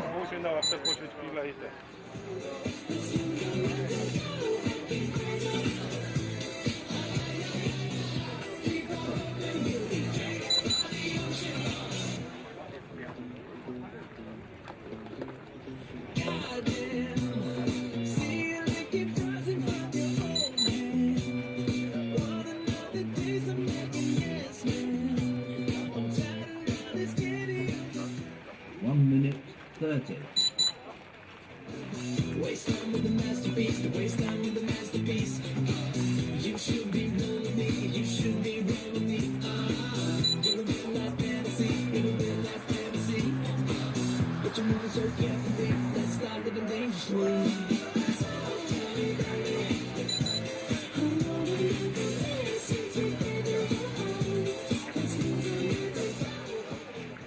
The final minute starts 60.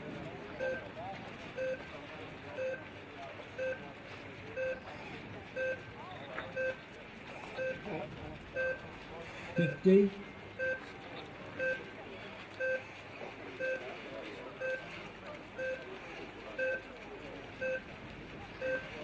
$30.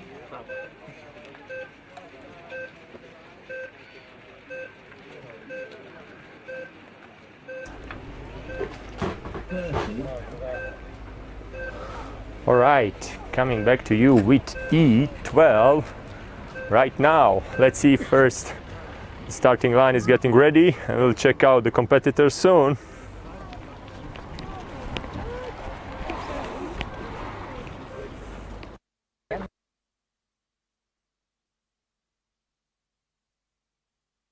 Five, 4, 3, 2, 1.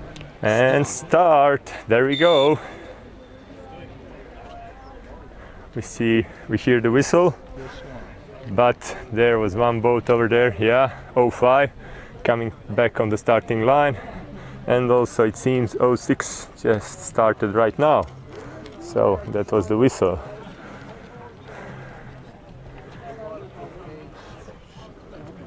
Right in front of everybody, 121. I believe Bermuda, Chuck Millican pushed himself forward while 3 boats went on the outer side. That's 18 Australia, 34 Ukraine, Timur, and I believe that's 14 Chile. Oh no, 64 Japan. Mr. Ikematsu. Mr. Ikematsu is our guest from Japan, the only sailor, but soon is expected that Japan will be joining in IOMICA, and more RC sailors in Japan are interested into this amazing class we have. Okay, let's read out quickly the names of the participants in E-Fleet. So, number 18 from Australia, McCarthy. 06, Guerrier from Great Britain. Paolo Patrini, 14 from Italy. 150, Bezic Tomislav from Croatia. 32, Christian Luft from Austria. 60, Peter Grimm. Let's see, I think he's not anymore there. Yep, not included. Thank you. And then we have 59, Miljenko Bezic, Croatia. 64, Yasuyuki Ikematsu from Japan. 05, Bruno Marevic, Croatia. 41, Edward Wolfie from Ireland. 34, Timur Kibushaev from Ukraine. 121, Chuck Millikan from Bermuda. 06, Karsten Postmik from Germany. 88, Ian Dundas from Great Britain. 138, Ahmet Buyukunal from Turkey. 52, Maurizio Morbidelli from Italy. 172, Hassan Given from Turkey. 27, Bob Lewis from Canada. 00, John Clee from Great Britain. And 148, Jose, as we already told you before, had to leave the event. Otherwise, he would be in this fleet. Let's see what's going on over there. We have closing of 34, Ukraine, and 121, Chuck Millikan. They will soon intersect. Okay, Ukraine went in front of Chuck Millikan. There seems to be one seagull over there on the first mark, looking what's going on over here. There's also Ireland 41, close by. Oh yeah, Peter is there, sorry for my mistakes. Number 60, Canada, Peter is there, of course. All right, on the first mark, on the first position, going downwind now, we have 34, Ukraine. That's Timur from Odessa, Ukraine. On the second position, going downwind now, USA 18, then we have 41, Ireland, then we have 121, Bermuda, then we have 05, Croatia, then we have 150. He just hit the mark. That was an unfortunate mistake. He'll do the penalty soon. And we have behind 64, Japan. We have 52, Italy. We have Great Britain 88. We have 32, Austria. We have Great Britain 00 going back over there. We have 60, Canada. We have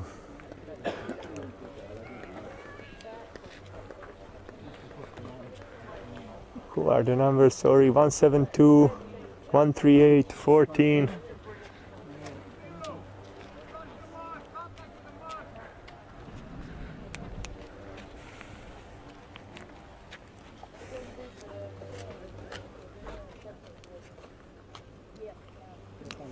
In the middle of the fleet we have 06, Great Britain, 14, Italy, 172, Turkey, 59, Croatia, 07, Germany, 00, Great Britain, 27, Canada.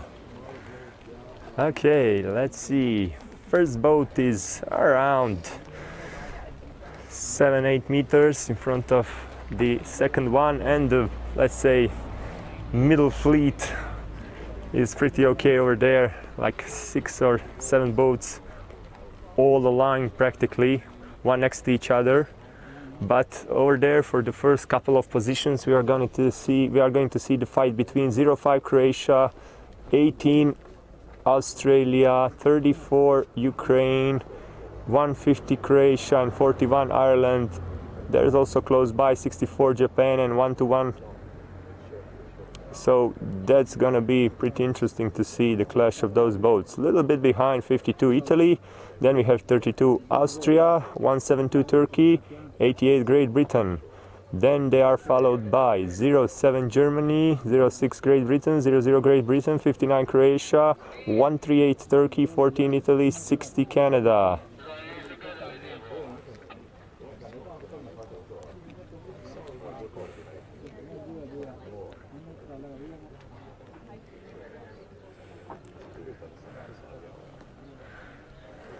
So we have majority of the fleet going on the outside, and then we have on the inside going 150, Croatia, the only one currently.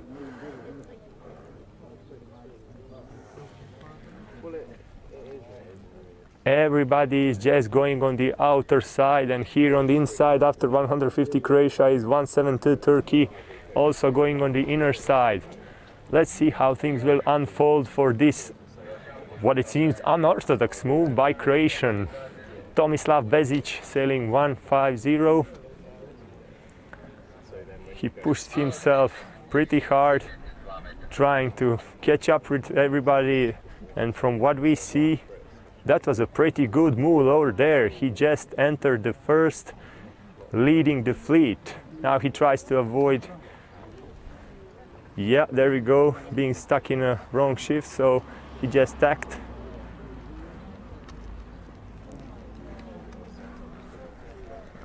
Almost the whole majority of the fleet is going upwind now.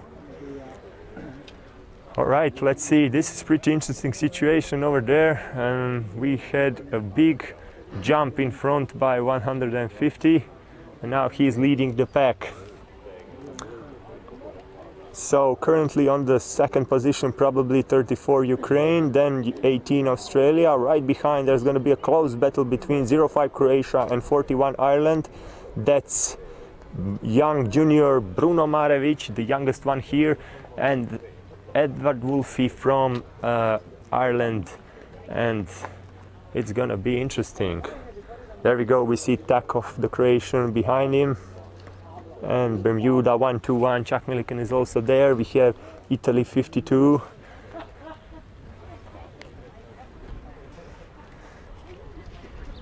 Italy 52 should be Maurizio Morbidelli. Then we have Austria 32 behind. That's a representative with white pink colors on the hull, if you can see it, and that's number 32 Christian Luft, standing good in this regatta. A little bit almost close, yeah, the closest boat to the shore right now, going really close to the shore, is number 64 Ikematsu Yasuyuki from Japan. Now he started to climb up, trying to connect with the rest of the fleet. Over there in the middle of regatta field we have Turkey 172, then we have Great Britain 06, Mr. Gurrier. A little bit behind in the white hull we have 59 Croatia, that's Miljenko Bezic. Above him, further away, 00 John Cleve, Great Britain. Then down there, closer to the shore, 138 Turkey, Mr. Ahmed. And still further away, there's Peter Green, Canada 60, sailing almost aligned as a German 07. That's Mr. Karsten Posmik. I believe we are preparing an interview with Mr. Posmik. So he is doing a good job over there, being followed by Italian 14, that's Paolo Patrini. A little bit behind there's 27 Canada, Mr. Bob Lewis. And on the position behind him we have 88 Great Britain, Ian Dundas. Okay, majority of the boats are already approaching or either went down wind. Let's see what are the positions over there right now. Coming on the first place we have 18 Australia, then we have 150 Croatia, 34 Ukraine, 05 Croatia, 121 Bermuda, 41 Ireland, 52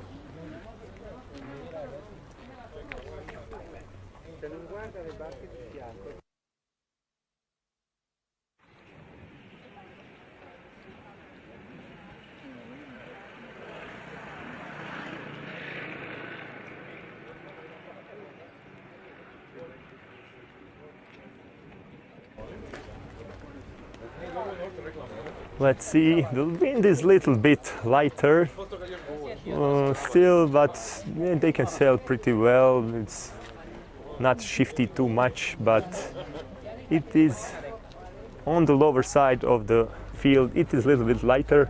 There, a little bit upwind, we can see it picking up. Let's see now how will that affect this regatta course, because here on the middle we have 121 Bermuda picking up a little bit of speed. Right behind we have Ireland also catching up some of the gusts over there.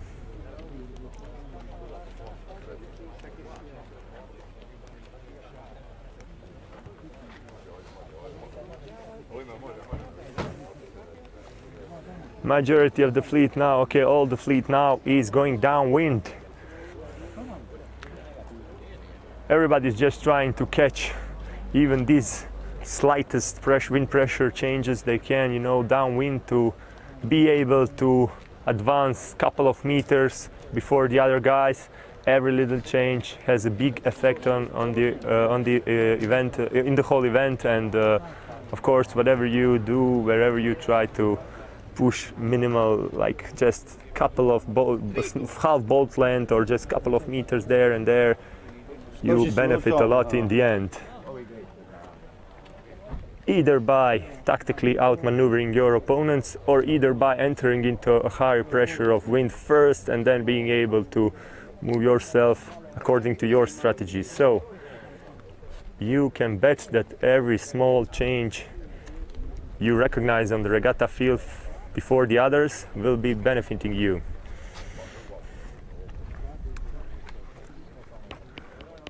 Currently no big changes on the positions. It seems to us that first half of the fleet is far away from the second half of the fleet.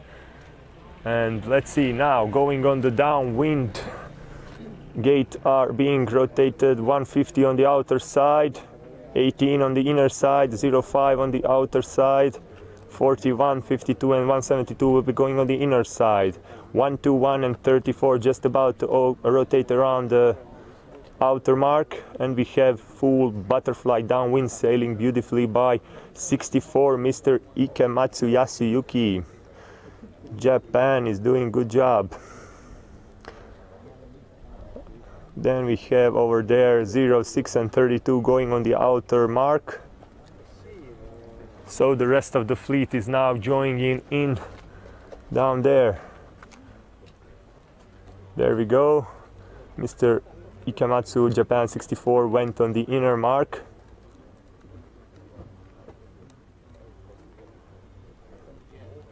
In front of him there's Maurizio Morbidelli passing. Downwind we have also now going on the inner mark Great Britain 00, that's John Cleve. On the outer side we have now Italy 14, Paolo Patrini, Great Britain 88, 138 Turkey, 07 Germany.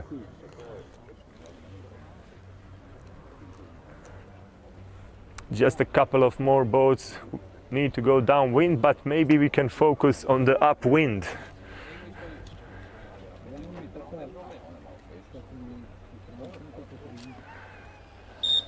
There we go, 1-8 first position on this race, very lovely. 150 on the second position, 05 finished third, 121 Bermuda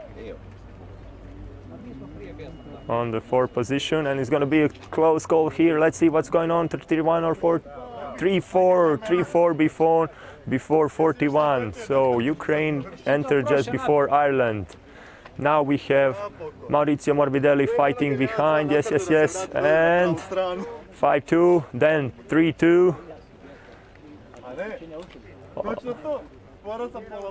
06, 6-4, 172. The wind dropped a little bit, so let's see now. Just some boats left behind. 8-8 Great Britain, 0-0 Great Britain. 6-0, 5-9 and 14.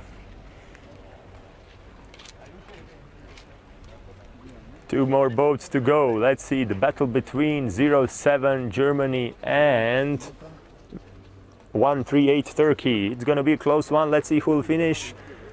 And 07 138. There we go. Thank you very much for tuning in, and we'll be right back with you soon. Josip out.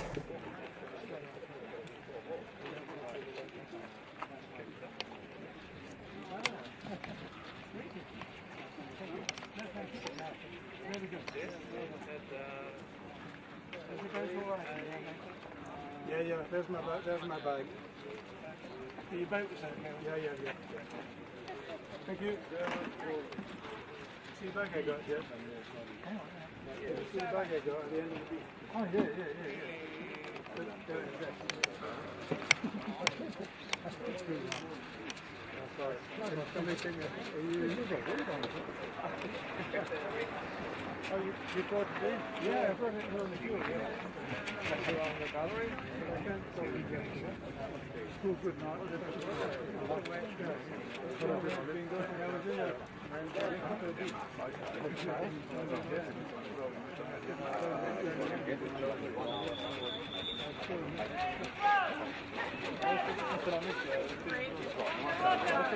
Возим sve ove te prstane, dođem gori i ovdje da mislim da sve te prstane što samo otići.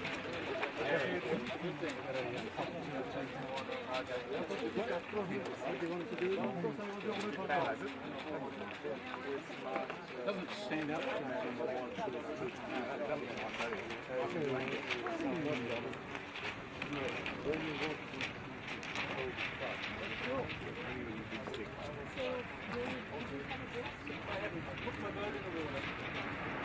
Ajmo više manje su more. I was actually going quite well. Performance. I got that middle of the fleet moved across some support.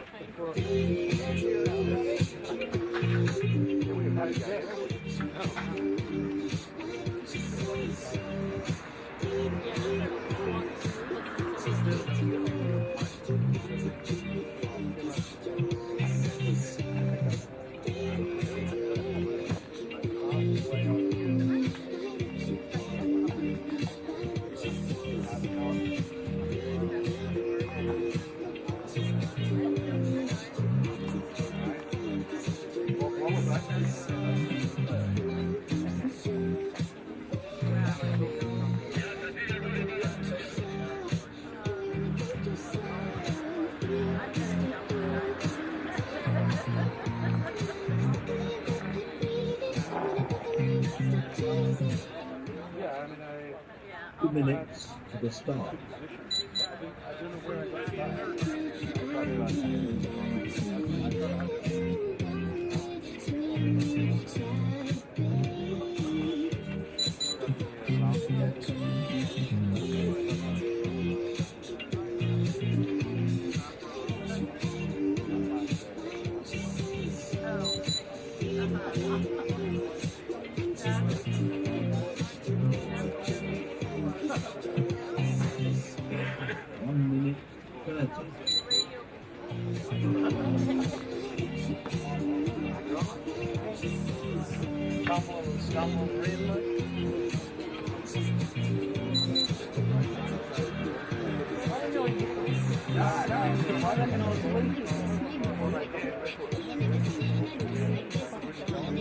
Next 5, progress 150. You were going backward. You were going backward. What should I do? The final minute I picked this up in the course of the race. Oh no, not on your heel. Yes. Oh no. I don't know what else. I don't know what else I've got to do. 50. Are you taking it? Oh no, I want to keep it. I want to keep it home. I will put it in my album. 30. Here from Croatia. That's going okay as well. I'm looking at it. 30.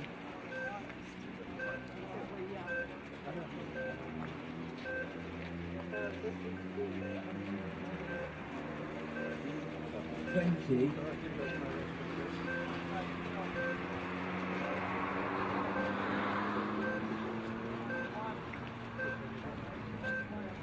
10, 9, 8, 7, 6, 5, 4, 3, 2, 1, start.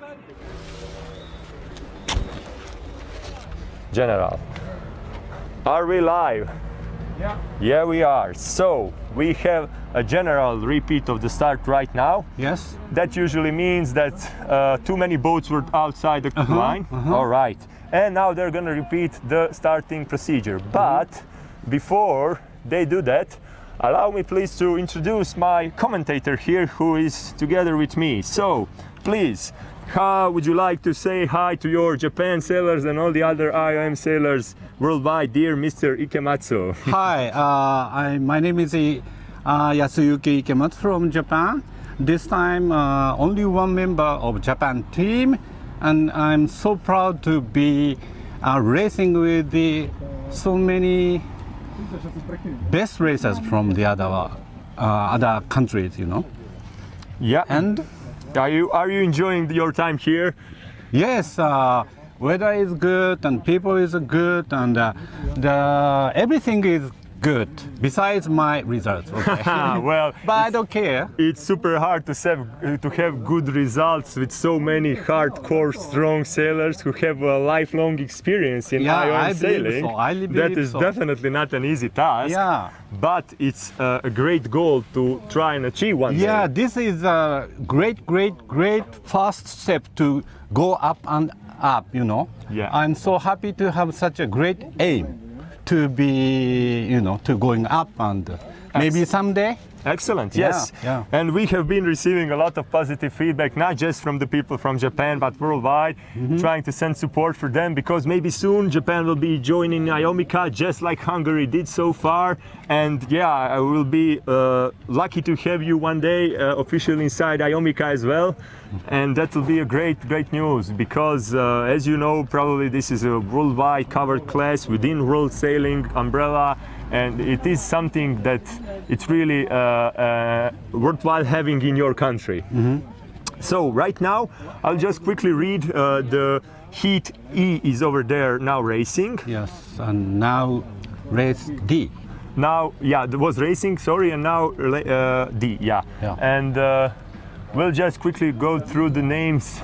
But before we do that, maybe you can tell us, like, what were your thoughts and ideas on the previous race while you were racing now before? What were you trying to achieve? What was the struggle? We saw you here going really close to the shore and then entering back. Can you share a little bit of experience from the previous race? I thought that, you know, outside is better than inside. So I just tried to made a start at the outside, and I made a, you know, rather, I made a, you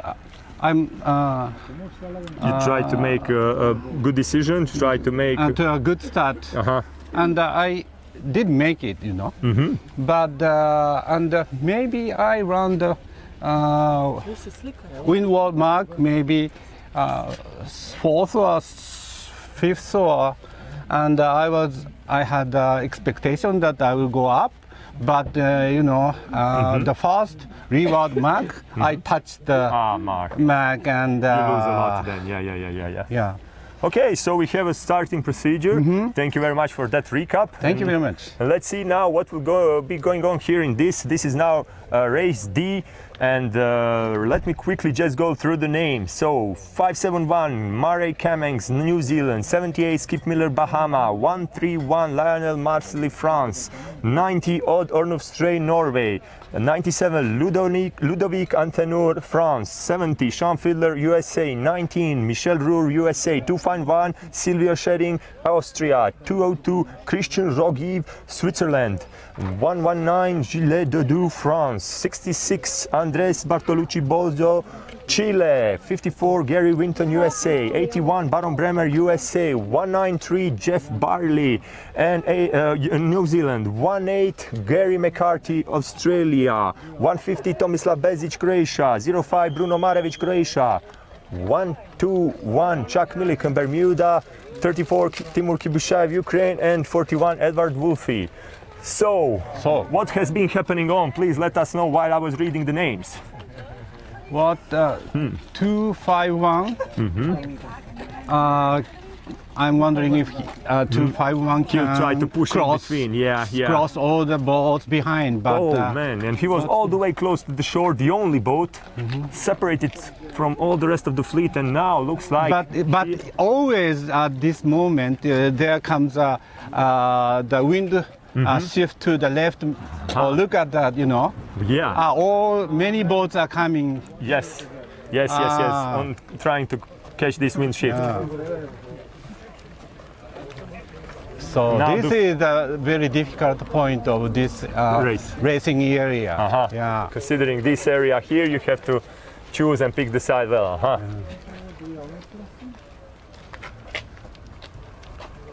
Okay, so let's try to see. Now maybe 150 is among the first couple of positions over there. 193 Denmark all the way up. Maybe 193 is yeah, with 202, now. 202 Switzerland, it is really fast. But all the way down, we have 3 boats completely close to the shore. That's USA 70, New Zealand 571, and I think that's 54 USA. So let's see how they are now attacking, how they connect with the fleet. But all the way to up over there, we have some pretty strong gains on 193 Denmark and 202 Switzerland. Looks like they are the closest one to the mark, and we have Chuck Millikan 193 made attack. There we go. Oh, look at the close group over there. Yeah. There's like 5-6 boats, one next to each other, So trying it's to going to be avoid. very hard for them. Maybe the wind is shifting to the right, and maybe a lot of incidents will gonna be happen. I'm afraid. Okay, so on the first position we have 193 Denmark just going downwind. Then we have 202 Switzerland on the second position. Hit the mark. Ooh, was that a hit? Yeah, he said okay, so he will do the turn. There we go. 0-5 doing the turn. 0-5 finish penalty. Oh, hit the mark again. Oh, lots of rotations over there. 6-6 is stuck on the mark. Yeah, he's gonna do the penalty turn as soon as he can now, because there's a big crowd over there, and if he does it right away, he will risk hitting all the other boats. Yeah.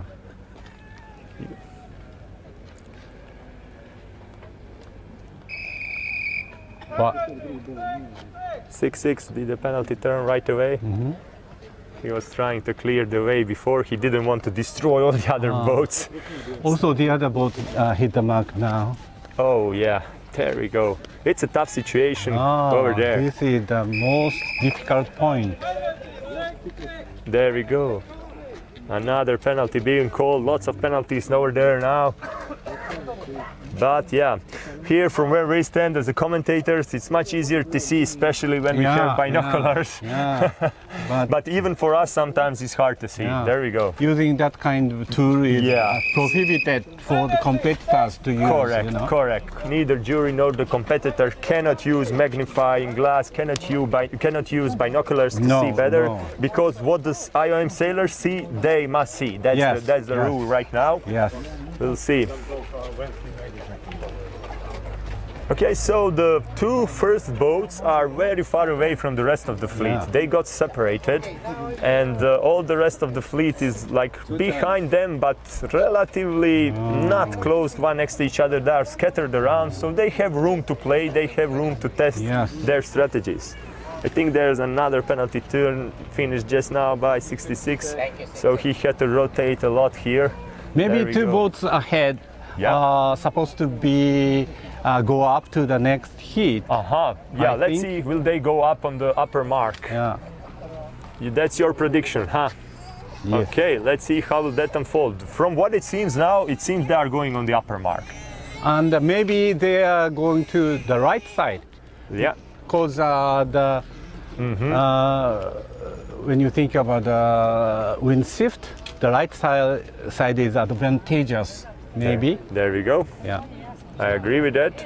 Let's see now, will this go like we predicted? And it's going to be a really interesting situation over there, because on the first 2 spots we have 193 and 202. They are around 2 meters behind each other, so that's relatively close. But far away behind them we have like whole group of sailboats which are really close, and I will just read them out to you. So probably on 3rd place currently 78 Bahama, 48 Ireland, 05 Croatia, 571 New Zealand, 19 USA, 97 France, 150 Croatia, and 19 Norway. And we have first 2 boats going on the outer mark, just as Mr. Yasuyuki predicted for you. Yeah. And there we go. Now some little waves over there, fighting through them easily, even on this light wind.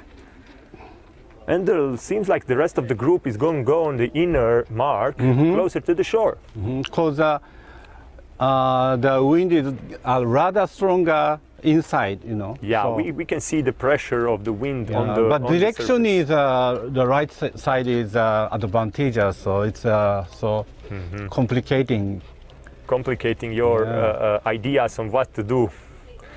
Yeah.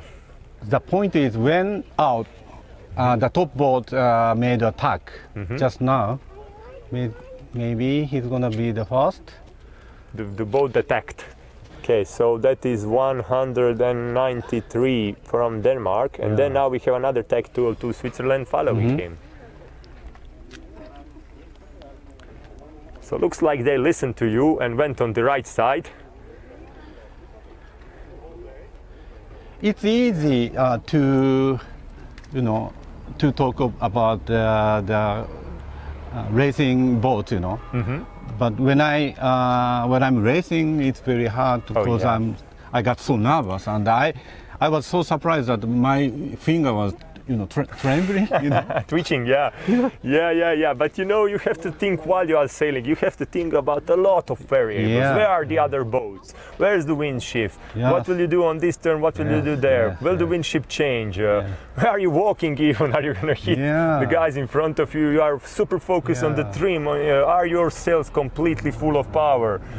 So it's a lot of variables that so many large and huge and tall guys from other countries, so you know, it's hard for me to struggle among them. Yes, they are making you be better, faster, stronger just because you are right here with them, you know. So that's a good thing. That's a good thing. You have to push yourself to follow up with the rest of the guys. That's great. Well, let's take a look at the 193. Yeah, far away Definitely. in front. Look how much advantage did he get to 202. That's like 3 times more than it was before. So on the first place, 193 Denmark, and now he just slowed down. Look at him slow down. What's happening? Like, did he hit something? No, he's starting to go. Whoa! 202 is behind on the second place. He didn't stop over there. Okay, on the third place, currently Bahamas 178. That's Kip Miller doing a great job on this regatta. Right behind is Ireland, Edward Wolfe 41. Then we have 150 Croatia, Tomislav Bezic, and we have behind USA 81, 97 France, 571 New Zealand, 19 USA, 90 Norway, 05 Croatia, 54 USA, 121 Bermuda, then we have 34 Ukraine, 66 Chile, 251 Austria, there we go, up further away is 119 France, then we have USA 70 closer to the shore, and 131 France currently on the last position. And the first boats are approaching the windward mark. Maybe 5 meters more. Yeah. This is now pretty easy for the first couple of boats. Yeah. Clear room. They don't risk it. They will most likely not hit the mark because there's no benefits for them. Yeah, don't have to force it. You don't have to squeeze. So why risk it? There we go. As we can see, 202 just completely tack. He said, I want to be clear, 100% sure. I have big advantage. I don't want to risk this. Yes.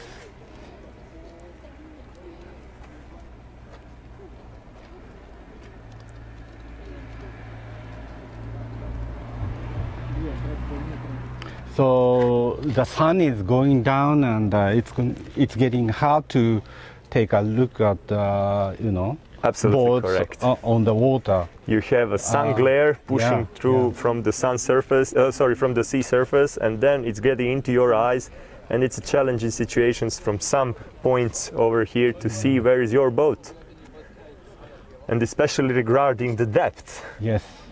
Yes. Okay, let's see. On the third position currently we have 150 Croatia, then we have 78 Bahamas, and we have 05 Croatia, 121 Bermuda. There's a big crowd over there. 1897. Oh my God, big crowd. Who's touching who?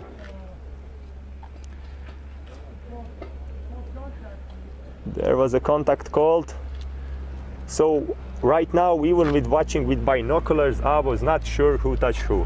It's that tricky, guys. What is number? 9-0 will do the penalty, it seems. Or he protested, not sure. There's a port starboard situation, it seems. There. 9-0 is doing the penalty right now. There we go. That's Mr. Odd from Norway. Penalty done. Oh, 150 is coming up and just overtaking 202. Oh, yeah, that's a big change over there. 150.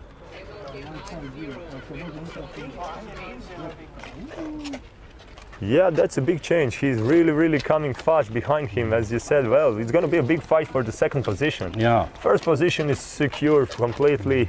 Even if he hits a mark, he can even have a time to do penalty or whatever. 9-0, 2 turns penalty. I've taken 2 turns. Yeah. After the second call.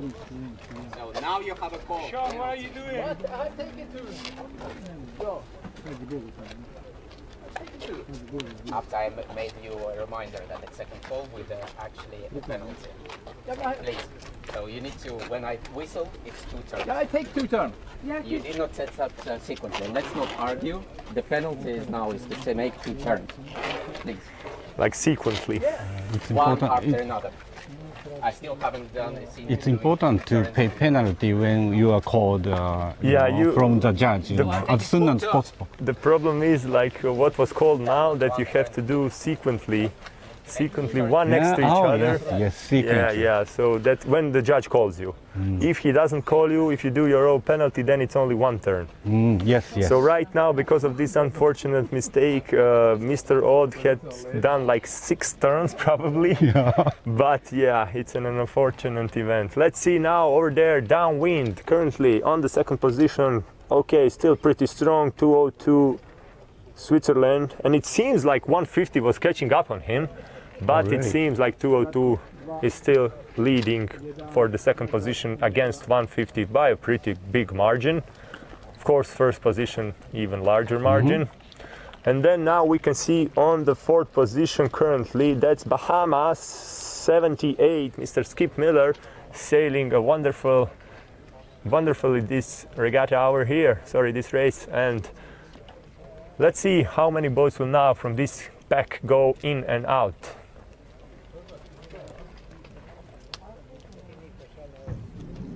Now 3 boats had already run the mark. Yeah. 4, 5.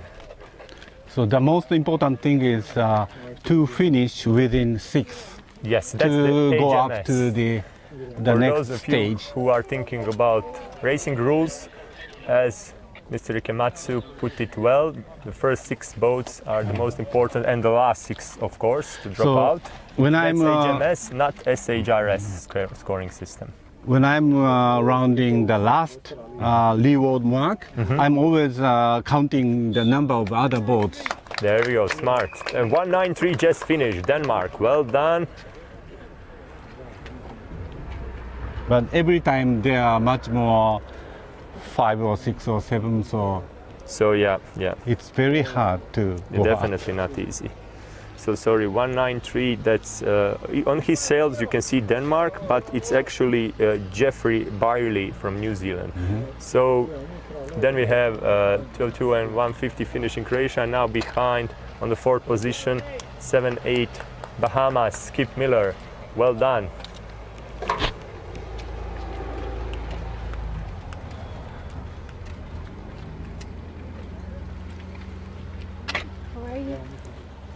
Going behind now on after Mr. Skip is 121 Bermuda, Chuck Milliken just about to enter now. He's chairman of AMYA. Yeah. 97 France. 81 USA. 05 Croatia. Let's see, this is a tight situation. Whoa. That was really tight. 7-0, and we have 251, 24, 66. Then we have 571. You can probably hear the line referee on the lower camera mic reading you the names. Sorry, the numbers. 119, 18, and 90. Okay, well, thank you very much, Mr. Ikematsu. This has been a wonderful commentatorship by you. Oh, thank you for having me.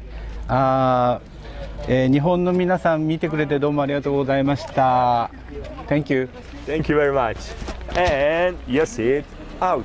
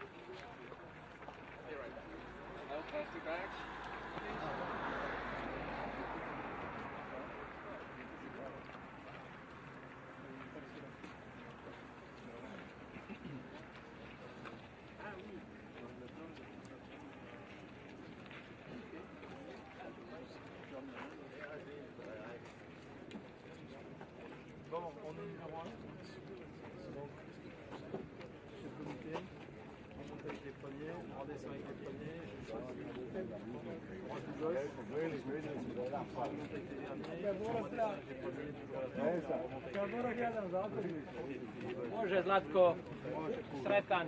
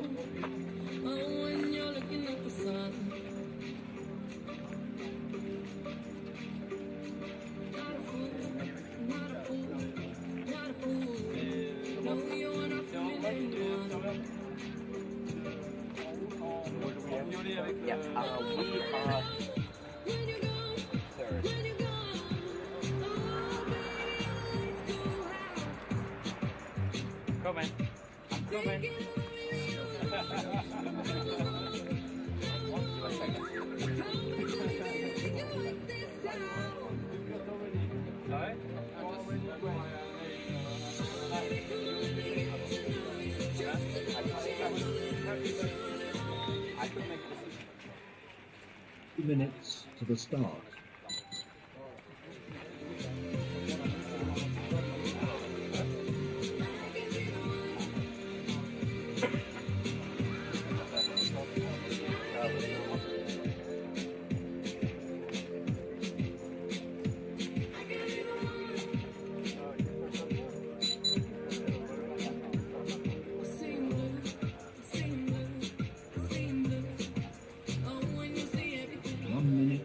30.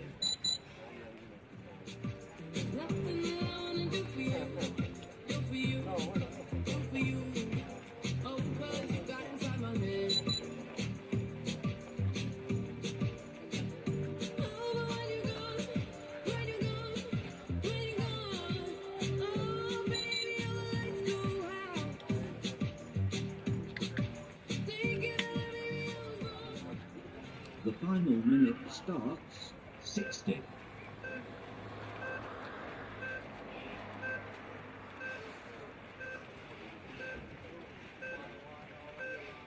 50.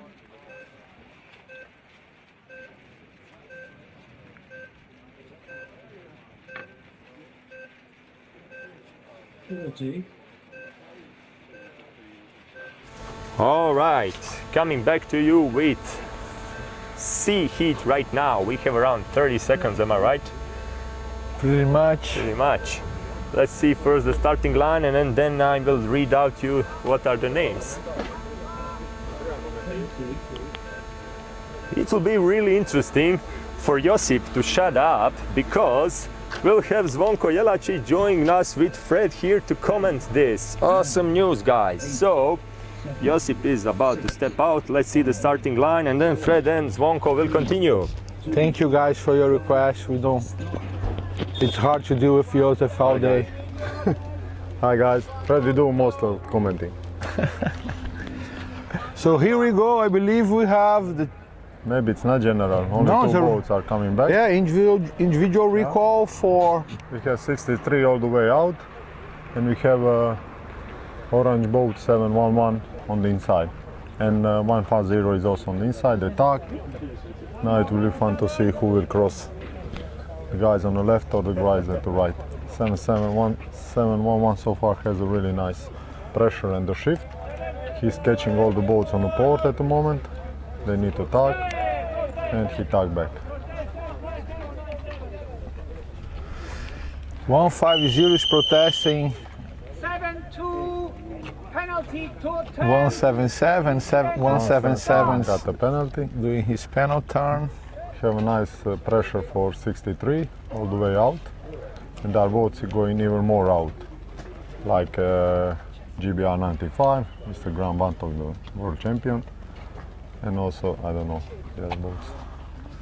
But so far 711 again gain a nice shift from the inside. I think it will be fun to see what will happen. 63 is definitely leading so far, but we're not sure what will happen. Yeah, 711 got some really nice pressure. If he continues this way to come to the left shift, I think he have a good chance on staying on second place. I must be honest, race course is pretty square right now. Both sides. Yeah. I'm sorry. 711 started on all the way on the, we call boat side, and Tak immediately went to the shore, and he's quite good now, well second place. So. Okay, so because the boats are now into the sun, I'm just gonna read you what are the participants. 711 Hrvoje D, Montero Patrice 38, 177 Zoltan Ileš from Hungary, 63 Ricardo Polonio Argentina. Then we have Diego Lier 31 Argentina, James Hadden 191 Great Britain, Xavier Liget 84 France, Barry Donehart 127 Australia, 72 Alan Dog, 51 Pablo Alvarez from Chile, 44 Vetran Vesanovic from Croatia, 57 George Pedrick from USA, 71 Gary Bohr from USA, 95 Graham Bantock GBR, 193 Jeff Parley New Zealand, 150 Tomislav Bezic Croatia, 202 Christian Rogi Switzerland, Skip Miller 78 Bahamas, Chuck Millikan 121 from Bermuda, and Ludovic Antenur 97 France. Looks like that 711 lost all his advantage from the inside. He maybe should have continued a bit more on the left, but he's still in a group for upgrades. On the leader here we have Argentina 63, sailing his Sedici, followed by 38 and 51. I think this is mainly Sedici and Britpop. 84, France is in second. We have 57 all the way out, going for the pressure. But we have big waves now from the dinghy that slowed the fleet completely. 57 has a really interesting strategy. He's going all the way out comparing to the rest of the fleet. 711 still goes down. like he said, on the inside, on the upwind leg. And we have 7-1 all the way right to the fleet.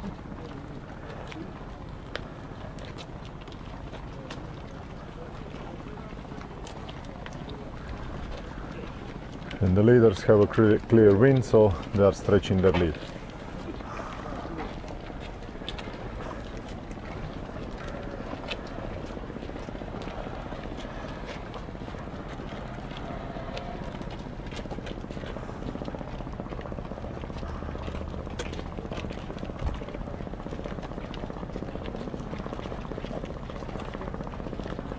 All the way here on the inside we have 97, 71 and 95.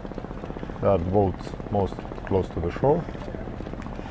Fighting to get some pressure and hope to pass all the group, because as we see now the group is kind of slowing down. There doesn't seem to have enough pressure on the other side, what usually is. And I think they are advancing quite nicely. We will see what will happen at the gate. Still a long way.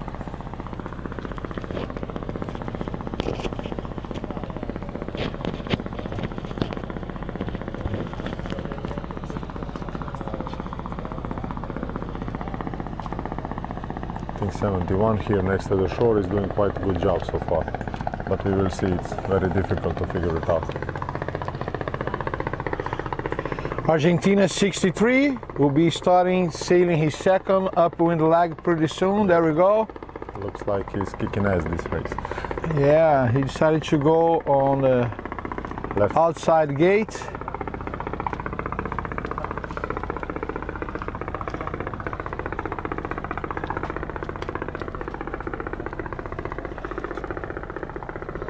Followed by France 38 and France 84. They are all going on the outside gate. It's going to be a really interesting rounding right now. 7-1 actually putting himself in a really nice position. He's inside? Inside. Yeah. Looks like 7-1 managed to survive on the group, and now going. Actually, a beautiful leg for 7-1. He was dead last on his starting this leg, Yeah. paying a penalty. I think we have lots of collisions down there. We are a bit far to decide who had right. Actually, to be honest, not so many. They are pretty close. They are managing to run those beautifully. Really? 150 in Chile, 5-1. Yeah. Nice job, guys. We now see 7-1 and 95 choose to tack immediately to cover the left. They have a nice little gain now. Looks like they are on the third and fourth position. So they have a nice gain on the downwind and again nice gain on the upwind from the closer shore. Actually, sorry, on fourth and fifth position I forgot to see 84 here. So we have 3 boats all the way in front. Wind seems to be getting lighter. And I would say 83 is quite attacking 63. 38, sorry guys, not 83. Ah no, we have a ship from this side again. I don't know, oh that's a spinner.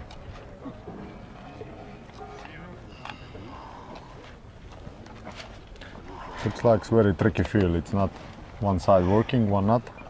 Sometimes guys from the inside manage to pass, sometimes guys from the outside. I think now we have pressure on the inside approaching, so it will be fun to see 97. Guys, the $1 million question, who is the best? Maradona or Pelé? Chango just passed by, of course, as a Brazilian must drive him crazy.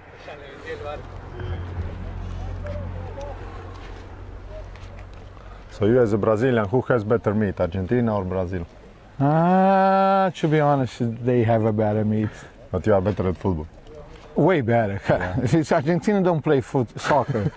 They're horrible, horrible. Yeah. This is what I learned when I was in Brazil. You buy their meat, but you are better in football. Well, to be honest, they are great players. I don't know. Hermanos de Argentina. Looks like 71 and 95 have done a really good job downwind and upwind. So far they are quite clear, I would say, on third. From third to fifth position. 57 looks like I know 84 was kind of managing to lose some places. He was well in front of the group. But now looks like he's on inside and there is absolutely no good pressure here.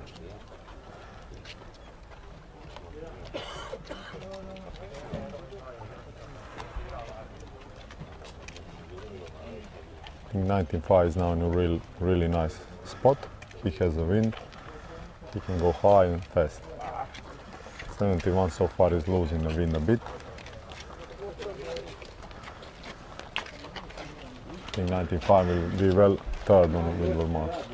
But doesn't mean maybe. Argentina 63, just run the second time, the weather mark for the second time, starting this last downwind leg, clear ahead, nice lead.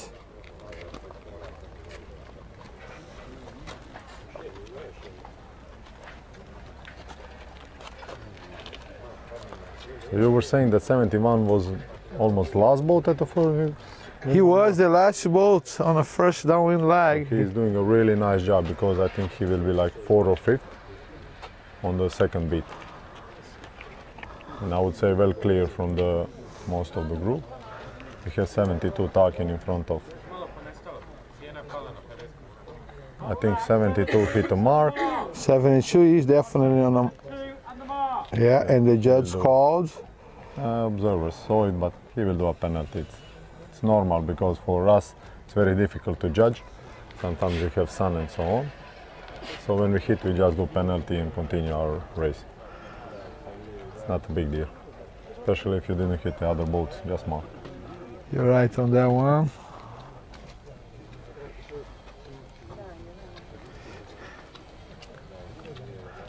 Looks like now most of the fleet is sailing kind of straight line.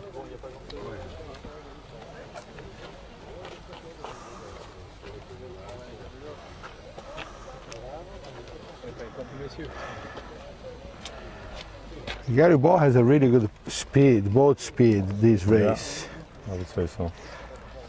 He's in nice position now, he's protecting the inside, and I would say well enough to protect the left if the wind comes from that side. You can always go a little nose up and... But looks like the group is again coming with a gust, so I don't think it will be easy downwind leg anyway for anyone.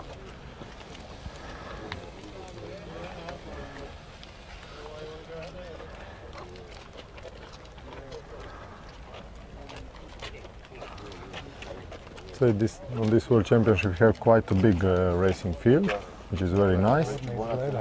But then you have to in big fields, you have to stick to decisions you make. If you are inside, you cannot so easily go to the other side because it's a big difference. It is. If it's a smaller field, sometimes when we have it on smaller lakes or where we don't have room, then it's maybe easier to control both sides. On a big racing field, it's more like I would say dinghy sailing. If you go on one side, you have to be committed to that side. Only on the gates or marks you can switch. See, now we have a quite big difference with 95 and 71. They were together at the mark. 95 went on the left side and 71 went all the way inside. It will be fun to see did he gain or not from the inside leg.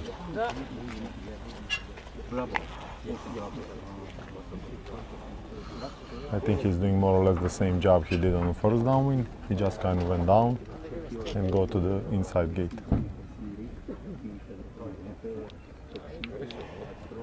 Argentina 63, starting the last leg of this heat. Yes. Decided to go up.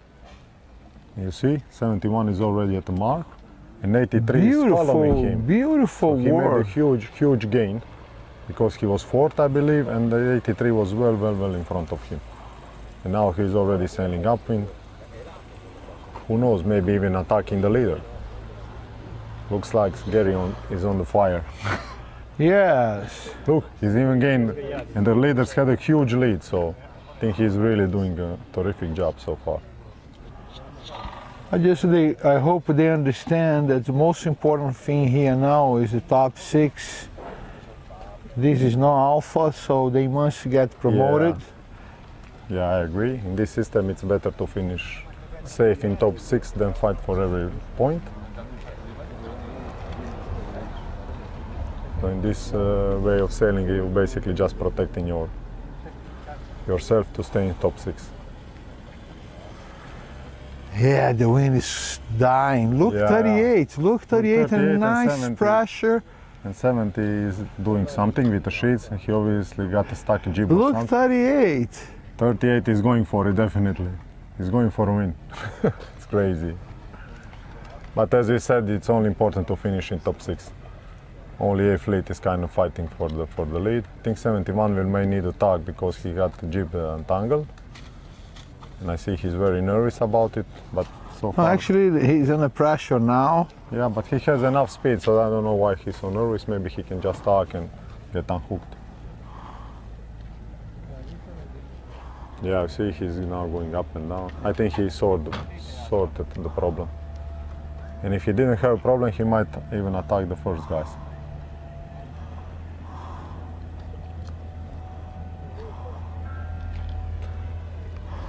I think 83 has a clear win here. He has the pressure, he's going almost direct to the finish. 3:30 here in the afternoon. 38. Ah, sorry. Wind is going really light at this moment. Yeah, I don't think we will see much more racing. But here we come. Well winning this heat, France Good job. 38, Patrice Montero. Well job done, for 63. Argentina, Ricardo Polono, well done. And I would say really good job for 71 because he was in trouble and managed to... Really to good the job, Gary Ball. Congratulations on that one. He even got the jib stuck and it didn't stop him. Yeah. Look now, maybe 1 to 1 will pass 95, no. No, 95 managed is to- clear ahead. Yeah, he gained speed, so. So we have 5 Bantock, boats finished and now. then Mr. Millikan, Bermuda, 1-2-1. Nice job. There is a rumor that Bermuda will be next to Worlds or no? Can you imagine going to the island? Yeah, it would be fun. Or Bahama. Wow, even better. Anything Caribbean. Yeah, I think 193 managed to squeeze the 6th place. Nice job. And 84 that was well leading before, now finished 7th. It's Do you very, know very who is tricky. 193? I don't know, by heart. It's a legend. The most wanted guy in the world. Mr. Jeff. Jeff Barley, you know. Probably he waited a bit to snack in the last Of second. course, that's Boom Boom Barley. He's always trying something. Don't ever trust on that beautiful guy. Whoever think he's handsome. We have 191 on the starboard and a lot of boats on port, but looks like they're crossing. And now we have 711 also coming to the finish. He was also in the leaders, but he didn't manage to stay there. Look, Tomislav, 150. Ah, he finished already. Yeah. His boat was for sale for $5. I'm offering to him today $2. No. I think he's waiting for you to come to 3. $3? Yeah. Too much. I would say 2.5. Try. I don't Okay. think he'll pass. Such a mean guy. Okay, guys, thank you so very much. We'll be back soon with a new race.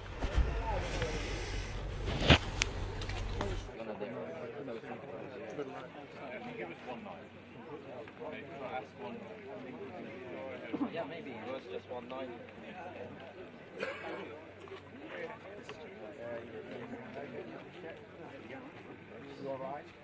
Okay, no problem.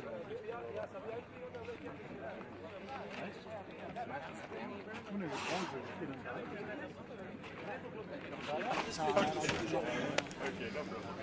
problem. Olivier did a great job, no problem.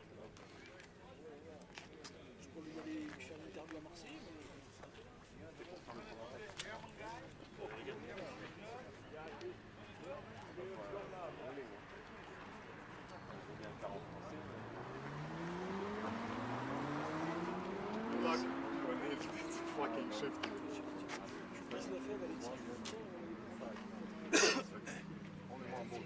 It's shifting or no, it's not shifting, it's very plain. Yeah, for me, I pointed to Mark and then... The race was crazy, just going left and going... Now when you get like fast. I heard you. Then I like the comments from Walsh. The sunshine is always on him, something like this. I don't know what he said, but I thought come on. But then coming back, but... Now they gain from that. They do same like you, gain from downwind, then gain again upwind. Not easy. Now when you think about it, the moment went up, let us do pass and then third to fourth like in the north.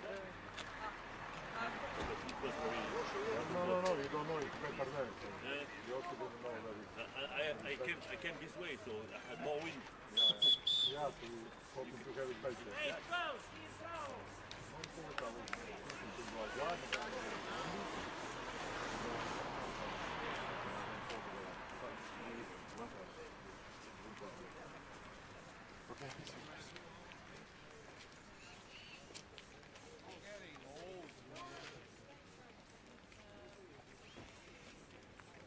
Ti volte color sono prodisi. Ah.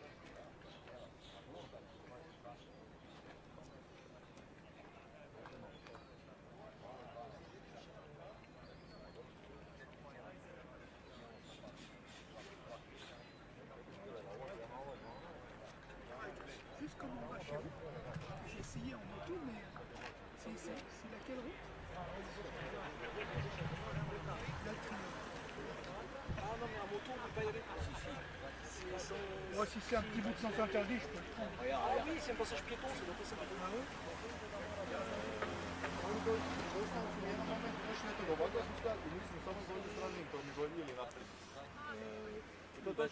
Bleu et rouge. Ouais, qui est sur le sable. Il y a un panneau là. Ouais. Je crois que c'est là.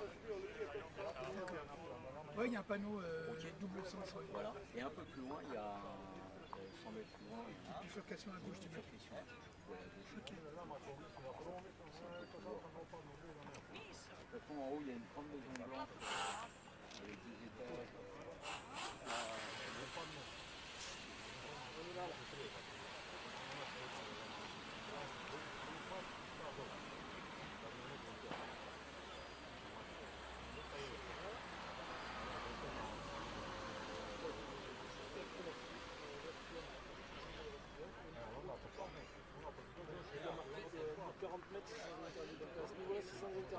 Il faut prendre à gauche, donc là c'est un passage ici, il y a que la moto qui peut passer de l'autre côté.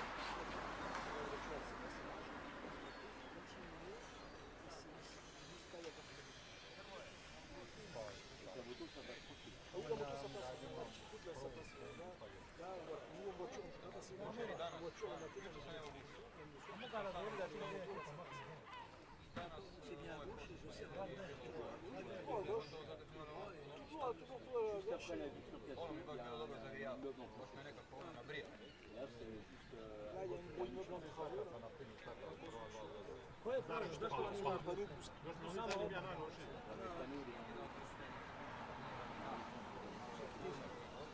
L'entrée, là, c'est un pavillon blanc.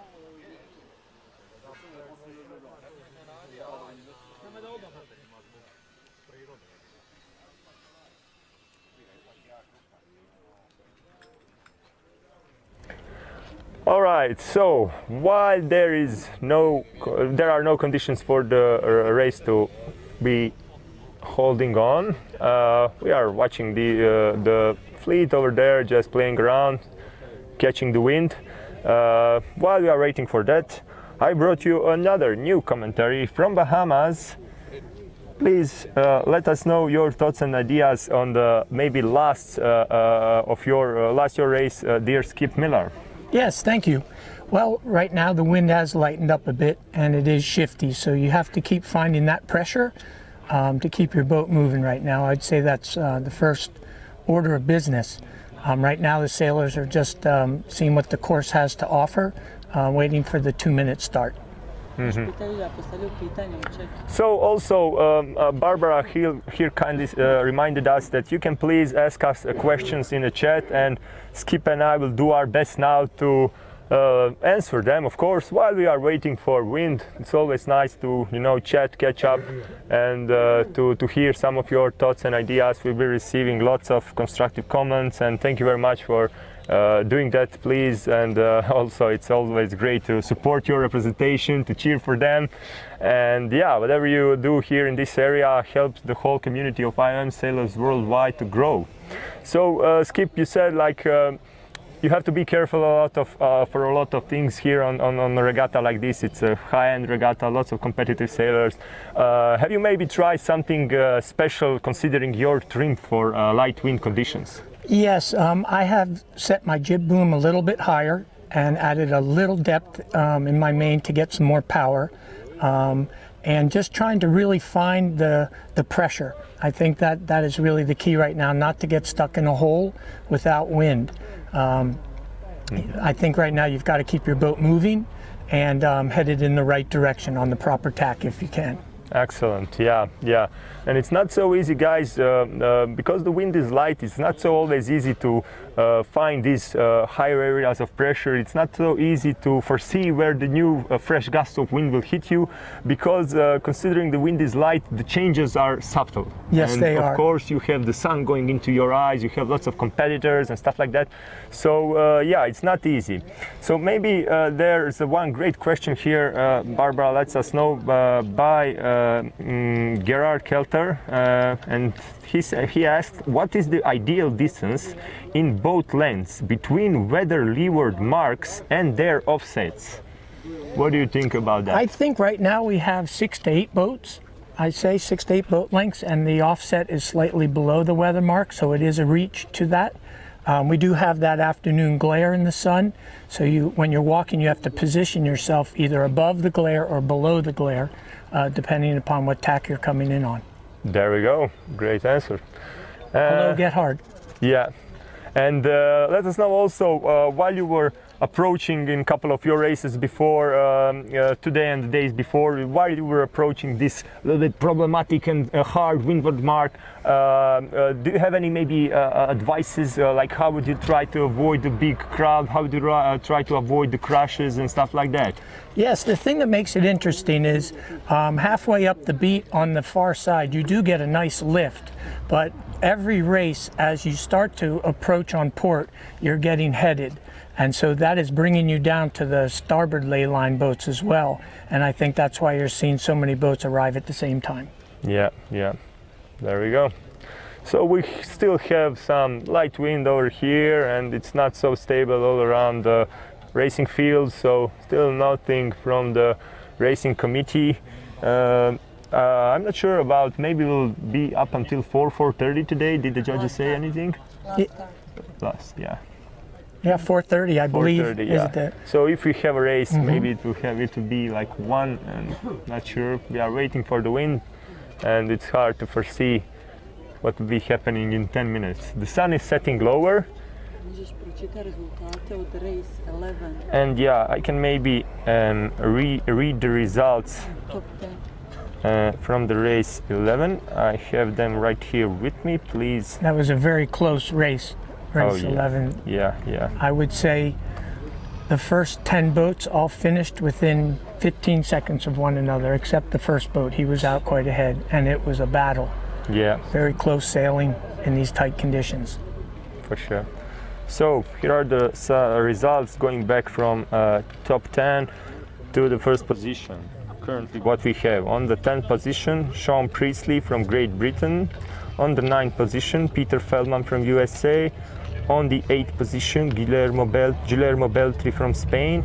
On the 7th position, Peter Stollery from Great Britain. On the 6th position, Robert Matulja from Croatia. On the 5th position, Robert Walsh from Great Britain. On the 4th position, Zvonko from Croatia. On the 3rd position, Romain Dubreuil from France. On the 2nd position, Alexis Carré from France. And on the 1st position, Olivier Cohen from France. So very, very strong team over here in France this year. And these situations are really, really interesting, because almost every year we see, every world we see a change between the nations who are in like top 3, fighting hard, and that's probably one of the most beautiful things in the IOM, that we see so much competitiveness. Yes, it's very, very difficult to repeat. Yeah. People are spending the time, the hours practicing and refining their boats, and the Frenchmen have really done a great job in this light air. Yeah. It looks like we have some start action. Oh yeah? Yes, the music has started. It looks like they're gonna get going with 2 minutes. Good news. Yes. Exactly as Mr. Skip told us, we are hearing the music. 1 minute 30 to the start, and we are just gonna continue our commentary now through this starting procedure. So it looks like the boats are bunching up at the committee boat end, seeing a favorable shift. Yeah. From there, the pin end is pretty lonely right now. Yeah. At 1:15. We are just trying to compare the upwind mark and the wind pressure with the middle and the downwind positions, and it seems pretty similar, maybe a little bit stronger wind on the upwind mark, on the offset as well.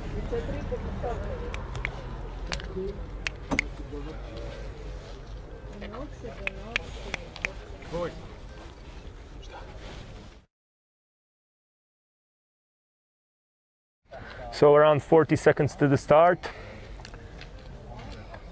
The committee boat end is very, very favored right now.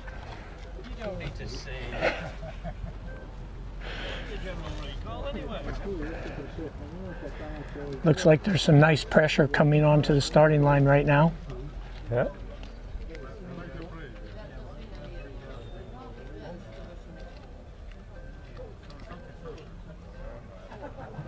Ten seconds. 5 seconds. 3, 2, 1. Start. Looks like Croatia 30 and France 38 have chosen the pin end. 6-3 Argentina 68 had to repeat from Croatia start. as well.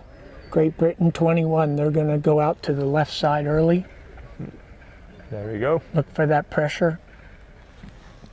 This is very light wind, guys. Now what you are seeing, it takes some skill to keep your boat up and running on this light wind. Yes, it does. But as we all know, IOM's class can pick up any small change in wind. They are really beautifully designed with top RC sailing technology installed into them. We have a penalty on France 105, completing his turn. There we go. Here up on front we have 171 from Australia pushing in front of the boats on a starboard. He's gonna be probably between top 5, 6 boats. And France 38 has a good position on the fleet. Correct. Being to weather on the long port tack right now. If that wind can stay for him and lift him, that would get him close to the mark. Yes, I think he'll get a pretty big lead, and the Germany is doing well over there. Or who was the second boat? Not sure, GBR or yes, GBR 21. GBR. Yes. There we go. And coming from down, Sweden 50. He's also pushing nicely from the lower position. Denmark 193 catching up some speed. USA 71 taking to follow him, but behind them Sweden 160. So there's Italy 130 on the inside is getting a nice lift. Yeah, and he went all the way close to the shore. Yes. Now he is tacking, climbing up. Chile 13 pushing through in front of Italy 130. Australia 171 has a nice lift right now, good pressure on starboard tack. So Norway 47 and USA 12 are all the way close to the shore. And there are going to be some interesting situations on the upwind mark for sure. Yes. The fleet is bunched up right now. Yeah, tight spaces between them. It's going to be interesting, guys. And there's a very strong glare with the sun right now. Oh yeah, sun is getting low.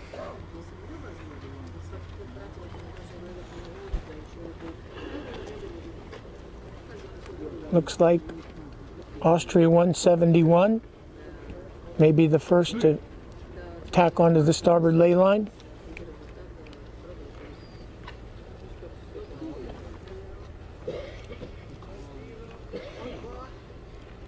And he looks like he'll be rounding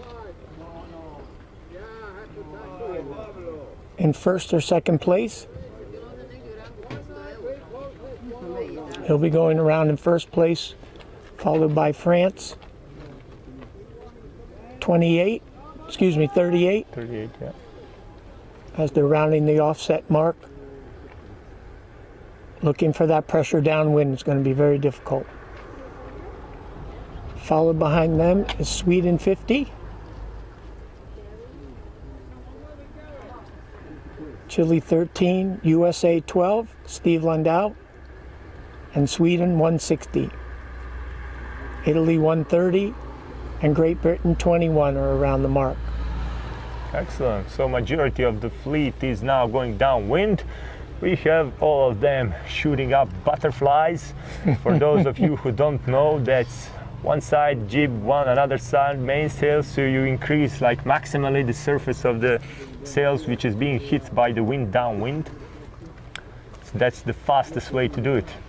Right now the sailors want to be looking upwind of the fleet to see when the next bit of pressure will come in and what side of the course it will come in on, trying to place their boat in that pressure. Correct. Always thinking in advance, guys. So this is the game of chess, as we try to explain, but it's just that in chess your playing area, playing field is fixed, and here your playing area, playing field is being moved by almost like every 10 seconds, because every small wind shift means you have to redesign your strategy, rethink again. Yes. What are the new steps? This light wind going downwind is very, very difficult.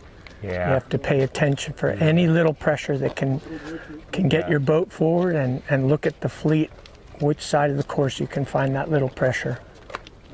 So maybe you can see a couple of boats just one next to each other, and then one boat just speeds up. That's like a really small subtle wind shift that boat managed to catch, and he gains like 3 boat lengths in a couple of meters easily. Yes. So you have and the pressure comes from behind as well. Yeah. So the boats from behind will get the pressure first and gain.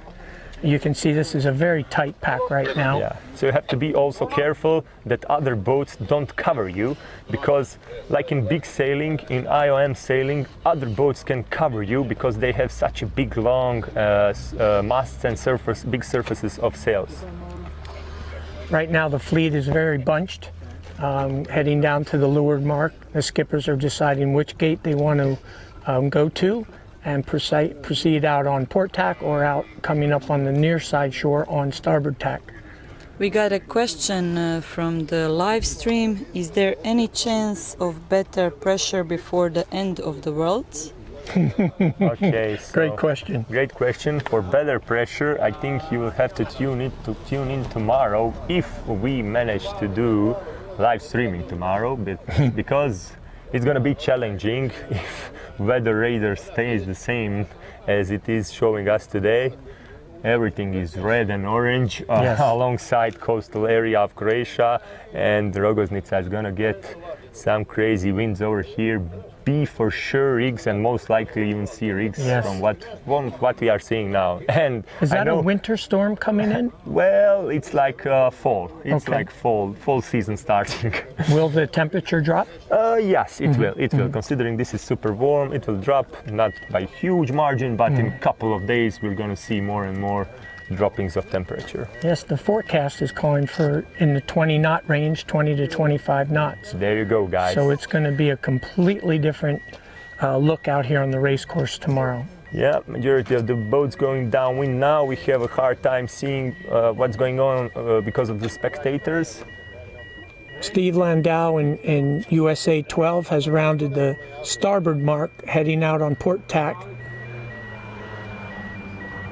So tomorrow, guys, you're gonna see what are the capabilities of IOM sailors and IOM sailboats to endure high speeds, bigger waves, and more power. And I think we are gonna have some really, really attractive shots if we manage to do the live for you as well.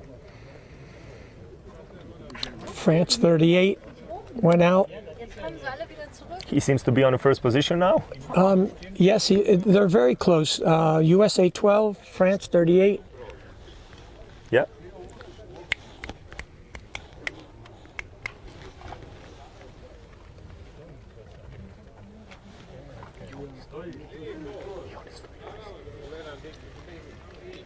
France 38's getting a very nice lift on port tack right now.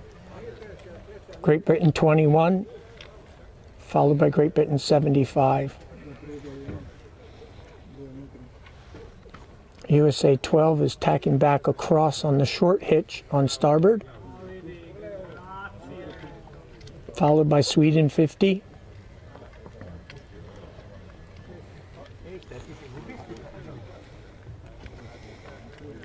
Nice smooth sailing, no big mistakes over here. We are experiencing low speeds, so there's time to consider everything, not huge pressure on sailors. France 38 has been in very good phase with the shifts. Yes. Climbing the ladder very quickly. US 12 is trying to protect its position. Yeah. Tacking on starboard. It'll continue for a short time and then tack back over onto port. You can see the sailors really looking for that pressure. Yeah, you can literally see them wondering, okay, where is it, where is it? Every tiny bit of wind helps over here. Yes. currently fighting for the third position, number 50 Sweden and 21 over here closer to the shore from GBR. We have nice pressure coming down the race course right now. Yeah, okay. On both sides. See tacking of the British sailor number 21, who is going to get elevated position and trying to find some of the probably a little bit stronger wind gusts on the other side. France 38 is getting a very nice lift right now. And as you can see, he's following the line of the wind pressure, which is amazing. He's just about on the right side, he has light pressure, and on the lower, stronger pressure. Yes. USA 12 on the second position currently, and that's Great Britain 21 probably on the third position right now, followed by 50 Sweden. Down there a little bit below them we have Great Britain 75, then Denmark 93, and behind, coming strong from the position from shore, 63 Argentina. Up above 13 Chile, behind 71 USA, then we have Spain 17, we have Australia 171, then we have 121 Bermuda, over there 95, down there below closer to the shore 160 Sweden, all the way up Croatia 30, that's Ante Kovacevic from Croatia, one of the veterans of the IOM class. The wind has gone very light at the weather mark right now. Correct. It's in between pressure. France 38 is still on port tack. Waiting to get to that ley line. There he goes over onto starboard. He'll be the first one around the weather mark. Followed by USA 12, Steve Lindau.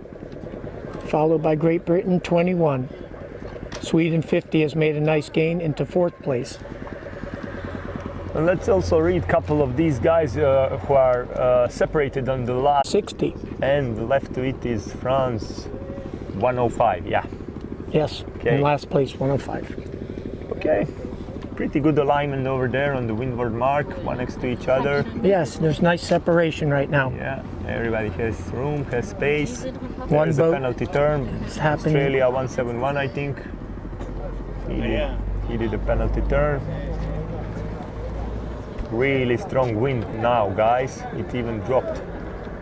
Yes, France 38 is trying to fill her sails. Yeah.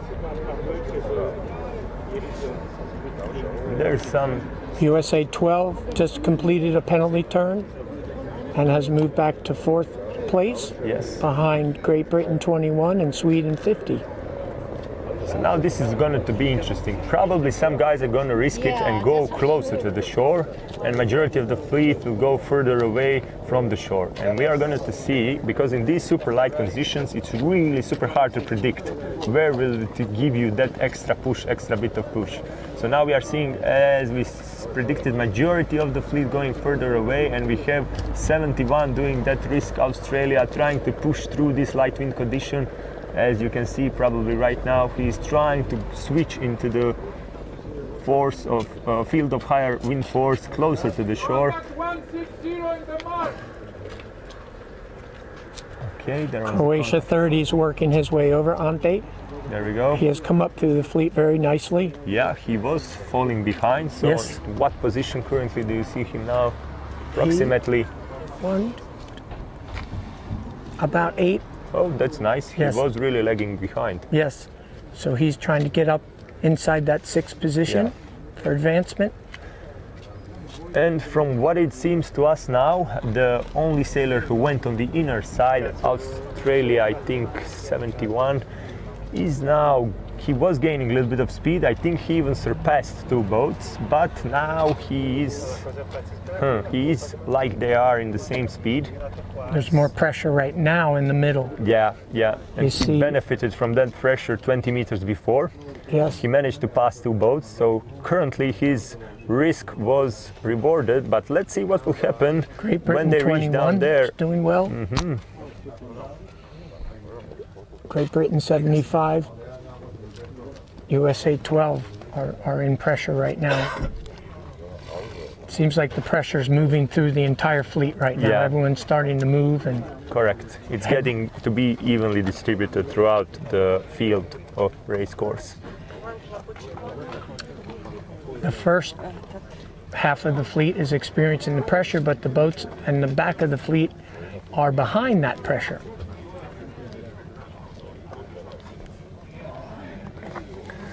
Well, on this race, nobody managed to escape so far away from one from another. You know, maybe a little bit further away is, of course, the first place, but this seems pretty close.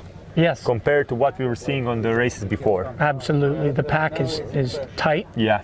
The leeward mark rounding should be fun to watch. Absolutely. As they'll try to get the best position to round the leeward mark for the final tack to the finish.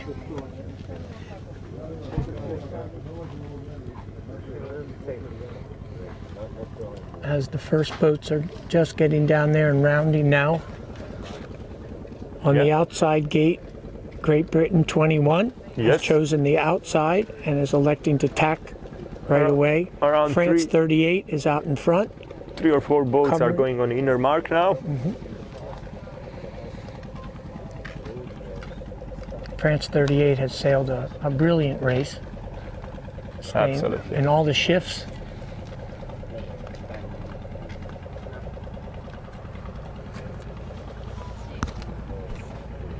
We have USA 12, Argentina 63, Spain 17, Chile 13 out on the port tack, getting ready to tack on the ley line to the finish. We don't have too many boats coming up the inside right now. The majority of the fleet has elected to go out. Yeah, a couple of boats went all the way close to the shore, and we'll now soon see them coming and climbing up. But still, okay, there is one already tacking back, following the shore. Someone is going to try to squeeze in totally following the shore. And that's going to be interesting to see in this situation. Right now the pressure's gone light as France enters 38. Well done, Mr. Patrice Montero from First place, France. congratulations, well There you sailed. go. A big applause for big lead. Yes. He made that look easy, didn't he? We have Mr. Olivier Cohen smiling here. He's here for his representative colleague.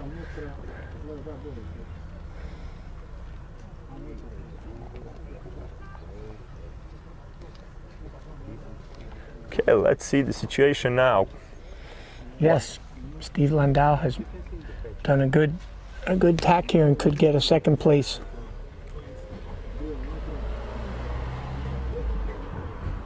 Okay, Great Britain 1-2, second place. 2-1, 1-3, then 50. Seems interesting. Look at this. 3 boats, 1-7, 1-7-1, 7-5. Isn't it amazing after sailing all that distance how close they are? Exactly. Now here's Ante. 3-0 Croatia, then 63 Argentina. Very good sailor from Croatia. Yeah. Experienced. And then we have 9-3 Denmark. 1-1 Bermuda. 9-5 from Great Britain, and now we have 71. I think that's USA. Yes, Gary Bowl. Gary Bowl, yes. And coming from 193, then we have Croatia 68, following him Mr. Robert Grubisha from Rijeka.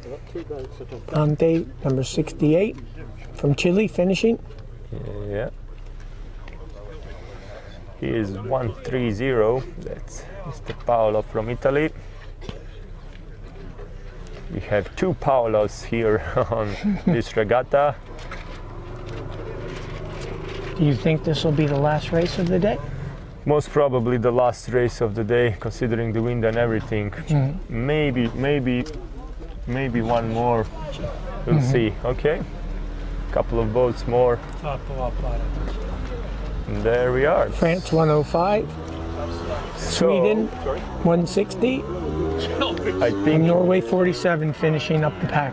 that's it now, yes? All of the hulls are called out. Well, the Skip, thank you very much for this commentary. Thank you. I'm sure a lot of people, not just on Bahamas, but worldwide are watching this and Yes. enjoying your commentary. That was really lovely. So right now, we're I'd gonna like to give a big shout out to my sons Noah and Dylan and my daughter Brianna. I hope Awesome. you're all doing well in the States. We have all been seeing your family here, and they are great people, and we are all loving to having you here. Thank you. Well, you guys have made us feel like family, and we really appreciate it. And Thanks. you are bet. here. All right, dear spectators worldwide, right now I'm gonna shortly say goodbye to you until we come back. Josip and Skip are out.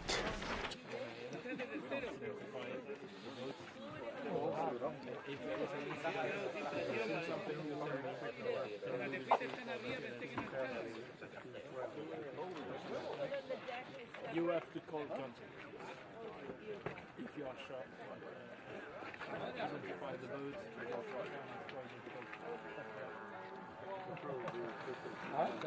And you please stay close to me. Seems to be. In and out, in and out, in and out.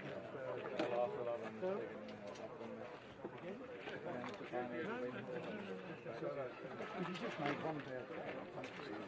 Yeah.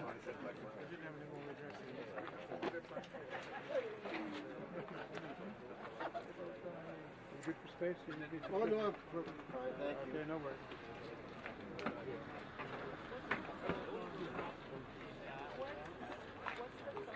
Well, I guess that's it. Don't you say a word. I could see you standing there thinking. I'm not saying anything. I just thought the scoreboard was wrong when I looked at it. Is there a protest in this race? Hmm? Was there a protest in this race? No. I'm hoping. No. You missed out by one. You fell out by one. That's you last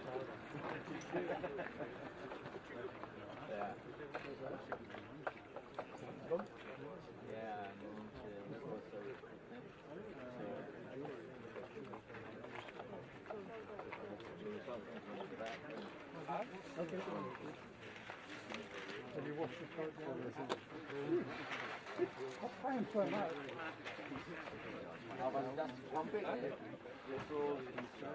Us three are going to share another month. Sorry? Well, the wind was I want you. I've got 2 hats on. What do you want? Us three are going to Okay, I'm pleased with that. Now, I'm going to have to tell you, it's on me. No, Okay? I'm not. No. It's on me. When you do that, but tonight, it should be, because I'm getting so many freebies here, and you guys have done so much, so it's fine.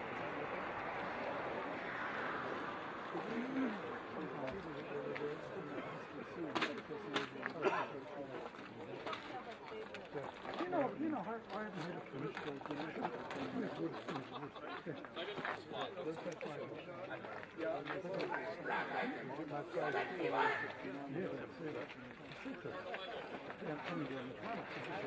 Have you known anybody else that pick up any sniff? Eh? Flammable, yes.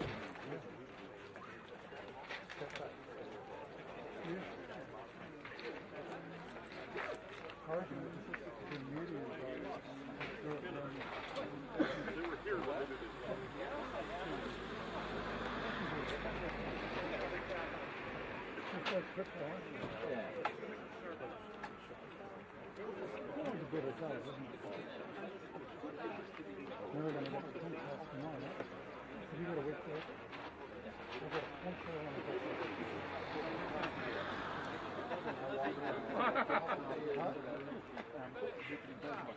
I know that here is what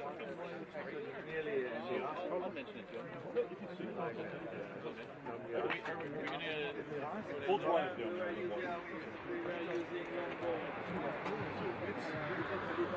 Yeah. Everybody wants to. There's a stage where everybody wants to to me. Had lots of people writing to me to get the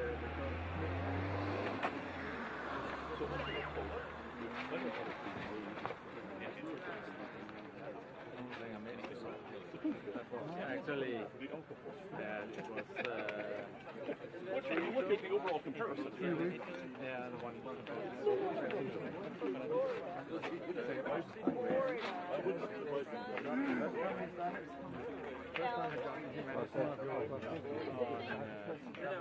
was anxious to make 3 holes in one go. Thought I was around it. Started to turn and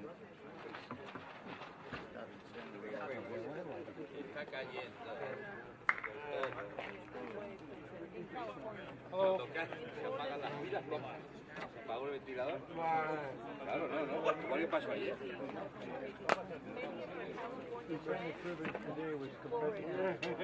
Apretado,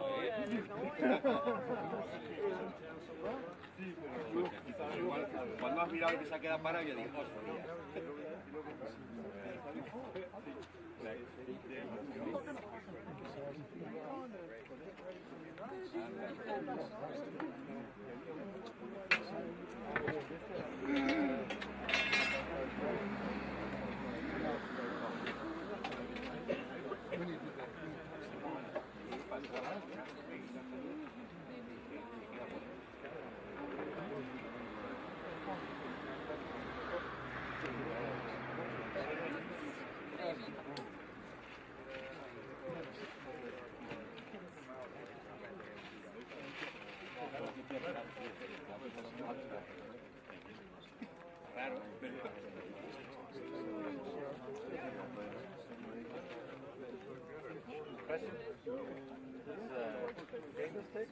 Normal sticks are not. Sticks like that.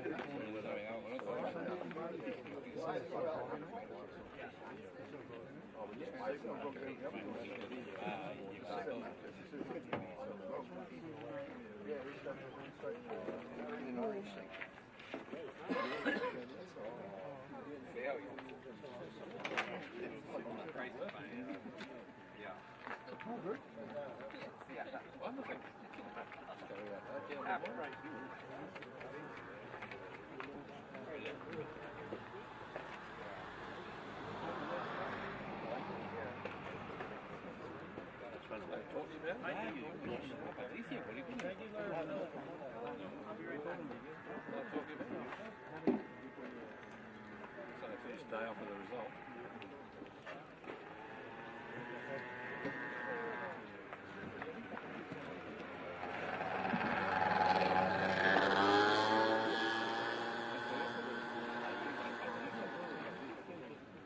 Y al final, con Patrick.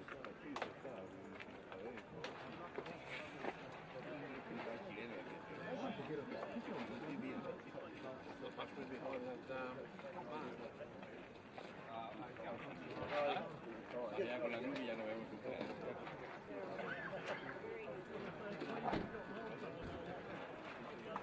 mañana marcan 20 y tantos. That's less than what you had in the show. Marca mejor ahí. Sí, estaba fuerte hoy. Dice que es posible, a lo mejor a la hora de récord.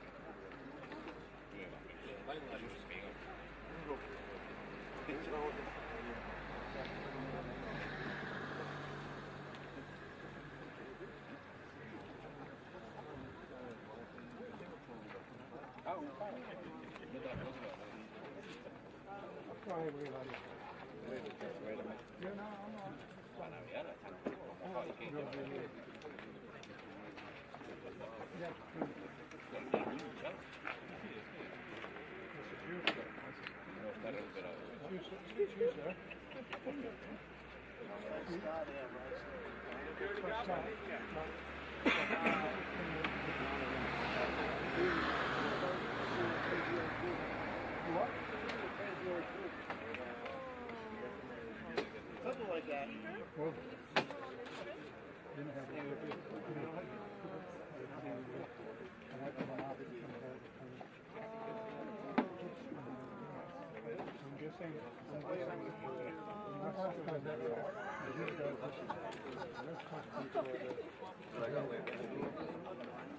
Have you figured it out?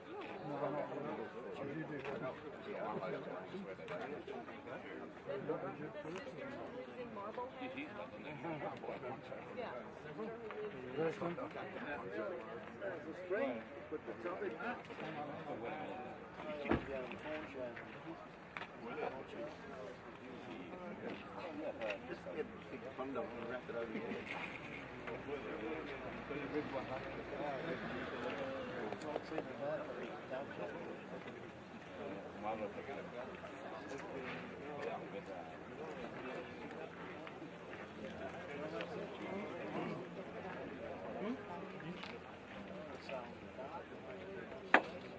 I think I can start walking. Okay. Now again. I'll see you back at the ranch, okay? Okay.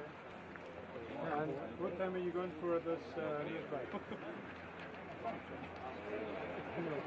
do you want to go? 6? 6, okay. So I'll meet you at the... Right, we'll meet you there. Yeah. At the siesta. Yeah, good.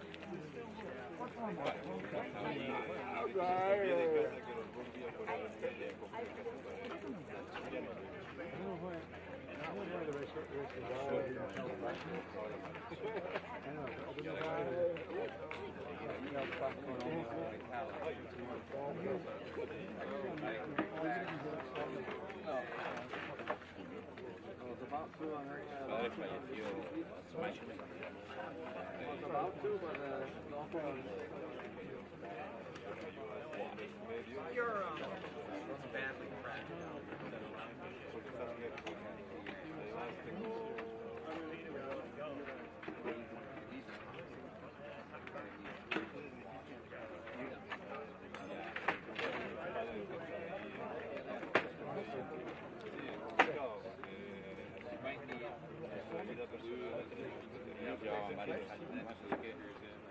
La mujer de Pepe, también su madre.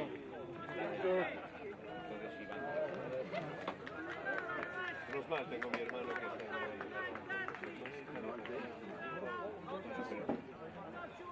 Pues ahí al lado.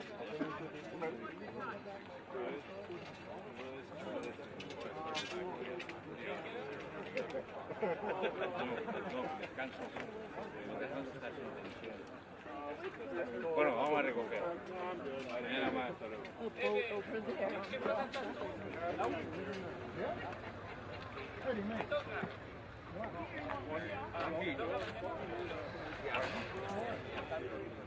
I did one seafood race.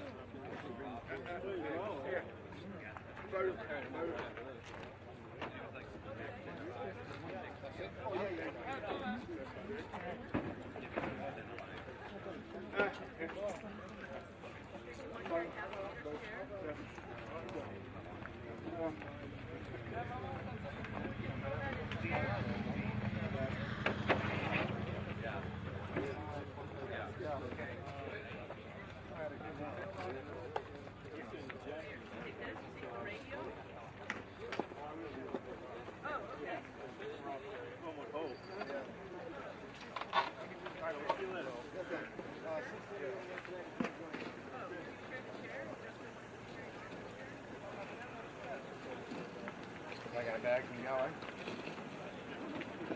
Yeah.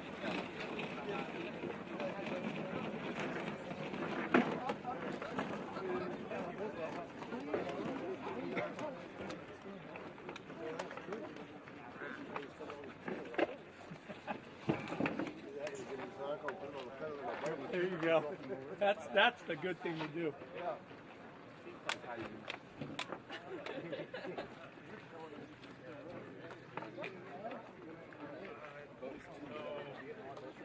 I got your CA. All right. It's not going to work tomorrow.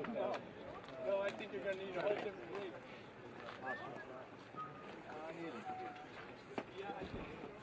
He usually change to a C rig. Really good when What?